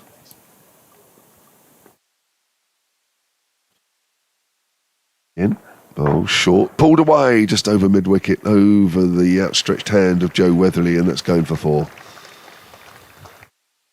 On to 8, and it's 14 for 2. Yeah, nicely executed. Not his best ball, I don't think, Cody Youssef. Good afternoon to Dutch bird Kate. Is she from Netherlands at all? Well, she's actually from up the road in Ilkley, but she's in the Netherlands. Working in the garden in Amstelveen, admiring my tulips in the sunshine while listening to you and I commentating on the county championship. My happy place, she says. Youssef again round the wicket. Left alone outside the off stump.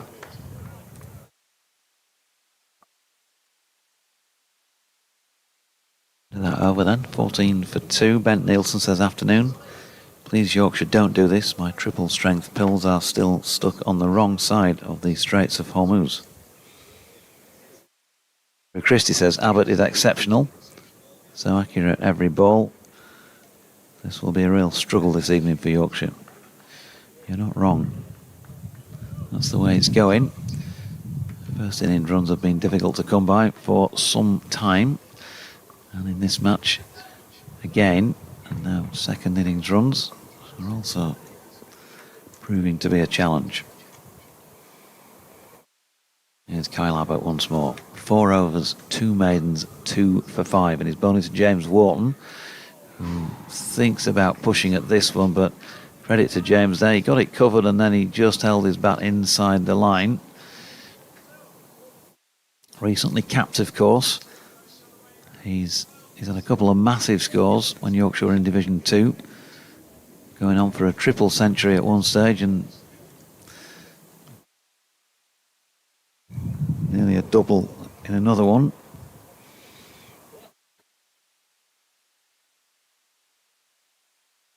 Abbott comes in, bowls to him now. Playing from the crease, he whips it into the leg side, but that's fielded mid-on, no run. There's obviously just a little bit more pressure, I guess, ramped up on players when they receive the cap, because there's an expectation then.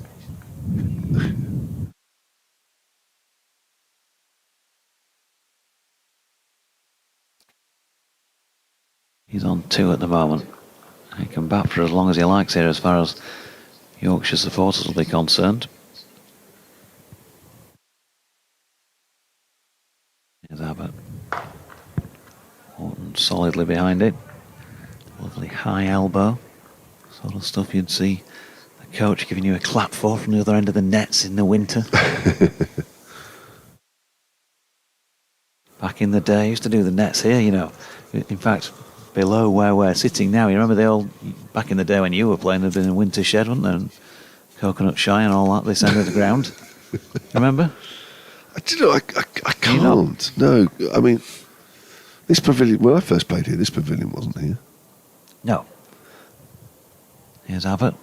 Wharton leaving one wide of off stump. No, the old seating at this end of the ground with the white plastic fascias. And people's heads you could amongst see the them white. on the TV commentaries. That was a big feature. Well, there was the winter shed at this end, so there was seating on top of it. And the team used to do their indoor nets under it. And I also used to come with the old City Boys team. We used to train here. Okay. In those nests downstairs. They certainly were wintry. They were pretty parky, from what I can remember. No heating in them. But in he comes, and that's punched into the offside by James Wharton. No run. Ian Steen was he ran the City Boys team and the Yorkshire schools age group teams for many years, and people, I'm sure there are a few people's ears perked up now just listening to the name Ian Steen. He was a really good character, formidable character in some ways. I think Yorkshire went for donkey's years without losing a match at certain age group levels when Ian was in charge. But he used to say to me, as a left armer like you, although clearly not in the same class, but I was a left armer nonetheless, as Abbott's in, and that's left again by Wharton. It's fairly tight. Abbott with his head in his hands at the end of it. So a good leave by James Wharton, if precarious, 14 for 2. And he used to say, "Don't you, lad, get some raw meat down you. Get that fast bowler's backside on you, lad." Just imagine that.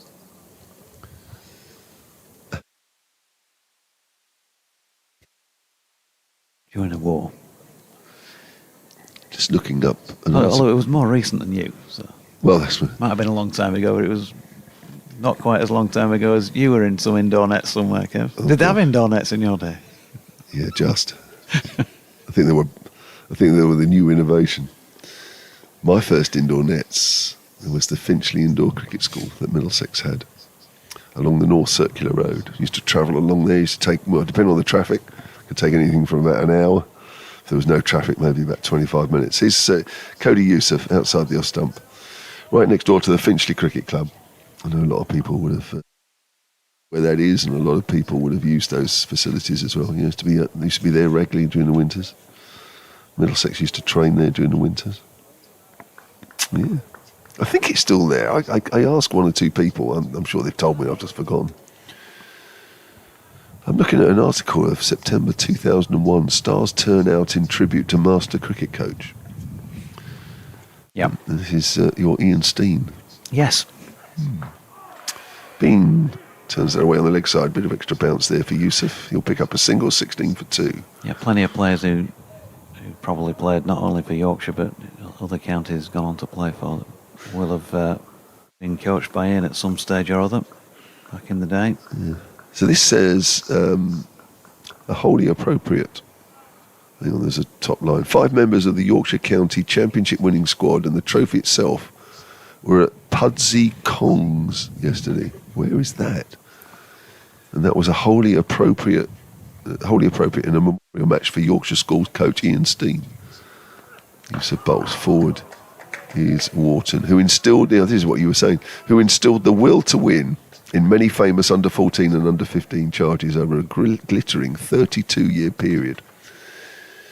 And this is not surprising. The wicket was damp, the outfield soft, and the weather chilly. Surprise. Surprise, surprise. Yep. But spectators got out their winter clothes to see a Bradford League team beat an Ian Steen team by 4 wickets.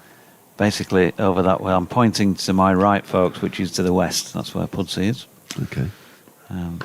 That's whipped away. Looked like it just came back a fraction. Whipped away to mid-wicket where it's fielded, no run. I should just at this point mention, in case my brother Matthew is listening, Matthew captained Pudsey Kongs for quite a lot of successful years. Really? Yes. Get struck off if I don't. Just looking at some of the names that played. Michael Vaughan, Anthony McGrath, James Middlebrook played for the Bradford League team. Well, James played for Pudsey Kongs. That's where he grew up playing his cricket. Oh, there's an inside edge onto the pad, I think. He was stuck on the crease there playing. Was James Wharton. I think it might have nipped back on him a fraction. Michael Vaughan and McGrath added 44 before Vaughan was bowled by a full-length Alex Stead delivery. Just watching that. It looks fairly close. And there you go. The most significant innings came from Pudsey St Lawrence's in-form James Smith. Jim will like a mention. Hope he's well, if he is listening in. David Ripley played. That's driven by Wharton. That's a much more confident looking shot up to mid-off. End of the over. 15 for 2 Yorkshire. Yeah, David Ripley was in the sort of year above me, if you like, age level wise. So I played against him quite a bit in junior cricket. A few other names in there. Proudy. Jonathan Proudy gets his full name as well. Gareth Clough. All old friends, opponents, teammates, some of them, that sort of thing. So, yeah. Very nice. Just good old Bradford League lads. Who some of whom, of course, played, as you said, county international cricket.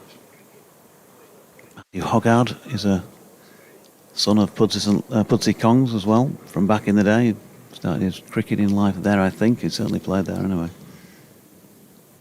Kyle Abbott in, and that's pushed into the offside by Bean. Fielded at mid-off.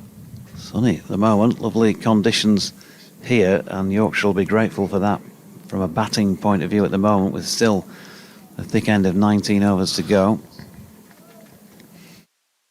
It's a nice link. Did you know James Wharton, who's out there in the middle now, is a former winner of the Ian Steen Award? Great link, well done you. I don't think you're a journo. As Abbott's in, and that's pushed into the offside by Bean. No, run out. Mine. It's not as good as it was. But I didn't know that in the first place, I don't think. But yeah, he was just a very, very well-known and respected figure in age group, cricket and coaching in the area in Yorkshire. A lot of players would have gone through his hands, as it were. I didn't realise it was that long ago since we lost him. 25 years. Something like that. As Abbott's in again, and that's a leave this time, a good leave by Finlay Bean. Kyle Abbott's into his 6th over here, and these two will be very pleased, I think, to see the back of him if he does have a breather. But there's still Sonny Baker to have a go as well, of course. Yes, we've got him to look forward to coming down the hill. In comes Abbott. Once again, this time well wide of off stump, and Bean leaves. I'll step out the end of the over and let your man back in. We've definitely got top coat order. I wouldn't be surprised if there are several layers, full thermals on some of the speckies out there, because it's cold, windy. At least it's bright enough at the moment. And at this stage, you'd say we'll get these 18 overs in. Another hour or so's cricket. Abbott in. That's a appeal for a caught behind down the leg side and inside edge. They're saying the Hampshire fielding contingent and Kyle Abbott. You've got to be careful with their reaction there. That was not out, said Martin Saggers. Not saying it was dissent, Kev, but you've just got to be a little bit careful. Might be a word about that. Let's have a look again. It does go a long way down the leg side. Brown celebrates as if there's no question that that's anything but out. Not sure. I think it's definitely inconclusive. Just from the footage. The sweater. Yeah, might just have pulled on that. He leaves again. That's not so far off the top of off stump as well. End of the 11th over then. 6 overs, 4 maidens, 2 for 5 for Kyle Abbott, 15 for 2 Yorkshire, 411 more runs to win, or 8 wickets for Hampshire. I'll leave you with Kev and Liam. Yeah, difficult to tell with those, even on the replay, but I think the batter didn't look behind him. That's sometimes a giveaway. I think it's more the Hampshire players getting a little excited. I would have thought 15 for 2. And we still have 18 overs left in the day, and we've got a bowling change. Cody Youssef is making way for Eddie Jack. Cody Youssef, his spell from that bottom end, 5 overs, 2 maidens, none for 10. Welcome back, Liam Thomas. Thanks, Kev. Have you been a winner of the Ian Steen Award ever? No, I don't think so. It's on the pad there, first up. Looks like it just nipped back a little bit on James Wharton. Would he be a name you remember? Are you too young? Who for? Ian Steen. You'd be a bit young for that, wouldn't you? Maybe, yeah. Yeah, only Doidge's era. Really. Still a baby, aren't I? Yeah, you're right. Doidge's still lurking, so he can hear everything I say. That's why I'm saying it, actually, just to get a reaction. It's good to have him back. Here's Eddie Jack, right arm over, bowls, full delivery, dug out by James Wharton. Well, these two have certainly sort of taken a little bit of sting out of the situation. It seems that way. It were a lively start, and I think, obviously, Abbott will have been licking his lips, won't he, these conditions again. I think Jack coming into the attack now. A little bit unlucky to go wicketless in the first innings, 9 overs. 23 runs, 2 maidens, going at 2.5. So hopefully to right that wrong and pick up a wicket to back up that first innings. Here's Jack again. Bowls. That's whipped away. Nice shot through square leg. Little too straight, that one. Nicely played by James Wharton, who goes into double figures. And, actually, no, he's on to 6. Tell her it's 19 for 2. The picture feed score goes a little slower than the actual ground scoreboard, so it depends on which one you're looking at. But he is 19 for 2. Beautiful shot off his legs, that. Jack just straight onto his pads.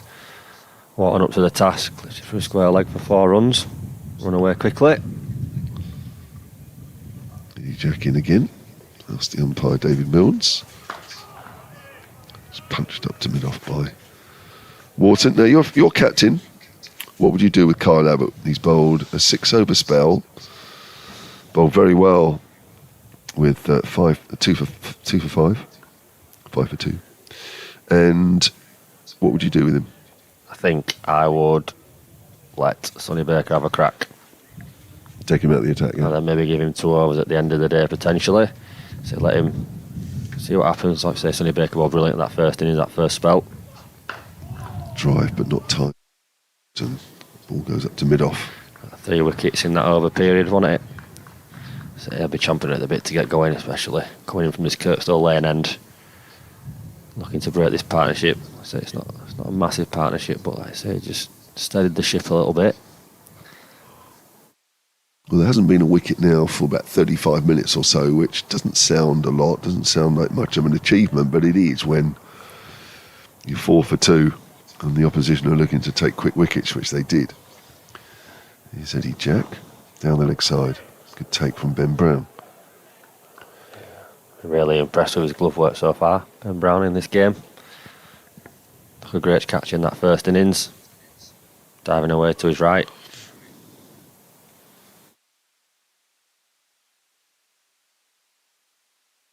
Oh, yes. Change of bowling. Sonny Baker into the attack. This Kirkstall Lane end. Sun is shining, lights are on. Been the combination for most of the day. Just going up to 10 to 6, just after. 17 overs remaining. Sonny Baker. Right arm round to the right, to the left-hander. Finley Bean. Ball with real pace that first innings, didn't he? He certainly did. And surprised James Wharton with that Yorker. I wonder if he'll try that, although that was Wharton's first ball. He's now been in there a little while. First ball coming in after sending a night watchman in before you.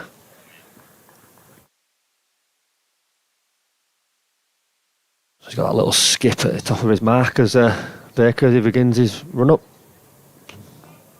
Nice little skip to get him into his action. Here we go. There we go. For the first delivery. It's Finley Bean. He's in. Nice and straight on the money. Bean just defending straight down the wicket back to Baker. Right on the money there. Yep, nice start. So, yeah, I think Sonny will to blast him out, doesn't he? Sonny, but he's definitely got a little bit more subtle this year. I think he's a lot more controlled, a lot more steady with his bowling, and steady not in lack of pace, just looks a bit more the real deal. Goes down the hill. His second delivery. Oh, it's a little bit too straight there, and Brown fumbles it, but for no run. First one down the leg side, I haven't said that. I think that's one thing, like I say, when he came in for his first one in the first innings, just didn't quite get it right in them first 1 or 2 overs, and then once he settled into his spell, he was magnificent. Like I say, he feels like a real rhythm bowler. Once he gets on a roll, a bit like Stuart Broadhurst, once he gets 1, he'll get 2. He seems like he's got a lot of appetite for the fight. Feels like he can make things happen. Like his little skip at the top of his mark, like resets him. Third delivery to Bean now, straight again, and it's worked into the leg side. I don't know if the fielder just cut it off and it runs away for 4 runs. So just strain a little bit straight down to Finley Bean's pads. It was equal to the task. Works it way in between deep square leg and fine leg for 4 runs. Great batting. Nicely timed. But with Sonny Baker, you only need to just make sure that the ball hits somewhere near the middle of the bat. You don't need to give it too much of a tap. But nicely played. Yeah, beautiful batting. So I think when you sometimes get that line wrong when you're trying to bring that ball back in, sometimes you can just start it a little bit too straight and then it seems to go a little bit more than it does when you start it just a little bit wider. So here we go then. Baker in for his 4th delivery. Full. And he's worked his leg side for mid-wicket and that'll run away for 4 runs. That's back-to-back boundaries for Finley Bean. Fantastic batting. He's scoring to 17 and Yorkshire scored a 27 for 2 in the 13th over. Great as well. Just needs to get the angle over an inch or two. Just needs to make that adjustment. It's in his first over. Took him an over or two to get going. First evening. So penultimate ball of the over. Sonny Baker running into Finley Bean.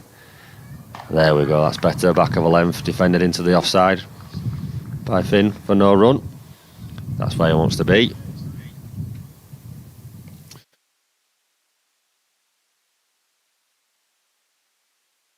So, well, we've got 16 overs left in the day's play. I think, yeah, unless Dawson bowls some overs, we're certainly going to 7 o'clock here. So your way of asking him to bring Dawson into the attack? No, but I'm just looking across to the weather. I think we're going to be all right. I think we're going to get all these overs in tonight.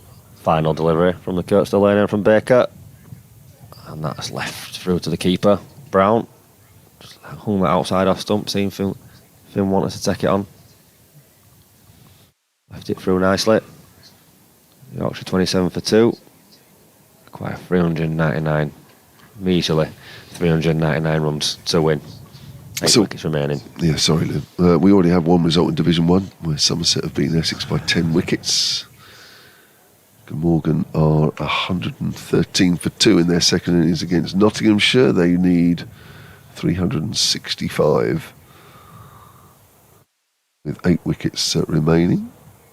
A bit to do there. Asa Tribe is 71 not out. He's made a bit of a name for himself, hasn't he, in the last year or so? I think Kevin Peterson has been endorsing him, hasn't he? Has he? Yeah, did well in the South Africa T20, I believe he were playing in. Okay. Eddie Jack bowls that again. That's quite straight and worked around on the leg side by James Wharton. The leg by 28 for 2. He was on the Lions trip as well in the winter, I think, as well. Yep, well, I think he's well thought of. I think there's a few murmurs about him being picked for England. The next big talent. Jersey player, isn't he? I think he qualifies for the England team, doesn't he? Yeah, I think so. There's rain at the Oval, where Leicestershire are 661 for 6. But the commentators are pleased about that. In reply to Surrey's 520 all out, I bet everybody's pleased that there's a bit of rain around. Eddie Jack bowls. Again, that's quite straight and worked away on the leg side by Finley Bean. And he moves on to 18, 29 for 2. Ben Cox is 153 not out there. And Sussex 211 for 5 in their second innings against Warwickshire need 117 with 5 wickets left. Those are the situations in Division 1. I don't usually read out Division 2, by the way. You know? No, I don't usually bother. Sure the Division 2 teams will be happy about that. Oh, absolutely careless. There's another straight delivery which is worked away on the leg side. It'll be 2 to James Wharton. 31 for 2. Of course, I came within a whisker of having to read out Division 2 scores end of last season. I do it just to wind people up. They go, that Kevin Jones can't even be bothered to read out Division 2. How arrogant is that? That's why I do it. See how many people you can get nibbling. Yeah, there's been a few over the years. Don't care. 31 for 2. It's played off the back foot by Wharton. Goes out towards Nick Gubbins. Just looks a little bit disappointed there. I think he felt like he's missed out on one. Potentially a run scoring opportunity. James Wharton, 8 off 32 deliveries. Just taking the sting out of the game a little bit. Eddie Jack at the top of his mark. Oh, there's been a change in the field, so third slip's gone to short mid-wicket. And then deep square's gone back on the boundary. Looks like he's going to try and maybe bowl a little bit straighter here with that bouncer as a backup. Jake Lehman at short mid-wicket. Bowls outside the off stump, and that's left alone. The old double bluff. Been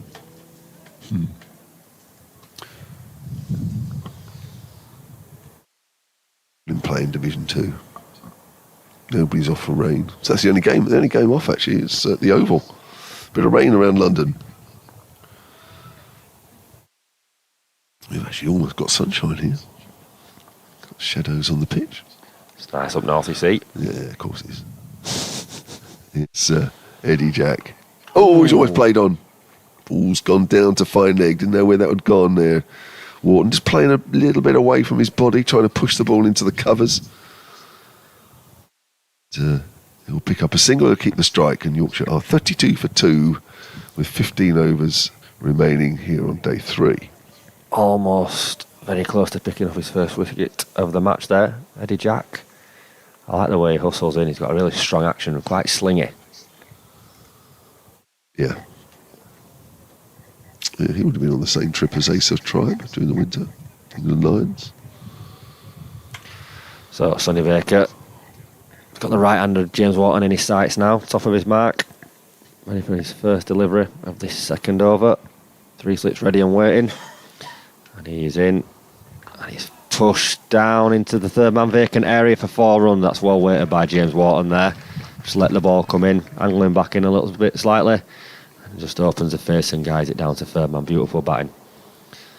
So very, very, very similar to the way he started in the first innings. This. It's not going to be a case of deja vu, is it, Kev? Surely it can't be. No. So that gully point fielder has gone down to third man now. So we've got 3 slips. Cover point, mid on, mid off, mid wicket, long leg. Sonny Baker strides to the crease. Short, and then it's worked into leg side, and they'll scamper away for a quick single.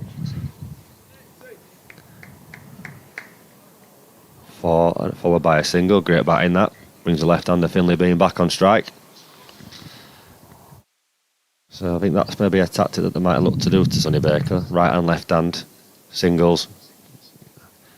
Not let him settle into a nice line and length. 13 from 1.2 overs so far. Got change in the field.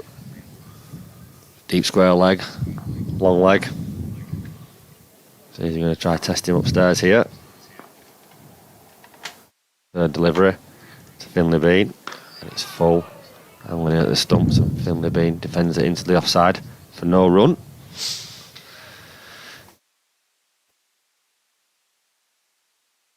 And that's just where he needs to settle in there, Sonny Baker. Yeah, it's not easy with the left and right-handed combinations. And, you're not always a machine when you bowl. Sometimes it's a little easier at times than others. Sometimes it's not a problem. Other times you think, just can't. He's okay at the moment, but... Halfway through this over. 4th delivery. It's short and pulled away. For a single, as deep square there. For a second there, I think fine leg looked a bit lost. I think he thought it was coming to him, couldn't see it. But it just trickled out to square leg for a single. I think that's why he's got that field, so he can mix it up. Bouncer, push the batters back. So try to bring them forward and get that wicket so they're not coming forward positively. Same for the right hander Wharton now. Same field, mirrored on the other side. As Wharton goes back over the wicket. Sorry, Sonny Baker goes back over the wicket. 2 deliveries remaining. Baker into Wharton. It's full. It's driven through the offside, and the mid-off fielder comes round. Comes round, picks it up for no run. Just had a 6-over spell there, Kyle Abbott, and he's diving to his left. Great stuff. Not what he wants. So 1 delivery remaining. Yorkshire 38 for 2. James Wharton on strike. Fresh off the back of receiving his cap. Here we go, Sonny Baker. Running down the hill into Wharton. And it's back of a length into the hip, and it's clipped down to mid-on for no run. So Finley Bean 19 off 39 deliveries, James Wharton 14 off 38, and there's the Hampshire flag again, if you're watching the live feed. At 10 o'clock as we look down the hill.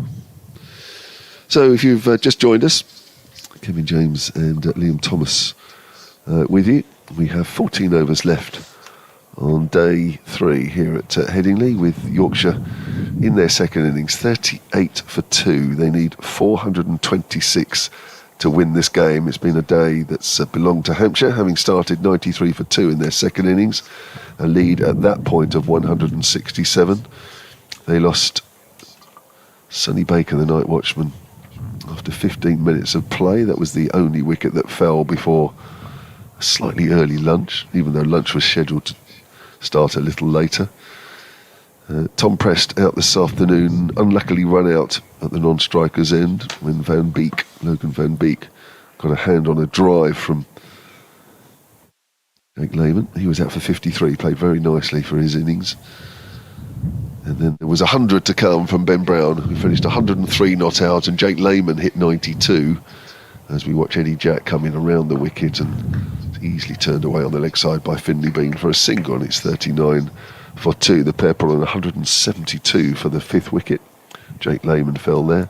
Ben Brown not out at the end, and Hampshire declaring on 351 for 5, leaving Yorkshire 426 to win this game. And what Yorkshire didn't want was to lose early wickets, and that's exactly what happened, because with the last ball of the first over, Kyle Abbott tempted Adam Lyth into a forward prob and was caught by Ben Mays at second slip. He was out for no score, and then Sam Whiteman, come back to that in a moment, as forward is Wharton, plays it out to the offside, and Sam Whiteman left one to Kyle Abbott, and he was out for 4, and Yorkshire found themselves 4 for 2.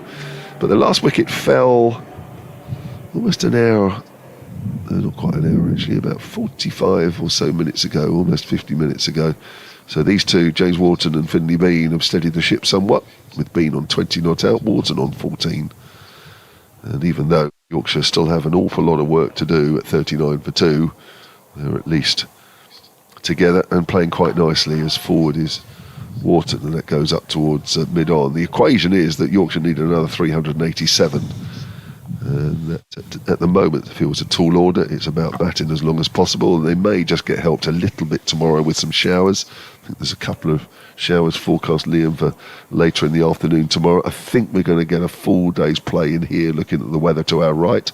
It looks like there's some more blue sky coming. So most of the 13.5 overs, if not all of the 13.5 overs, we should get in. So plenty of cricket tonight.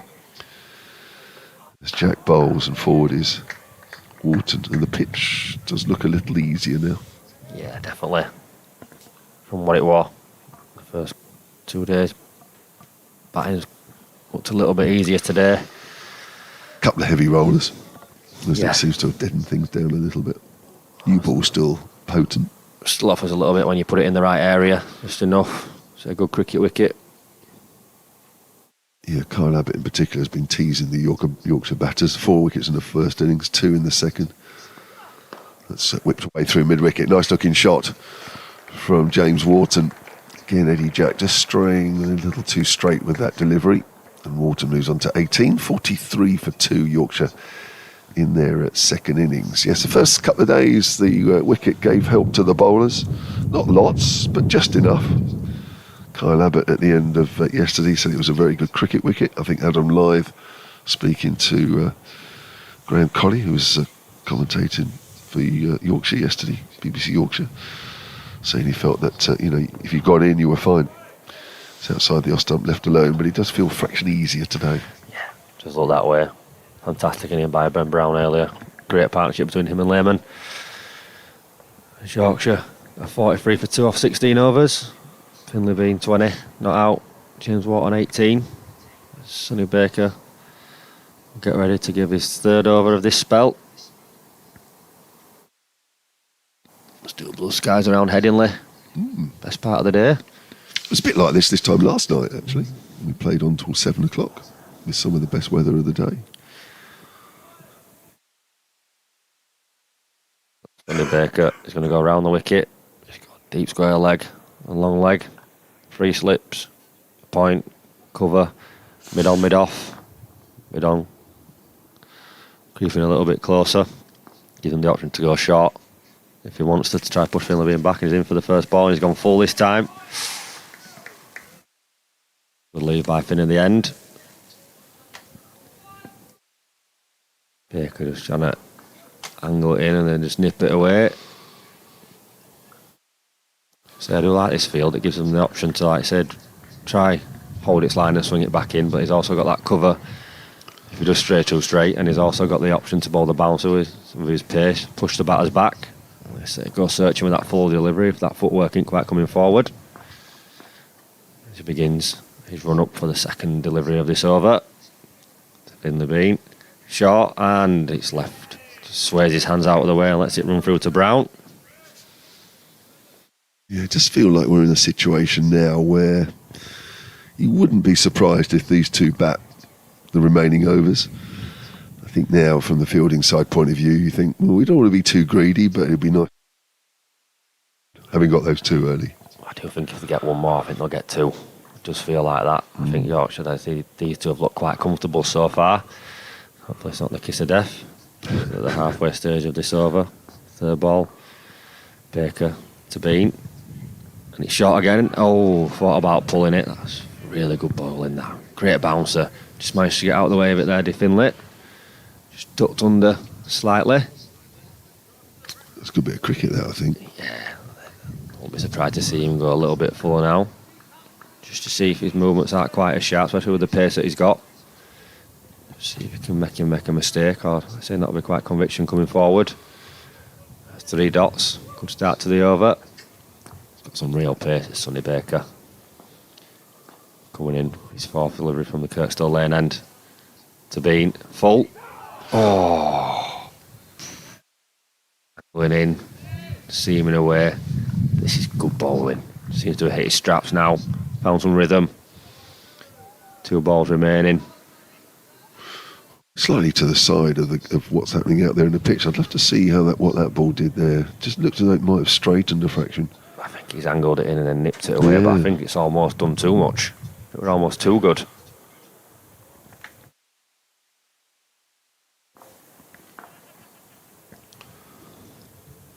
Baker skips. He's in to Bean. Again, 3 slips ready and waiting. And he defends. Down to mid-off for no run. This is much better from Baker. Do really like this field. It feels like since we've gone to this field, he's become a little bit more confident. He's backing his skills more to deliver. I think his line's better. As much as anything, you're right. There's 3 slips out there in there, which you definitely have to have when you're this far ahead. But I think generally his line's a bit better now. So here we go then, the final delivery of Baker's 3rd over. Yorkshire 43 for 2. Baker to Bean. He's short and it's back of length and he defends it down into that point region for no run, and that's a maiden for Baker. 43 for 2 at the end of the 17th. So 39-run partnership now between Bean and Wharton. This has just settled everybody down in the home camp. If you're watching on the picture feed there's plenty of blue sky around with some hazy cloud. That weather's coming from left to right as you look. So almost the cloudless skies to come. So we should be playing well into the evening here. 12 overs left in the day. Liam Dawson may get an over or 2, but I'm not sure. I'm sure he might do right at the end if there's no wickets being taken. But at the moment, it's Eddie Jack to continue. 3 overs, none for 13. Comes up the hill. He has 2 slips. And that's left alone outside the off stump by James Wharton. It's quite interesting early because you were saying about they both got caps, didn't they? Wharton and who was the other one? I can't. It was definitely James Wharton was one, and yet they got awarded them twice, didn't they? One in one area of the ground and another in another. Yeah, I think they did one the night before in the bar area, and then they did another one in front of the supporters this morning.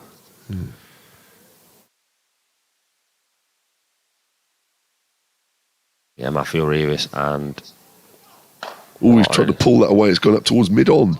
That's how early he's got on it, and that's a great bit of fielding, because that looked like it was going for runs by Cody Youssef.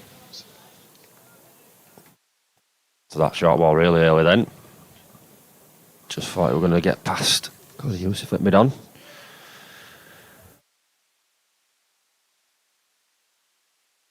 The total here is 43 for 2. Hampshire having declared at 351 for 5 earlier. Quite out of the middle of the bat, hence why there was 1 or 2 oohs. Just slip back a little bit there. I just got a text here, I don't think you'll mind me mentioning it. Dave Vokes, who's the Hampshire cricket photographer. He says he's listening from the office, and he's off his office at home. He's editing the women's photos from yesterday. It's a good win for the Hampshire women. It's a close game, went down to the wire. 2 balls to spare, they beat Essex. Very exciting game, watched that on the picture feed. Whilst we were off for play, that's whipped away to deep square leg by Wharton. He moves on to 19, 44 for 2. He says, as you're aware, I lost 11 stone last year. Oh, wow. That is a lot. That's amazing. And when you see him, when you used to see him and where you see him now, you know, I mean, huge difference. And decided this year that I would complete 25 10K runs. 25 10K runs. Today I completed number 6. Here's Eddie Jack. It's of a thickish outside edge, goes out towards backward a point. And as part of this challenge, I'm raising funds for the Hampshire Cricket Foundation. I'm sure we'll catch up soon. And or if Yorkshire are 5 down tonight, I may come up tomorrow. Right, there you go. So yeah, well done, Dave. Yeah, great effort. 25 10K runs, eh? Yes, he has lost a lot, and good on him. Here comes Eddie Jack again. It's turned away on the leg side. There is a field at deep square leg. I think that's Joe Weatherly, who looks a little cold, and I don't blame him. He might have blue skies ahead, but the temperature isn't particularly good out there. 45 for 2. Bean is 21, and Wharton has 19. I think this pair will be really happy to get to the end of the day. So, not out overnight. Come back tomorrow. So you never know what might happen, but if these two are here at the crease at the end of the day, gosh, I think they might have a glimmer of hope. I think if they're 3 or 4 down, so tomorrow could be a long day. Yeah. Yeah, I think, I mean, at the very least, Yorkshire have got a bat. They might get a little bit of help with your shower, but yeah, I think if they come out of this with a draw, they've done really well. Hampshire have been brilliant. Baker in for his first delivery of this over, full, and defended. Pushed down to mid-off for no run. He's just sent me a picture of himself, I guess, having completed the recent 10K run. I'll show you the picture, and honestly, you wouldn't recognise him from a couple of years ago. That's amazing. Yeah. Terrific stuff. Without being unkind to him, there's no way he would have competed a 10K a couple of years ago, and it's a fantastic effort. With his little skip into Bean again for his second delivery, back of a length. Has to work it into the leg side, but ends up pushing it straight. Bakerfield doing the fielding off his own bowling.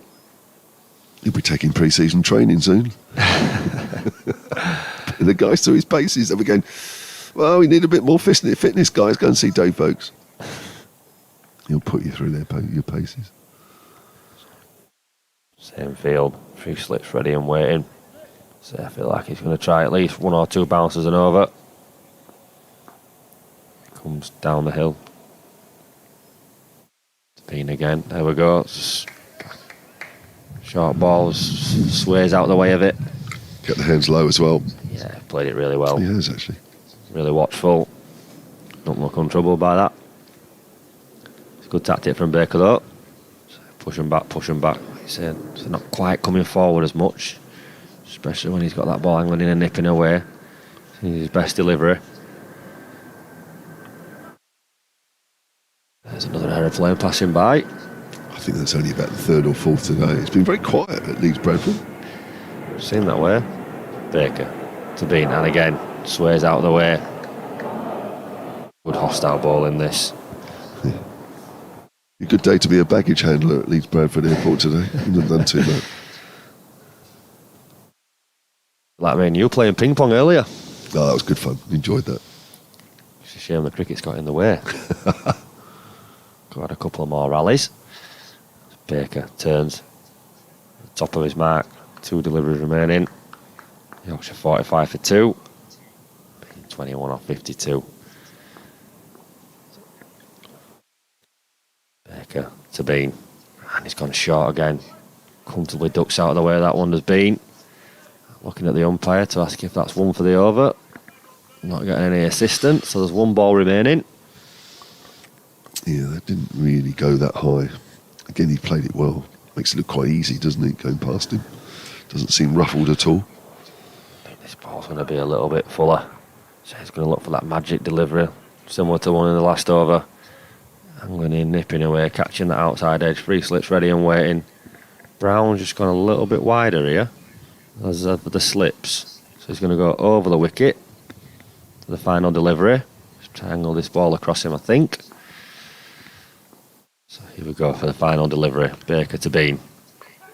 Oh, and there he's through that 4th slip region. Great ball in by Baker, back of a length, going across. Just got a little bit big on Bean. Managed to run away for a boundary, but not a convincing one. So watch that on the replay. It's got a little bit big on Bean there, didn't it? Just trying to see if it nipped away when we watch this on the replay. Yeah, tried to ride that bounce. 4th slip, maybe. It was in the air, wasn't it? For a long time as well. It might be the way to come over the wicket to him, actually. He seems quite okay with the shortest ball coming round at him, actually where the ball follows him, which actually you would think would be the other way around.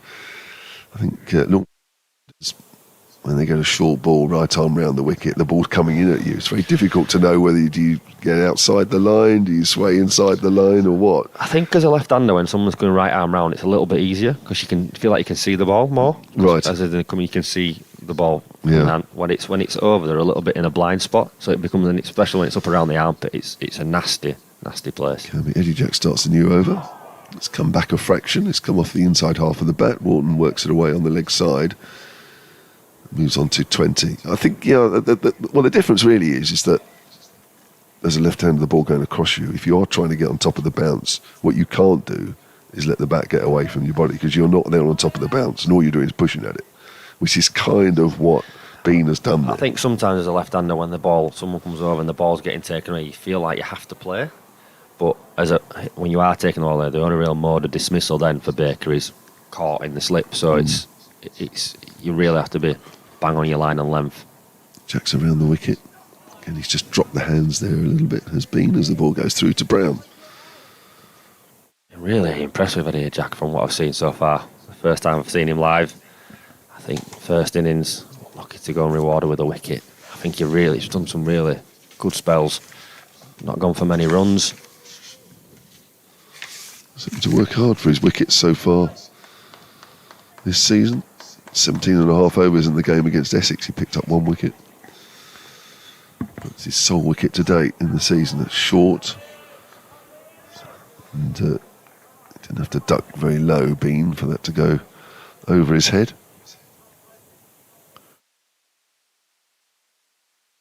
The folks says he wouldn't have managed 10 metres a couple of years ago, let alone a 10k.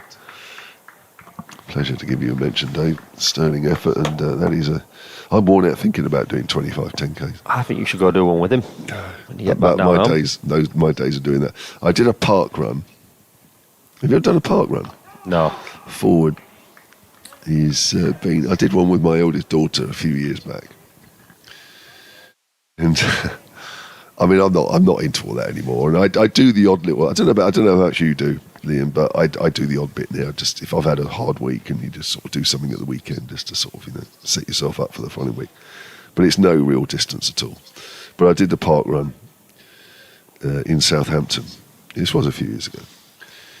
And you get the printouts, don't you, when you have park runs? Yep. So it tells you your time and it tells you where you finish. It's down the leg side. And I think off memory there was 600 or 700 people ran this particular race. In the bottom 100 comfortably. In fact, probably lower than that. And I didn't, to be fair, I didn't stop. I mean, some people were stopping them running. And a few people were pushing their children in pushchairs and overtaking me. I think the main thing, at least you're out doing something. Well, yeah, and in a weird way, it was fun, but it was hard work. And that's only 5k. That's pushed out the offside. So the thought of doing twice that, 25 times, blimey. I think it's safe to say you've done your fair share over the years, Kev. Well, yeah, when I was younger, I guess. Do you do a lot of fitness? Try to do a bit, yeah. Yeah, we have to do, yeah. Do you have to when you're playing for England Disability, do you have tests set for you? Yeah, like similar to the first class. Like say we have S&Cs who used to get tested in October and then in March. And then we used to have to, one of us tests was running around, we trained a lot at Edgbaston, so there's like an AstroTurf round at Edgbaston. So that, I think it was like 4 and a bit laps, so that was 2k, so we had to do that as quick as we can. It's horrible. I hated fitness testing. I do try to keep fit, yeah. So, got a dog walking as much as I can. So cricket season is coming up on us now, so playing Thursday, Saturday, sometimes Sunday. 3 days a week? Sometimes, yeah, if you're in the cups and you get on a good cup run. So I train on a Thursday, play on a Saturday. If you're in a good cup run, 2 cups on a Sunday, T20s on a Sunday. So, come September, body's in bits. Fingers are hanging off as a wicket keeper. Baker begins this over to Wharton. And just straight down the leg side there. Almost catching a little glancing down leg side. Because I know it's out there, but you've retired from the England physical disabled side. I have, yeah. I retired last year, yeah.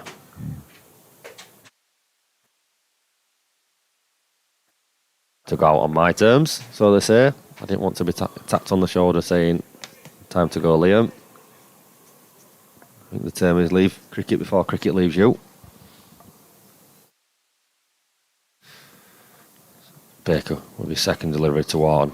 Full, and it's clipped into the leg side. I don't think it'll go all the way as a mid-on fielder runs round. Yep, single.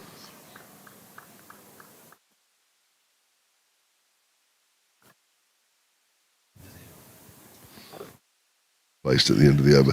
So I'll just quickly mention this email. Jimmy Daniel, Hampshire Cricket at bbc.co.uk. He says, have you caught a cold up there? No, my cold is still going. I actually caught it down south, would you believe? Can you believe you actually can, these day and age, you can catch a cold down south? Can you believe that? Baker running in for the halfway stage of this over. Went over the wicket now to Finlay Bean. And he's just, yes, in behind that one is Finlay Bean, back of them, solid forward defence. Dropped into the offside for no run. So now he's come over the wicket. That square leg fielder's come in. So just got a long lead. Mid wicket, mid on, mid off. I think changing the field slightly, so point's gone behind. We've got like a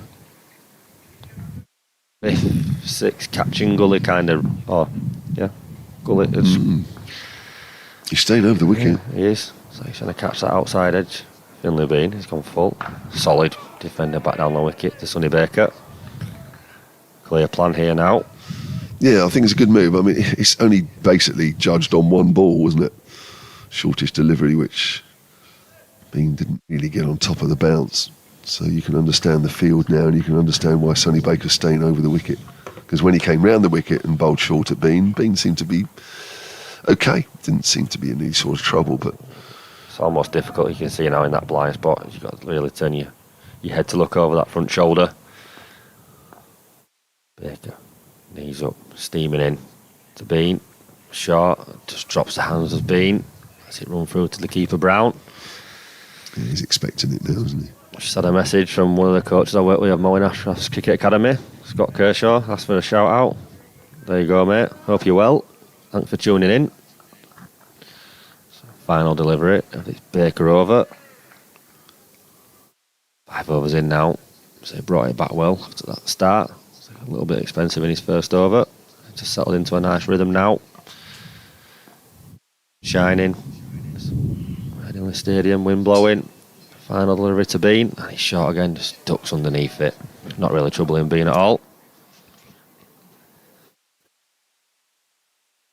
So we have 8 overs left in the day here at Headingley, and some of the best weather of the day, so no worries about getting these full overs in. Yorkshire 51 for 2 in their second innings. They need another 375 to win. That is a long way off, of course, but it's a long time between now and the end of day 4 to be batting and save the game, but not by any stretch impossible. Jonathan Deutsch. Yeah, not much when you say it quick, is it? 375? Or even when you say it slow. So, James Wharton on strike, facing Eddie Jack from the football stand end, gone. And I must admit the first reaction there was that was probably too high, but we are a long way up, 5 floors up here in the con box. But James Wharton's gone for 21, 51 for 3, and Yorkshire in further peril. My first ball back. He's not as good as it turns out. A good one for the White Rose. Wharton gone for 21, 72 minutes, 51 deliveries, and 3 fours. And Yorkshire 51 for 3. Well, it's looking a long, long way off anything other than defeat here, unless there is divine or weather intervention. There's a lot of batting still to do, and just 7 wickets with which to do it. First of all, height was my issue, but there's no problem on the replay with the height. Just looking at it from in real time from 5 floors up, but that looks like it's going down, doesn't it? Yeah, just nipped out there. Just nipping back quite a long way. For me, yeah, height's not a problem. It just looks like it's missing leg stump, does it? Yeah, no, well, I mean, if we were commentating off the monitor, height wouldn't have been a problem either, but we are 5 floors up. He's also got his back to us, but it's just the way it felt as he bowled it, watching it from behind. Very well deserved wicket though from Eddie Jack. So he deserved that one. Told away in that first innings. Very economical for his 9 overs. Sometimes you need a little bit of luck. Brings Matthew Revis to the crease.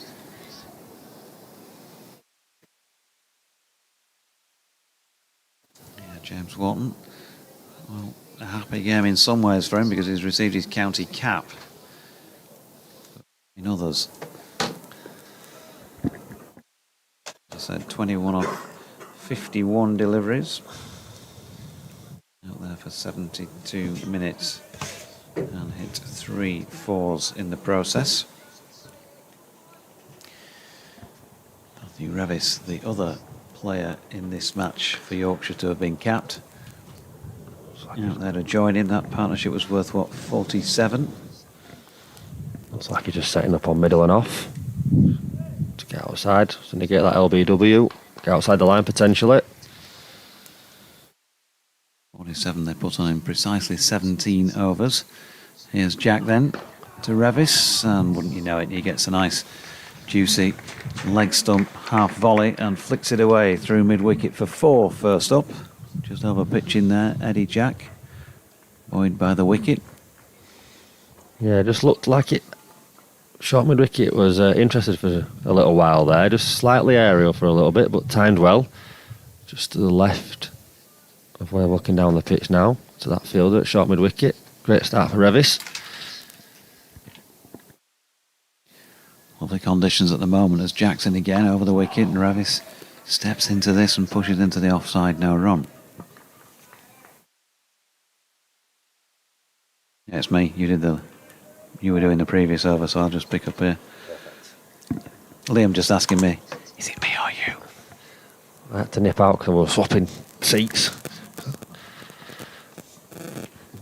Still a few in, and well done to those who've stayed the distance, because probably feel warmer than it has done at any point today as well.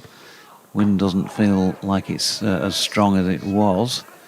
Not got that picked up on the effects mic, have we, at the moment, as Revis Defends one into the offside. Still 3 slips in place, and why wouldn't you? With all these runs to play with. Adam Lythcourt Mays bowled Abbott without scoring. Sam Whiteman bowled Abbott 4. And James Wharton, LBW Jack 21 of the 3 Yorkshire wickets to have fallen.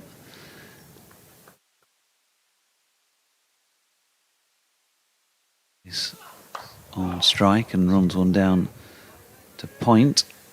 No run. There's been a lot of talk in the build-up to the season about starting the season well. Yorkshire lost at Southampton last year in the first match. They didn't have a great first half of the campaign and then did really well in the second half, which is obviously what effectively kept them in this division right down to that final match here in September against Durham with that resounding win. Flurry of wickets on the final day. Revis leaves this latest Jack delivery to complete the over at 55 for 3. 7 more of them remaining on day 3. But, yeah, Anthony McGrath, well, obviously spoke to him during the winter and then more immediately in the build-up to the season, wanting to start well, give ourselves a chance. Well, they were behind the game last week. I think it was fair enough that they got the draw out of that match. But obviously, in pure factual terms, they got slightly the worse of it with Glamorgan. And in this match at the moment, heading for defeat.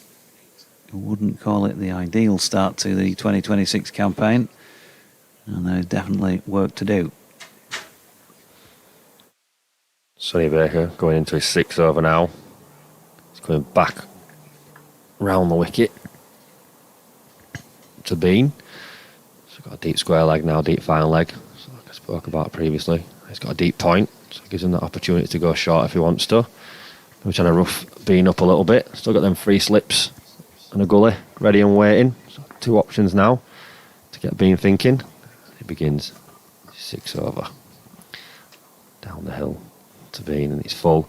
Oh, beautiful delivery. It's angling in, nipping away. Bean playing and missing. Ball run through to the keeper. He's looked really threatening when he's got the ball in the right areas, Baker. Yep, one thing these two do have, they can both bat long. Powers of concentration generally very good. And if the Yorkies are to get out of this game miraculously without anything other than a defeat, they're going to have to bat a lot of deliveries collectively. Could do with getting away unscathed tonight as Baker. In for his second delivery to Bean. It's full again, in behind it, defending into the offside. Thought about a single there. A bit off field, scampers in quickly for no run. Yorkshire really need to get through this little period now.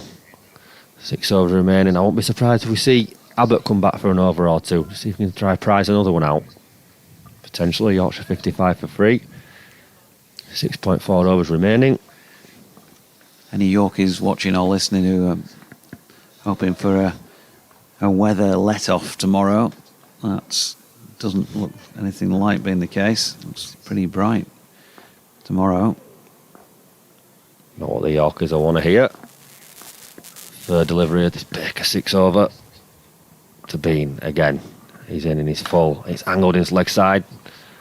Abbott will run round slowly to pick up, to let the Yorkshire batters get a single. So that means Revis on strike. Halfway point of the over.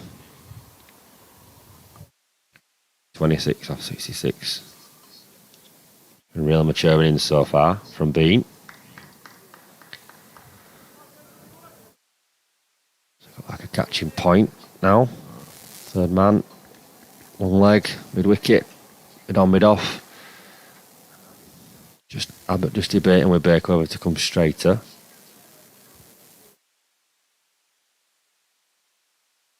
So now that third man's come in to a point. Point's gone to cover. Abbott's gone slightly wider to mid off. Baker to Revis for the first time. Kurt's the lane and he's gone full. Oh, he's tried for that big in-swinging York again, just slipped it down leg side. Brown Eagle to the task for no run.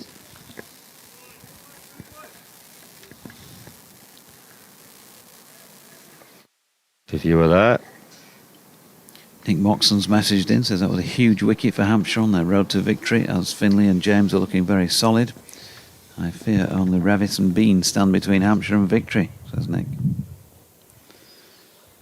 It's going to take a mammoth effort from the Yorkshire batters now. The ultimate delivery of the over has gone full again. It's driven into the offside. Comer comes round to pick it up for no run. Yeah, I mean, I know there's always a temptation to write teams off and all that. It's a long, long time to bat. I'd always be a little bit reluctant to do that in a sports event because they're all professionals out there. They can do the job, and I mean, we only saw last week, didn't we, the Lancashire Northants game, for example. Just when you think it's all over sometimes, you're in for the long haul. Baker in for the final delivery of this 6-over spell. He's in. Revis watchful, lets it through to the keeper. Good carry on that delivery.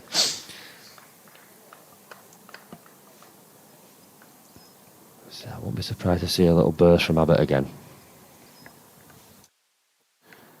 No, super first spell from him. Baker hasn't managed to make a breakthrough in the second innings. Not for 20 off 6 overs, one of which has been a maiden. Eddie Jack continuing, 1 for 20 off 6 overs for him, none of which have been maidens. They've been on strike. 26 off 66 deliveries. He's been out there for over an hour and a half of batting already. Been out there for 99 minutes. 4 fours, so he has got going to an extent. Certainly seen plenty of deliveries now. And used to the pace of the pitch. The light out there is pretty good. So we're at 20-7 and we still have 6 overs remaining. Jacking round the wicket to the left-handed Bean, who's measured and happy to watch that one through to the gloves of Ben Brown. Chain in the field here. Leg slip or leg gully. Got a square leg that's 10 yards in off the boundary. And we've got like a long leg down to this bottom right corner of the boundary here, which is a really long boundary. I wonder if he's going to try attack the stumps a little bit with the odd short ball, potentially.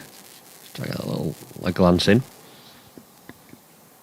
Here's Jack now, angled in, then holds its line through to Brown once again. He's got a leg slip, 2 slips. As Liam mentions changes, ring field largely with that long leg, just as the threat, I guess, of the short ball, because square leg is also deeper than being on the one. He's not all the way, he'd be a dozen yards or so in from the boundary edge. Just in front of square. Jack in and bowling. Bean again leaving a ball, this time probably pitched in a similar sort of line to the last one, but went straight on rather than holding its line. Some are carrying, so a bit of indifferent bounce at times. Some keeping low, some shooting through. Which is a little bit of a worry as a batter if you are planning on leaving.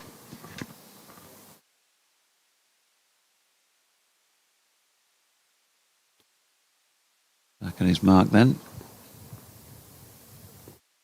In he comes. Past umpire Milnes. Wide on the crease. Again angled in. This time it's up there. And Finley Bean just from the crease. Pushing it back to the bowler.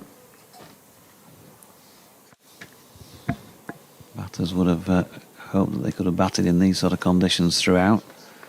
You wouldn't have any problems with it. The floodlights have remained on since they were switched on this morning.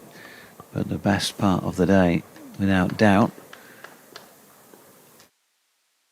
blue sky above, lengthy shadows being cast from the western terrace side of the ground. That's wide of off stump and left by Finley Bean. To come in the over.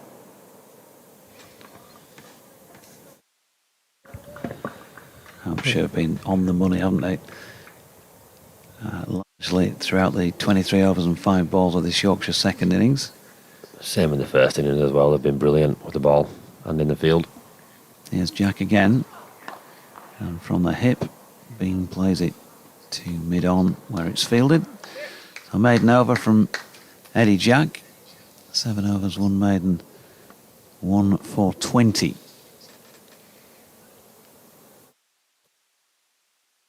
Yeah, I suspected. Thought I'd have another crack tonight before the close of play. 5 overs remaining. They'll really want one more wicket tonight. They'll go in really happy with that. I think if that's the case, if we can get one more, Yorkshire fans will be hoping that these two can get through to the end of the day and survive this 5 over period. He's bowled 6 overs, 4 maidens, 2 for 5 as Abbott so far, going at a measly 0.83 and over. So this begins his second spell of this evening from the Kirkstall Lane end. He's got 3 slits ready and waiting. Mid on, mid off, cover, mid wicket. Third man was out, was now going up into the ring, got a long leg. The corners of the ground seem really big areas, don't they, for scoring. So backward point is Abbott's from the Kirkstall Lane and returning in for his first delivery to Revis, and he's solid in defence, pushing forward. Down to mid off for no run.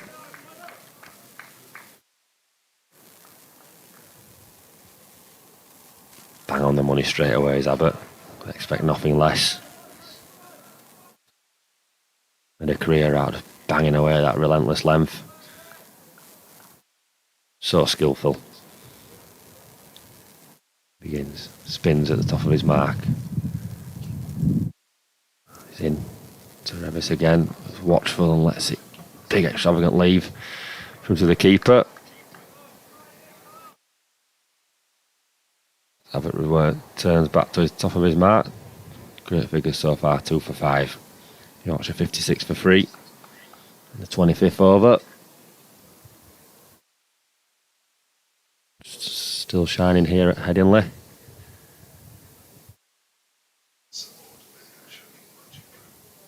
Reached the halfway mark.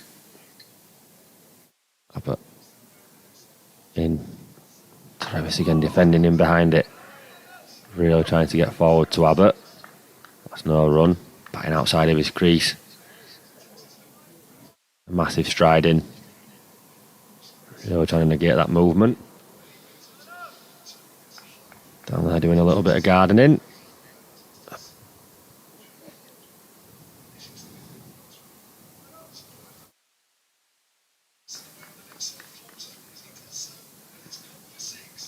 Abbott in for his 4th delivery to Revis. Goes forward again, leaves watchfully. Just nipping back in. 2 balls remaining. Good leave there. Revis, just over 4 overs remaining. Not going to play anything he doesn't need to.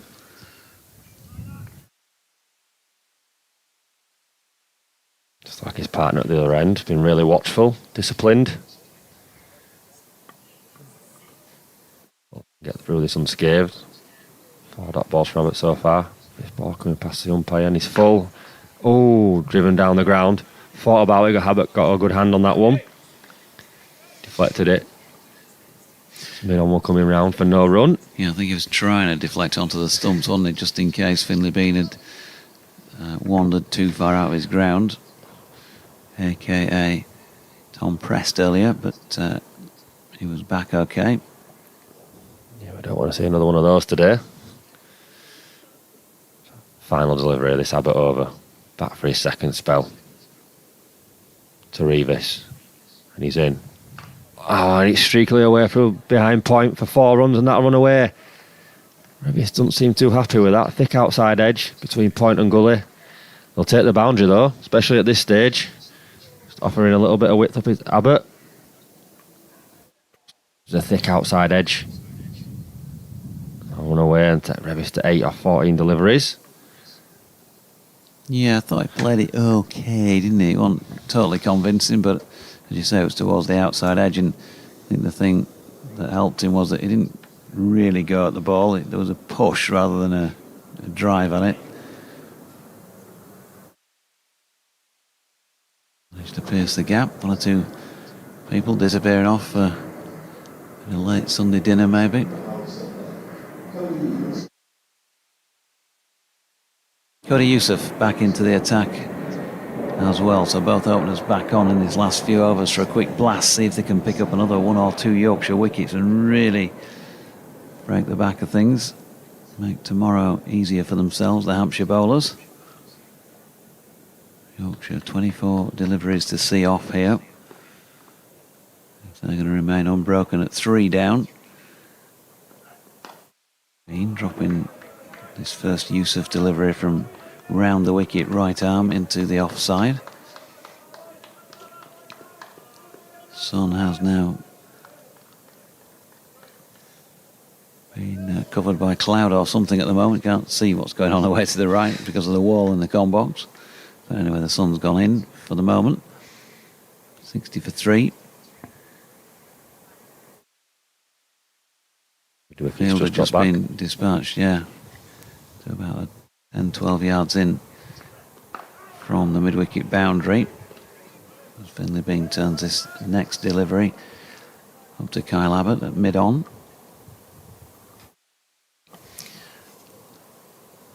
Still watchful Finley, but you can all of a sudden see the shadows were all cast by the players from the sun before. It's now from the floodlights. Very quickly that's changed. Not that it's bad out there, but if the umpires had a chat and decided that it was all over for today, then I don't think either of these Yorkshire batters care one jot, as that was pushed into the offside from Jack's delivery. They'll be batting under the arm and they'll be running off, won't they?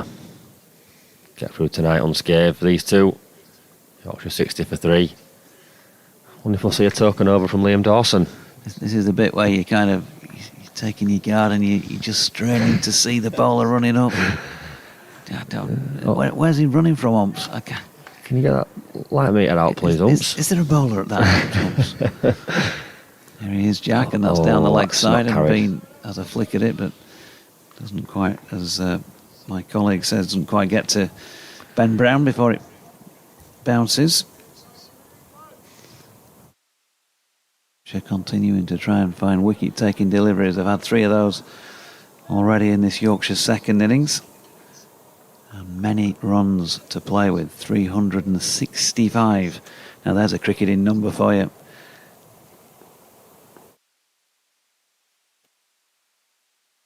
There's a calendar number for you, I guess, as well, as that's flicked away on the leg side by Bean. He's going to pick up a single out to the man at deep backward squares. Come long leg, Sonny Baker. There'll be a change in the field because Revis is right-handed and Baker immediately comes up to point, and they go back to 3 slips. They ringed it otherwise with a man down long leg.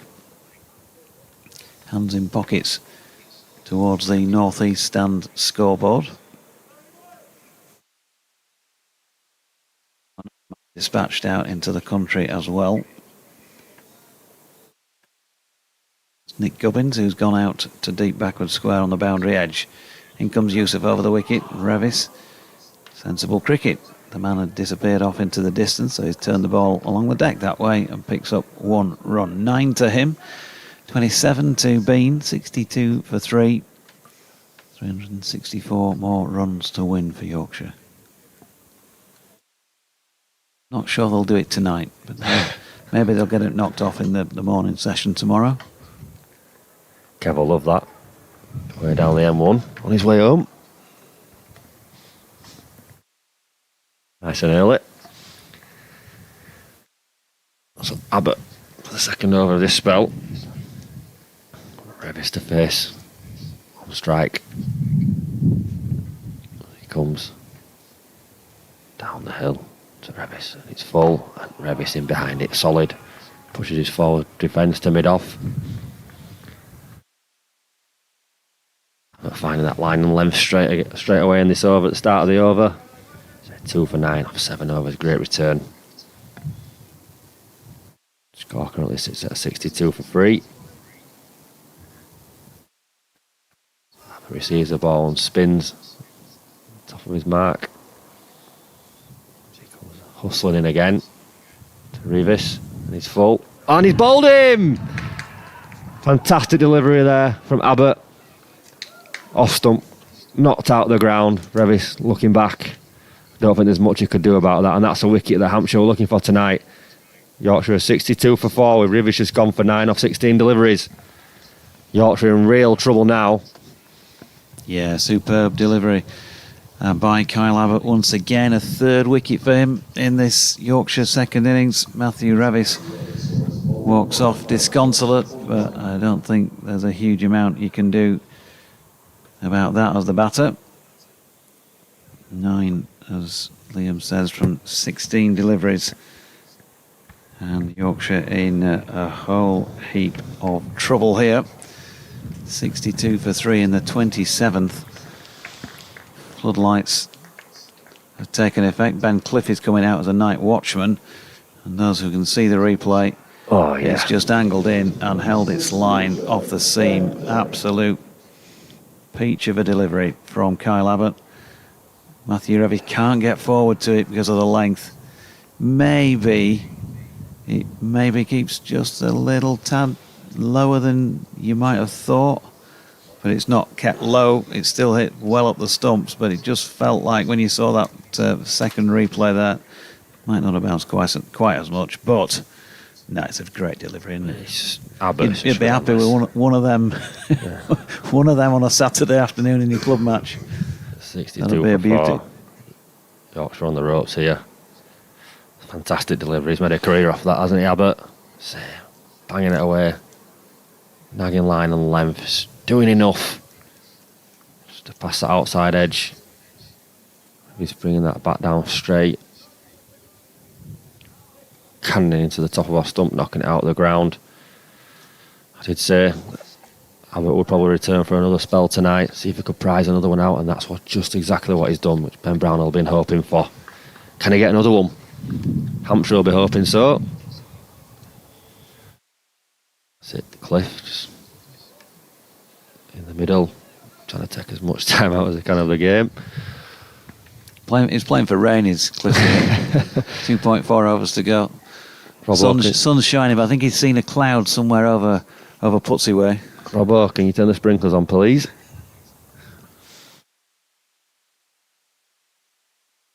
So I might be getting a short leg going in here. Helmet being brought on by Liam Dawson.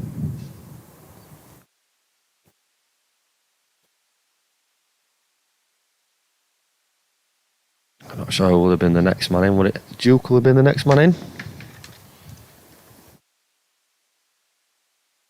Probably George would have been the next man in. Oh, you're right. Yeah, George. It's night watchman coming out instead. Figures 3 for 9. 4 deliveries remaining this over. Cliff on strike. Another slip goes in. So we've got 4 slips now. A catching point. Short leg. Short mid on. As Abbott comes hustling in again. To Cliff. And he's back of a length. Oh, in behind it is Cliff. Defends it down into that 4th slip region.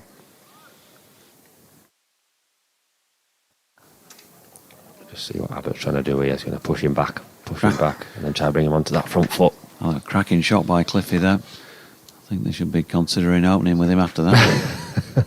Textbook technique. Solid. Someone needs to get injured more often. Abbott spins. Knees pumping.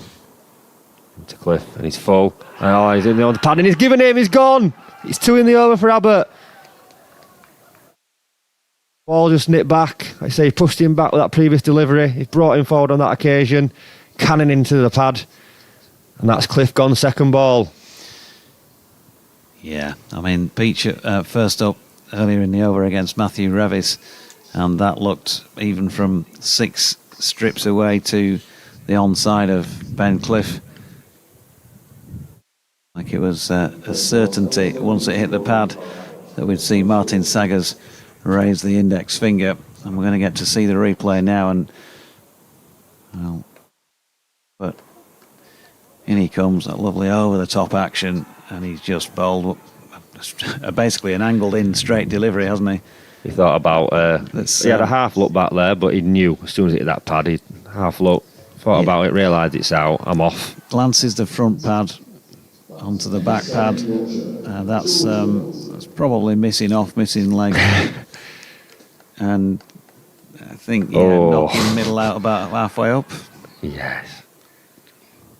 You can't really say much about that. Similar to day one, night watchman's quickly come and gone. It's that experiment again for Yorkshire. Hopefully Hill can stay switched on for the remaining day. Got a tough task ahead of him now. We've got Abbott tail up on the brink of a five for 2 deliveries remaining in this over. Surely it can't be a triple wicket maiden. I hate at this point to say that I've said many times that I'm not a fan of a night watchman, but what's happened in both Yorkshire innings here has kind of underlined that, really. Backed up your theory there, Dodger. Exactly what you said. George Hill coming to the crease at such a difficult period. Now got 5 slips, a short leg.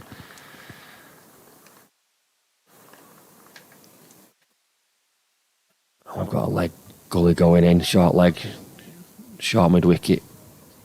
No one up in the field on the offside. Big gap. Abbott's in for his 5th delivery and Hill is down defending. Nice positive stroke as he comes to the crease. There's no one between Abbott and point. The tails are up here. 2 more overs after this. I thought we might get a look at Liam Dawson. I don't think we will now. I think the seamers will keep on continuing. Oh, there's a spinner playing in this game, is there, for Hampshire? Deep cover's just dropped out now to deep point. It's Abbott in for the final delivery. To Hill and he's forward defending back towards Abbott. And that's a fantastic over from Abbott. Just what Hampshire needed. Double wicket maiden. Yorkshire is 62 for 5 now. Yeah, quality performance with the ball from Kyle Abbott. I mean, everything you'd want, really, in a county championship opening bowler. Can swing the ball when conditions are right, but he hits the pitch and he hits the seam very often. And that lengthy bowls, if you miss, he's always sniffing around the top of those stumps, top of off stump in particular. That was a good delivery to bowl at a tail end, wasn't it, to Ben Cliff. Nailed that one, and an absolute peach to get rid of Matthew Revis earlier in the over. So he's on 4 for 9 off 8 overs, 5 of which have been maidens. It just shows if you get the ball in the right area, still does enough. Still a good cricket wicket. I just think Yorkshire did that. I thought Lehman and Brown batted beautifully, but been on strike, and Yusuf bowling to him. And Finley across and blocks that. So this Yorkshire team, quite a few of these younger players. Bean, Wharton, Revis, Ben Cliff, George Hill, Harry Duke. They've played a lot of cricket together, coming up through the ranks, know each other well. They've said on numerous occasions that has helped them through in tough situations so far, because they've got a real feeling, a real togetherness, and they're going to need to draw upon that now as Finley Bean punches away backward of point and will pick up a single and rotate the strike. this is exactly what Hampshire will want. New batter at the crease. Smelling blood now here. 63 for 5 on the ropes. I'll be surprised if Hampshire can try get another one tonight. The way they've been relentless.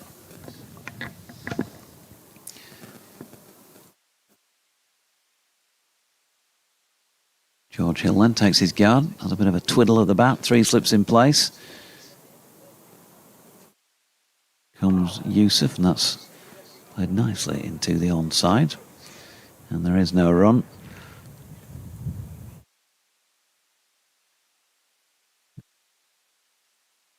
Supporters. There's quite a few still left inside the long room. There's not so many left outside now. One by one, gradually drifting away as Yorkshire's chances of getting anything other than a defeat out of this match appear to be as well. Yusuf in, full, and George Hill blocks it. And they'll just want to see those who do actually turn up tomorrow, I just want to see some guts, some ticker. Just getting in behind the ball, scrapping away, and not lost it yet. It's beginning to look like a hopeless task. As Yusuf is in, and George Hill just dragging that one slightly to mid-on. There's no run. But if you can't win, then do everything you can to make it as difficult as you can for your opponents.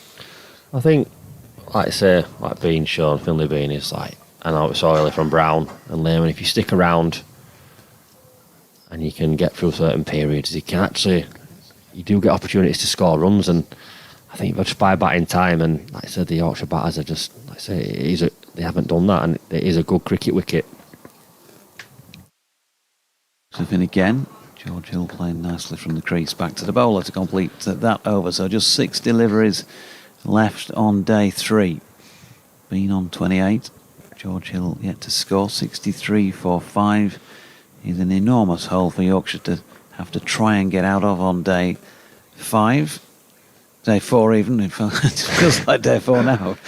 363 more to win, it says on the board. You'd think by now it should be probably saying Hampshire need 5 wickets. To win. Don't know if they can do that, I'm sure they can. So here we go then. Abbott stood at the top of it. His mark for the last over of the day is going to begin. Finley being in his sights. Here we go then. For the first delivery. Abbott to Bean. And it's full. Oh, thought about leaving it. Tentative. Just gets a bottom edge. Through to the first slip. Thought about leaving, thought about playing, and kind of did neither in the end. Managed to get away with it. Still sat there on 28. Need Finley Bean to get through to the end of the day today. So he's looked solid and composed so far. Hill at the other end. Abbott with figures of 4 for 9 from 8 overs. Second delivery. In again to Bean. And a solid in behind it, pushed into the offside for a run. Deep cover. Running round as fast as he can. Keeping it to 1. Job now falls over to Hill. See out the remaining over. 4 deliveries. Now the slips go back in. The fielders are moving around. Got a short leg back in. Got a leg slip. 4 slips. Point. Got another slip going in. Might as well. It's the final over of the day. A mammoth 362 for win. No point in being defensive now with 4 balls. No, it looks like it looks as though Michael Holding's going to bowl this one to somebody like David Steele back in a mid-70s test match. Geoffrey Boycott, as it were, on this ground. It's a fantastic sight. Look at the field they've set. But in to Hill. It's full and he's in behind it. Pushes it into the offside for a single. Brings Bean back on strike. 3 balls remaining. Someone just coming out to have a little look, see what's going on live stream. Is this cricket going to finish? It's been going on all day. Probably what he's thinking. Shut them curtains. Not watching this again.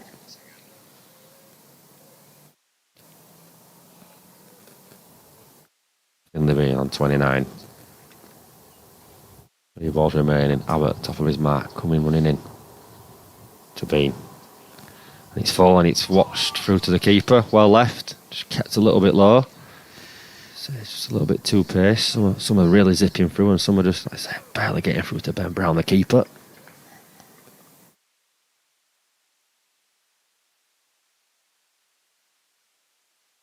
Yeah, you'd think Yorkshire might want to spend a bit of time rolling the wicket tonight. about 8 hours. Anything out of it. Make it dead. So penultimate delivery of the day. Abbott into Finley Bean. Defends it to the mid-on region. So 1 ball remaining. 65 for 5. The Yorkshire.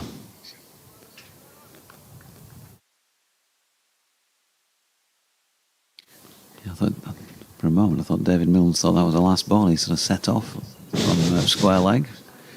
He's sauntered back into position. Seen enough. Got 3 slips. Gully, point.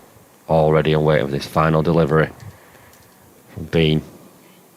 He's forward, solid in behind it. That's a dot ball to end the day. That's a fantastic spell from Abbott. He's bowled 9 overs, 4 for 11. Fantastic bowling, and Yorkshire end the day on 65 for 5. Yep, a mere 360 runs behind. Only been 29. George Hill on 1. Magical stuff if you're a Hampshire supporter from the Hampshire point of view, with Kyle Abbott 9 overs, 5 maidens, 4 for 11. And if you haven't seen much of that and you're just joining in recent moments, I can promise you it was a very special couple of spells by Kyle Abbott. Cody Yusuf 7 overs, 2 maidens, none for 13. Also used Eddie Jack 7 overs, 1 maiden, 1 for 20. And Sonny Baker 6 overs, 1 maiden, none for 20. 65 for 5 in 29 overs, and a lot of overs to go tomorrow for Yorkshire to try and weather this, or more likely at this stage for Hampshire to pick up those final 5 Yorkshire wickets and move on to their first win of the season. Thanks, Liam, for your company. Thanks, Target. Those couple of days, and from Liam and from Kev, I'll say good night for tonight. We've got Bumble coming in tomorrow. Probably ringing me tonight saying, is it worth it? 65 for 5 Yorkshire as the players leave the field, and we'll be back to do it all again tomorrow from just before 11 o'clock. Join us then.